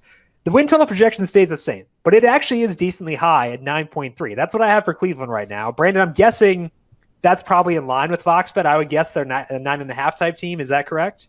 Exactly. Okay. With minus 143 on the over. Okay. But I'm with you so exactly. I can't bet the over then, which stinks. Yeah, I'm with you though. 9.3 wins is what I got for me. So 56% likely to hit the under. Not enough to really want to go after that a lot. But they do have the third easiest schedule now. This is all adjusting. I think I said someone else had the third easiest schedule, but it all adjusts throughout. But they should be favored in 12 games, which is pretty substantial, and just 5 3-point games projected. So maybe some easier wins for Cleveland, which makes sense with the juice on the over. But thinking with you, 10 wins.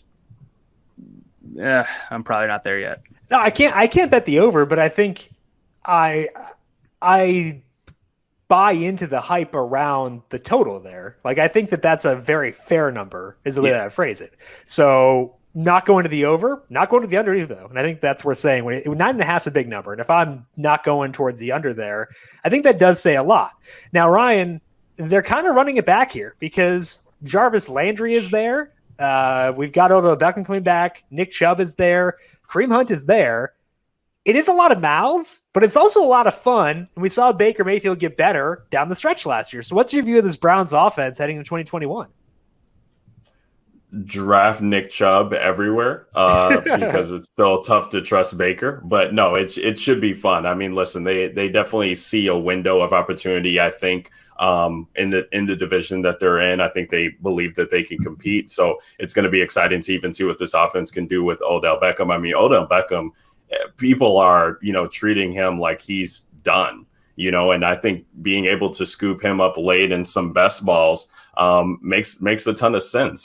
Jarvis Landry was dealing with some injuries, so to speak. And outside of that, the wide receivers, there's no real competition for him at all. But I do think that it starts, especially with Stefanski being there, it starts and ends with the running back situation. So I love getting Nick Chubb as a part of this offense and what they're doing, because when the defense gets better, that means that they're going to have, more possessions, and that's going to lead to them just being able to take control of the football more. And that was the concern with Nick Chubb, was that they would fall behind and Kareem Hunt would take away some of the passing game work. And obviously Cleveland fans, including FanDuel's own Gabby Gowdy, very excited about Greg Newsome going to Cleveland. Always love to see that for sure. Browns fans, Northwestern fans, lockstep on this one as well. JJ, let's go to you.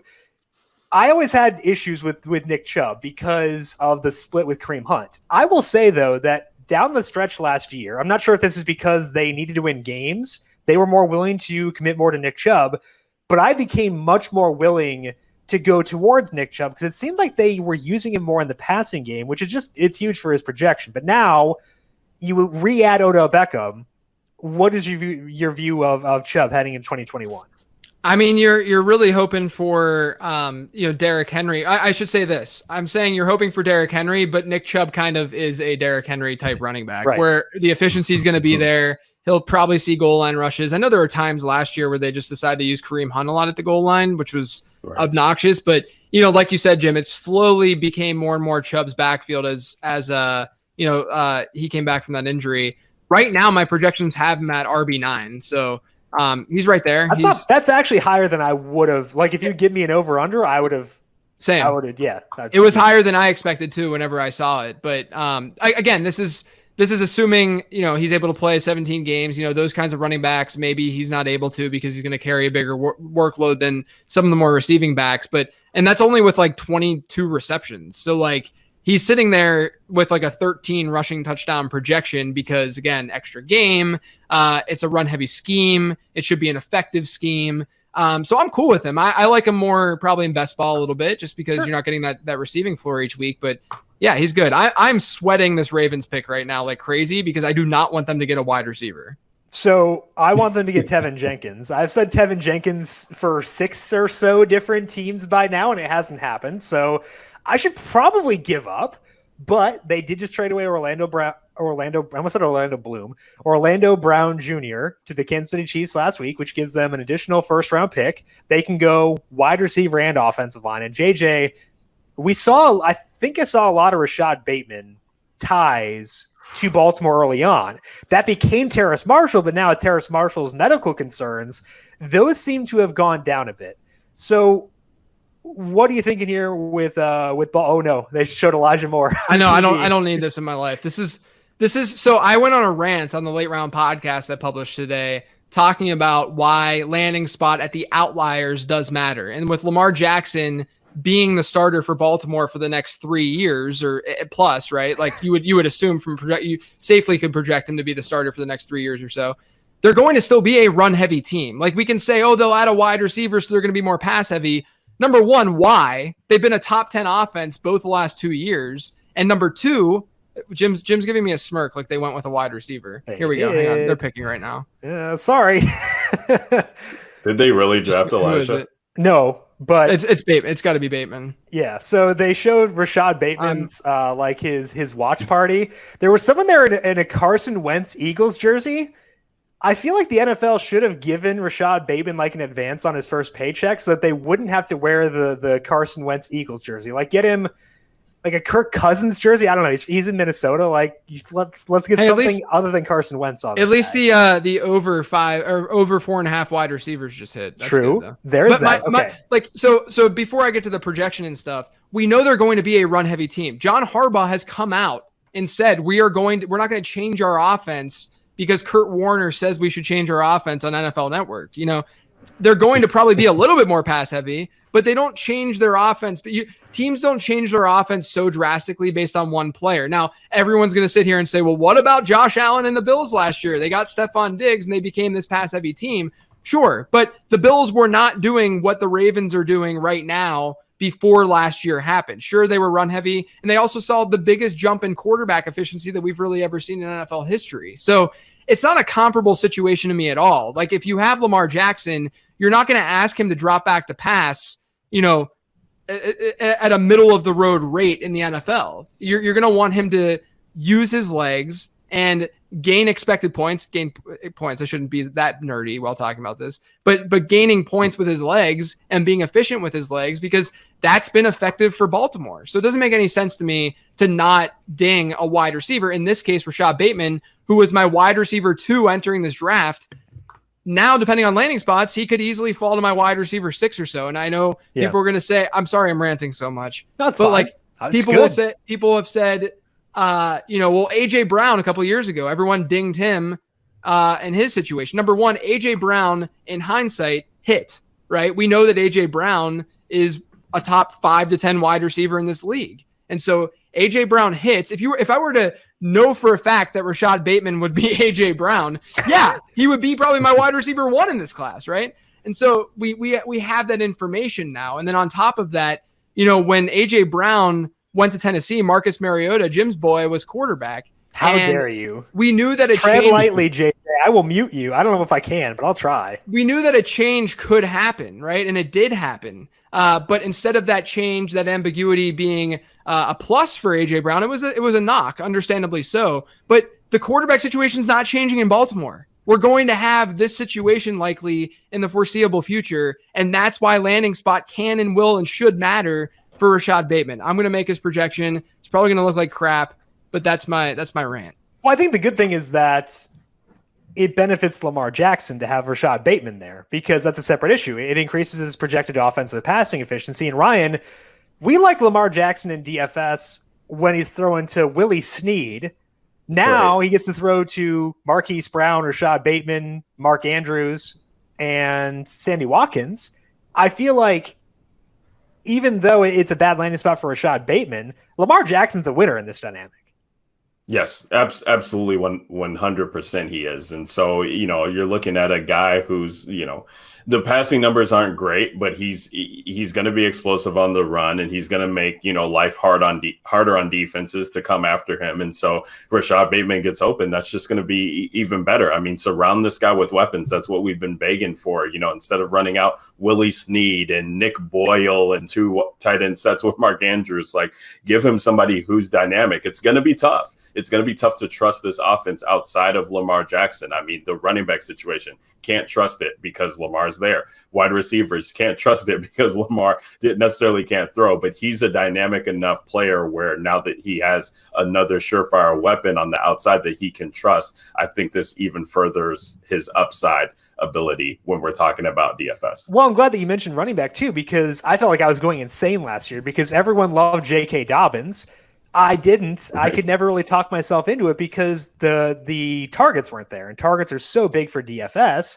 I felt like I was like just going nuts because everyone liked him so much, and I just couldn't quite get there. Brandon, I know you were in that same boat as well. I want to talk to you about win projections though, because Baltimore, I think, gets a boost up because again, he's not throwing to Willie Snead anymore. They get Kevin Zeitler along the offensive line as well. They did lose Orlando Brown, but they could address that here in a couple of picks. So I actually have Baltimore at 9.8. That might be under their total because they're probably pretty high, but I don't want to bet the under regardless. You meant 9.8 wins? Yeah. Yeah, that's under. By a lot? Yeah, it's 11.5. Oh. The under is -143, but it's a pretty substantial gap. 11.5 is big. Yeah, it does feel big, even with that extra game. Where do you have them? I have them. So they have a bottom 5 schedule, not a whole lot of close games. I have them with a really good offense, obviously, and a skill back defense, sort of to league average, but still give them a better defense overall. And so for me, they did come out at 11.5, which was really surprising to me. But again, a big part of that is going to be factored into the bookmakers like them to the point where they've got good Super Bowl odds, high win total. That's not the whole equation. I'm not just trying to match that, but I use that to make sure that I'm not completely off base with my assumptions. So I was surprised to see them match that 11.5, but again, with the schedule being what it is, it makes some sense. And again, if I was projecting a team, if I want, when I'm manually adjusting things, if I see a very efficient offense and a defense that we should probably assume is not good in a fluky sense, it's kind of the best thing that I would have. That's the best combination for me. So again, a little high, but that's where I'm really confused why I'm so far from the number on this one, because I have them as the 8th best offense and 6th best defense. And so somehow I wind up way under the total. It's weird. Yeah, right. They're one of the few teams that I feel good about saying, look, their offense is not going to be terrible, even though they're a run-heavy team, and that's not usually what we look for with efficiency. But they are an outlier. They run the ball efficiently, and we're not against, when we talk about this on the heat check, we're not against teams that run the ball. Right. We're just against teams that run the ball very inefficiently. So that's the difference. LeGarrette Blount is different than Lamar Jackson / J.K. Dobbins. Right. So, it's surprising to me to find that we're rating them similarly, but that you do project them differently. So it might have a lot to do with how you project their schedule on the teams that they play. I'll dig into it overnight to see why, because I feel I'm confused by that. The Saints is one of the defensive linemen. Peyton Turner, a guy that Adam Schefter tweeted about this morning. If Adam Schefter tweets about it, I know the Mac Jones thing happened, but again, if Adam Schefter tweets it, you should believe him. But that's a defensive guy. So JJ, let's go back to you. Let's talk about this projection here for Rashad Bateman with the Ravens. What do you see him doing in a run-first offense? Yeah, so look, I gave the Ravens a little bit of a bump from a pass to rush ratio standpoint. It wasn't overly significant. They're still they're still going to run the ball more than they'll throw it this year because that's what they've done over the last 2 years. But it's more aggressive towards throwing than it has been over the last 2 years. So at least take solace in that. And then I gave them a pretty aggressive target share number only because I want to see what that. This is with an 18% target share, which is a pretty strong number for a rookie. And that's in an offense with Mark Andrews, Marquise Brown. Marquise Brown takes a hit from this.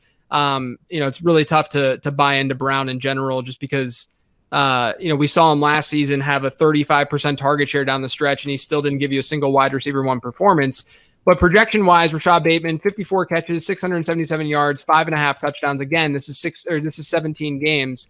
He's wide receiver 55 for me, and that's with a fairly aggressive target share number. That's with, me assuming that he's going to be the number 2 target behind, or number 3, I guess, if you count Andrews too. But, Hollywood seeing a little bit more volume, and then him seeing significantly more than Sammy Watkins, who's now in Baltimore too. So to me, I just don't see the ceiling. I think that he'll give you spiked weeks, and he's a very good wide receiver who can line up all over the field. He was my wide receiver 2 pre-draft, but it's very, very hard for me to see him have a true wide receiver 1 ceiling in that offense. I just don't think it's possible in that offense.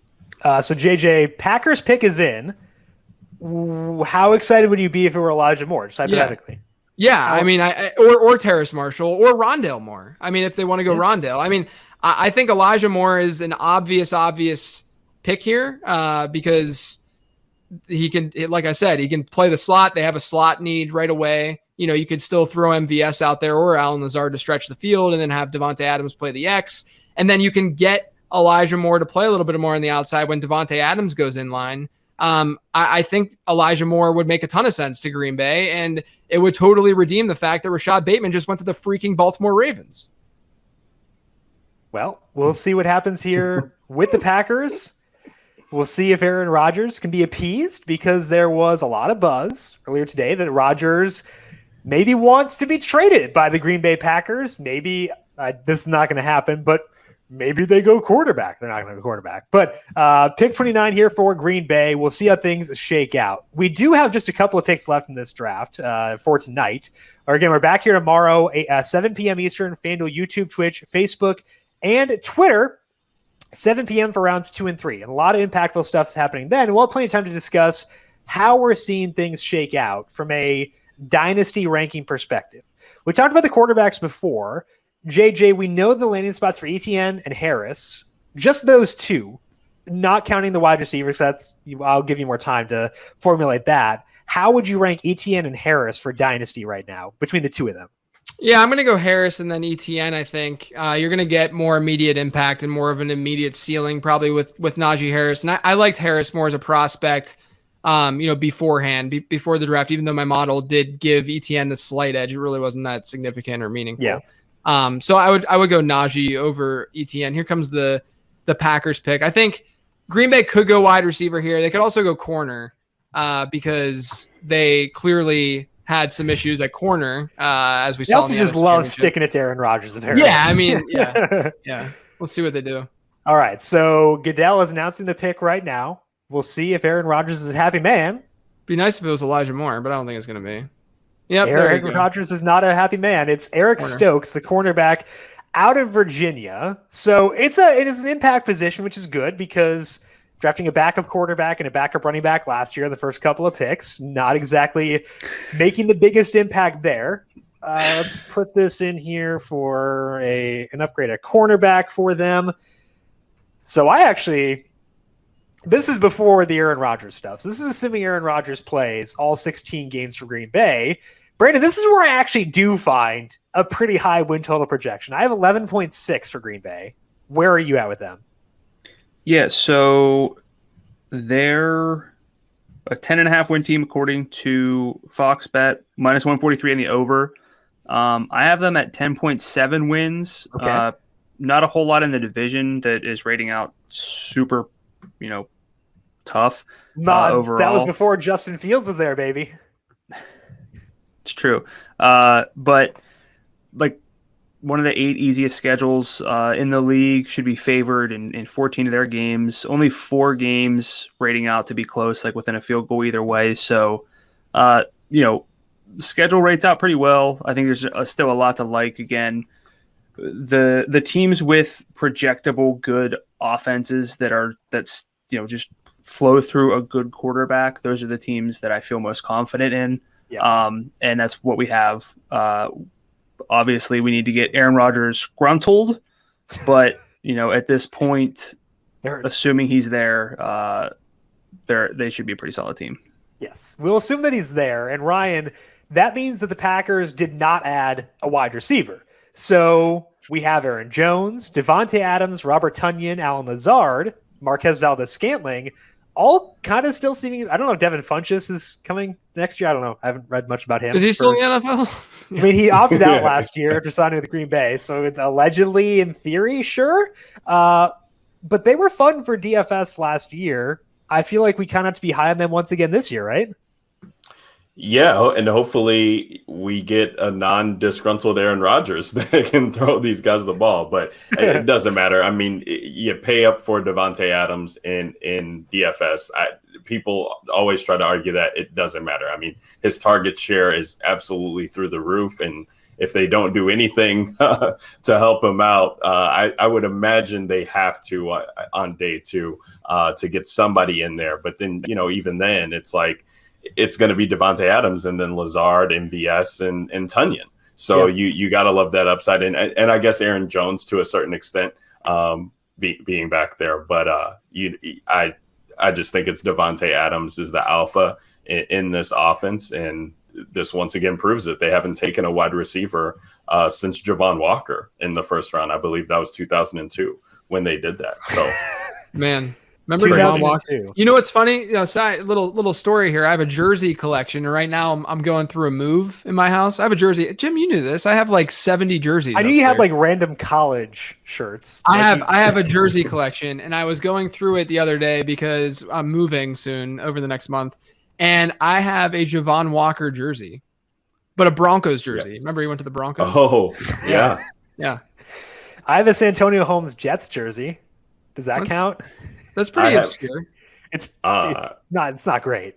It's not great at all. I was going to say, I have real quick as the Buffalo pick is coming in, I have a Patrick Mahomes Bears jersey. A fantasy. I won my fantasy league and with my buddies. And the point is to get a jersey for the winner that relates somehow. It could be good or bad, but just relates to them somehow. And you don't know what's coming. So get my jersey. I was for sure that I was getting Kwity Paye. Like I was just prepared to open it up and see Kwity Paye, and I open up and I see it's a Mahomes Bears jersey. And so you said you have season tickets. Do you wear that to the stadium?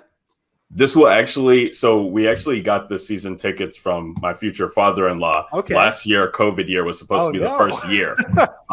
So there was a debate on whether we re-up them. And I'm like, you know what? Let's just re-up them. Yeah. This was around the Russell Wilson thing. I was like, if we don't go and we sell them, it's fine. I mean, Justin Fields is – so we had to do these draft videos for FanDuel Twitter. My top comp for Justin Fields was Russell Wilson. So you kind of get the same thing. There we go. And younger. And younger. Maybe rookie deal. Yeah, maybe again less disgruntled than Russ. Yes. Maybe a chip on his shoulder. More gruntled. More gruntled. Thank you, Michael. Yes. But I think that worthwhile to trip out to Soldier Field.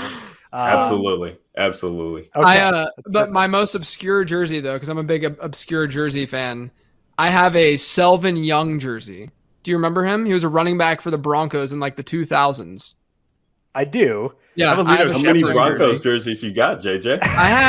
I guess it's those two. Big Broncos guy. Apparently, I'm a big Lions guy. Apparently. If you have a bunch of Broncos jerseys, but none of them are No Sean Moreno, you're messing it up. True. By the way, do you think there's a chance Buffalo goes Javonte here? I think there's a possibility, but I have a lot of respect for their front office. So if they were tied to like Etienne and such, which is different. I get it, but if I had to pick yes or no, I'd probably lean no. But I'd give it like a 5 to 10% chance. Oh yeah, for more than 5 to 10 because it's such a glaring need for them at running back. Yeah, teams. We talk about how running backs don't matter, but we talk about the exception to that is when you have really bad production. Yeah. Devin Singletary wasn't great last year. Here we go. Okay. So the pick is in for the Bills at pick number 30 here in the first round, and they went Gregory Rousseau. The defensive end out of Miami opted out, and Jaelan Phillips got a lot of production there. So Rousseau, I think, had a really bad pro day as well. Falls to pick 30 and goes to Buffalo. So Buffalo does not go to Javonte Williams, and he's actually on the board for Tampa Bay at 32 because Baltimore's not going to take him. What if Baltimore gets Elijah Moore here? Do you know how beyond tilted I would get? Yeah. I mean, I have a lot of like back end of the first round rookie picks in Superflex this year, not because I was good, but because I traded for them.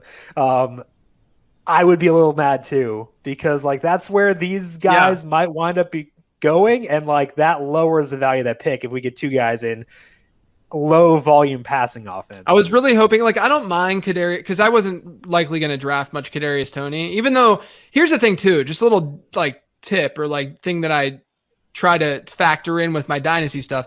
You have to recognize that if you're working off of ADP or if you're looking at other analysts and how they're ranking guys, the fantasy football community is numbers driven, is analytically driven. So Kadarius Toney, despite having this first round draft capital projection, was still being, labeled as like the wide receiver 9 in this class by different dynasty sites and different rankings and stuff like that.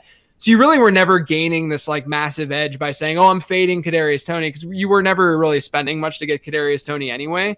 And so that's why I sort of, you you have to always factor that in. But I likely still wasn't going to get Toney based on the stuff that I talked about earlier. It's nice that Toney went to a place where, you don't have to like feel like you need to get him, based on the situation. I was kind of hoping that would happen. Him going to like Baltimore, it'd be really easy to fade him.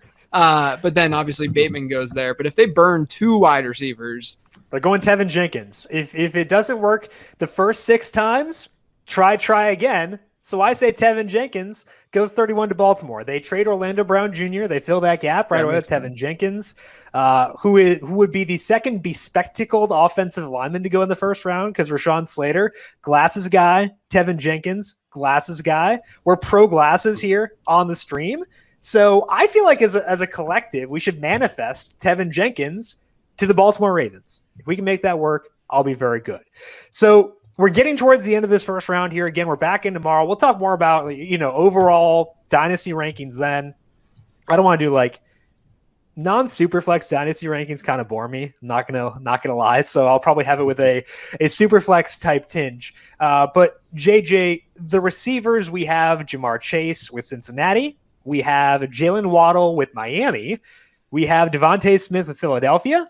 And I think, is Toney the only other one, or was there one other one? Toney and Bateman. Okay, so Toney and Bateman. I feel like it's the top. Is it just Ja'Marr Chase in a tier of his own at wide receiver, or do you put Waddle and Smith up there too? I would go Chase in his own tier, then probably still go Devontae over Waddle. And then, because that's what I had pre-draft, and I think it's logical still. And then I'd probably go Bateman then Toney. That's how I would have Bateman still ahead of Toney in a tier, basically a tier of his own, because I don't think Bateman is necessarily in that Alabama wide receiver tier right now. I agree. Given the landing spot, just the low volume, I would agree with that as well. Rich over on YouTube asked, what's the grade on the Giants pick? Rich, I'm going to alter your question and say, what's the grade on the Giants night? Because I will grade it more favorably if we include the fact that they traded down and picked up, I believe they got a first-round pick next year from the Bears in that trade. So they get a first-round pick next year. And if you ask me, what's my view of a pick when it's Kadarius Toney plus a 2022 first-round pick? Pretty favorably. I don't feel great about the Toney pick, but you get a first-round pick in addition to that. So I feel good, Rich, because I'm assuming you're a Giants fan, about the overall night because they picked up a first-rounder next year. The individual pick was lacking. I feel like they should have gone, again, broken record, offensive line, or gone a different wide receiver if they were going to go wide receiver. But the overall process of trading back for the first time in Dave Gettleman's history, getting a first-round pick next year, the overall process there was sound. So I feel good about the move, just not the pick itself, is the way that I would phrase that. Okay, so we have Baltimore and Tampa Bay left. We have some higher impact skill guys who are still yet to go. We have Javonte Williams. We have Elijah Moore. JJ, anyone else you're still keeping eyes on, as we wrap up round 1 and get set for rounds 2 and 3 next week? Or tomorrow? Gosh, next week. It's almost midnight here on the East Coast. Yeah. My bedtime was 2 hours ago. So I'm interested in seeing where, in particular, Elijah Moore goes, obviously, because he was apparently rising up a lot of boards. People were saying that he was like the consensus wide receiver 4 in this class going into tonight. Obviously, that's not the case. I think he'll probably be the next wide receiver pick, but I'm interested in seeing who gets him, who gets Rondale Moore, who is, a little bit more gadgety than Elijah is, but he's still a beast. I mean, he had an insane freshman year production. And then Terrace Marshall. Let's not talk about that freshman year, specifically his first game, please. Yeah. I'd really like to forget that. And then there's Terrace Marshall, who I think is one of the few alpha potential wideouts in this class, but he had pretty bad medicals. He'll be drafted tomorrow, so I'll get into him and his profile and why I like him tomorrow. But those are 3 that I'm really interested in. And then the top running back is Javonte Williams, who is looking like he's going to be a day 2 guy, because I don't think Baltimore is going to get him. And then the Tampa Bay backfield is incredibly packed. They could hypothetically go that direction, but I don't think it's going to happen. Even though there were some mocks that had Tampa Bay getting a running back. They also had some with quarterback, which was interesting. wild. Yeah. I don't think Tampa Bay goes running back. I mean, maybe they surprise us, but so Javonte Williams looks like he's going to be a day 2 guy, but he's definitely the best running back available. Yeah, I think that it's not that Tampa Bay shouldn't consider a quarterback. It's the quarterbacks they'd be taking at the back of the first round that were a little dicey, to say the least, for sure. Okay, so Baltimore's pick is in. Go ahead, JJ. Yeah, no, so there's a tweet that I found while reading about the Travis Etienne stuff, and it says that Urban Meyer says that he sees James Robinson, Carlos Hyde as the 1-2 punch, and Travis Etienne as the 3rd down back. What? Yeah. So Is again, he on drugs? Yeah. So guys, this is the kind of coach speak that you can take with a grain of salt. Like you can look at this and say, okay, they want to utilize James Robinson and Carlos Hyde still in this offense. But when you're building projections and you're looking at Travis Etienne's outlook, you have to understand that a guy that you're picking in the first round is more than likely going to see some sort of rushing share in that offense. Now, my projection for Etienne, I had him, not seeing like a 60% rush share in that offense. It was more like the 45 to 50% range. But even still, like I would be shocked if James Robinson or Carlos Hyde outrush Travis Etienne this year after they just spent a 1st round pick on him. I mean, again, it goes back to what we talked about before, where you have to let teams tell you. You had Adam Schefter on your podcast a couple years ago, and he talked about you need to read into what teams do. What the Jaguars did is use their 2nd first-round pick on Travis Etienne, and you don't take a guy in the 1st round to make him a 3rd down back. Yeah, so, yeah. And look, Carlos Hyde is a depth signing. They needed help at running back. They had nothing back there. Right. And then James Robinson, again, just to reiterate, UDFA. Was he a special back? I don't think so. Was he good? Yeah, he was good, but I don't know if he was special. And so as a result, Travis Etienne, much better prospect, is a much higher ceiling.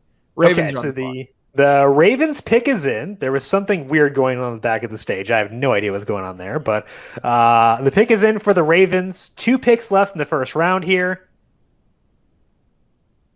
Let's see if they go offensive line. They go defensive line, or I guess edge rusher, Jason Owe, the guy who has been every time someone has mentioned Jason Owe during this process, they have been obligated to mention Danielle Hunter because Danielle Hunter not a lot of sack production in college. Jason Owe, the exact same thing. But hey, he's a 1st round pick, goes to Baltimore. Tampa Bay's pick is already in apparently. So Bruce Arians passed his bedtime as well. Thank you, Bruce.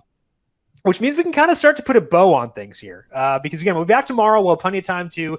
I'm going to rank out my top picks for Superflex Dynasty because I have to fill them out for myself anyway. We can go through those tomorrow, so we don't need to go through that now. But I do want to go through overall takeaways. And Tampa Bay could change something here, but I feel like given their running back room with Gio there, and they just re-signed Antonio Brown too, I feel like it's probably not going to be a super fantasy relevant guy. So we can start talking about overall takeaways from the first night of the draft. JJ, let's start with you. What's your overall takeaway from night number 1 here? I don't think that the wide receiver landing spots were very strong. I don't mind Waddle in Miami. I don't mind Jamar Chase in Cincinnati. I think Chase in Cincinnati is going to be fine because they're a very pass-heavy offense. Joe Burrow's a nice young quarterback, and Jamar Chase will get his just because he's talented and good. But even like DeVonta Smith going to Philly, they could be fairly run-heavy just because of Jalen Hurts. I mean, I know they had sort of funky splits with Jalen Hurts where they did throw a decent amount, but if you think logically at how they would want to approach that offense, it's not like the best fit in the world. Kadarius Toney going to the Giants, that's not a great opportunity or situation. And then obviously Rashad Bateman going to arguably the worst spot for a wide receiver for fantasy purposes. Just not a great night for wide receivers in fantasy, I think. I think that rookie drafts took a slight hit with those landing spots. Yeah. So I think it is pretty tough. And we did get a question here from Tyler on YouTube asking which rookie wide receiver has the most production this year. JJ, is it Jamar Chase by a wide margin? I think so. I think DeVonta Smith probably has the second highest ceiling. Yeah. Just because there's not a lot going on competition wise in Philadelphia, he could easily capture a 24% target share if he hits. So I'd probably put DeVonta Smith second, Jamar Chase in his own tier. Okay, so Brandon and Ryan, I want to get your thoughts on the overall takeaways here, but the Buccaneers pick is in with pick 32, the final pick of the first round of this draft, and they went with Joe Tryon out of Washington. So again, not a fantasy relevant guy. So let's finish up here with the takeaways, Brandon, from you.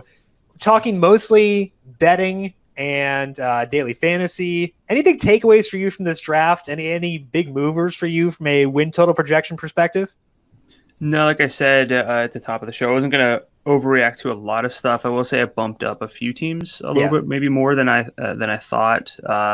Surprisingly, and this is the subjective part, felt pretty good with the Etienne pick for the Jaguars, so I kind of bumped up their offense a bit. But every team that took an offensive lineman, I just bumped up their offensive efficiency because that's usually what we see. Yeah. I'm very happy. I think the biggest takeaway for me is that I'm just very happy for Allen Robinson.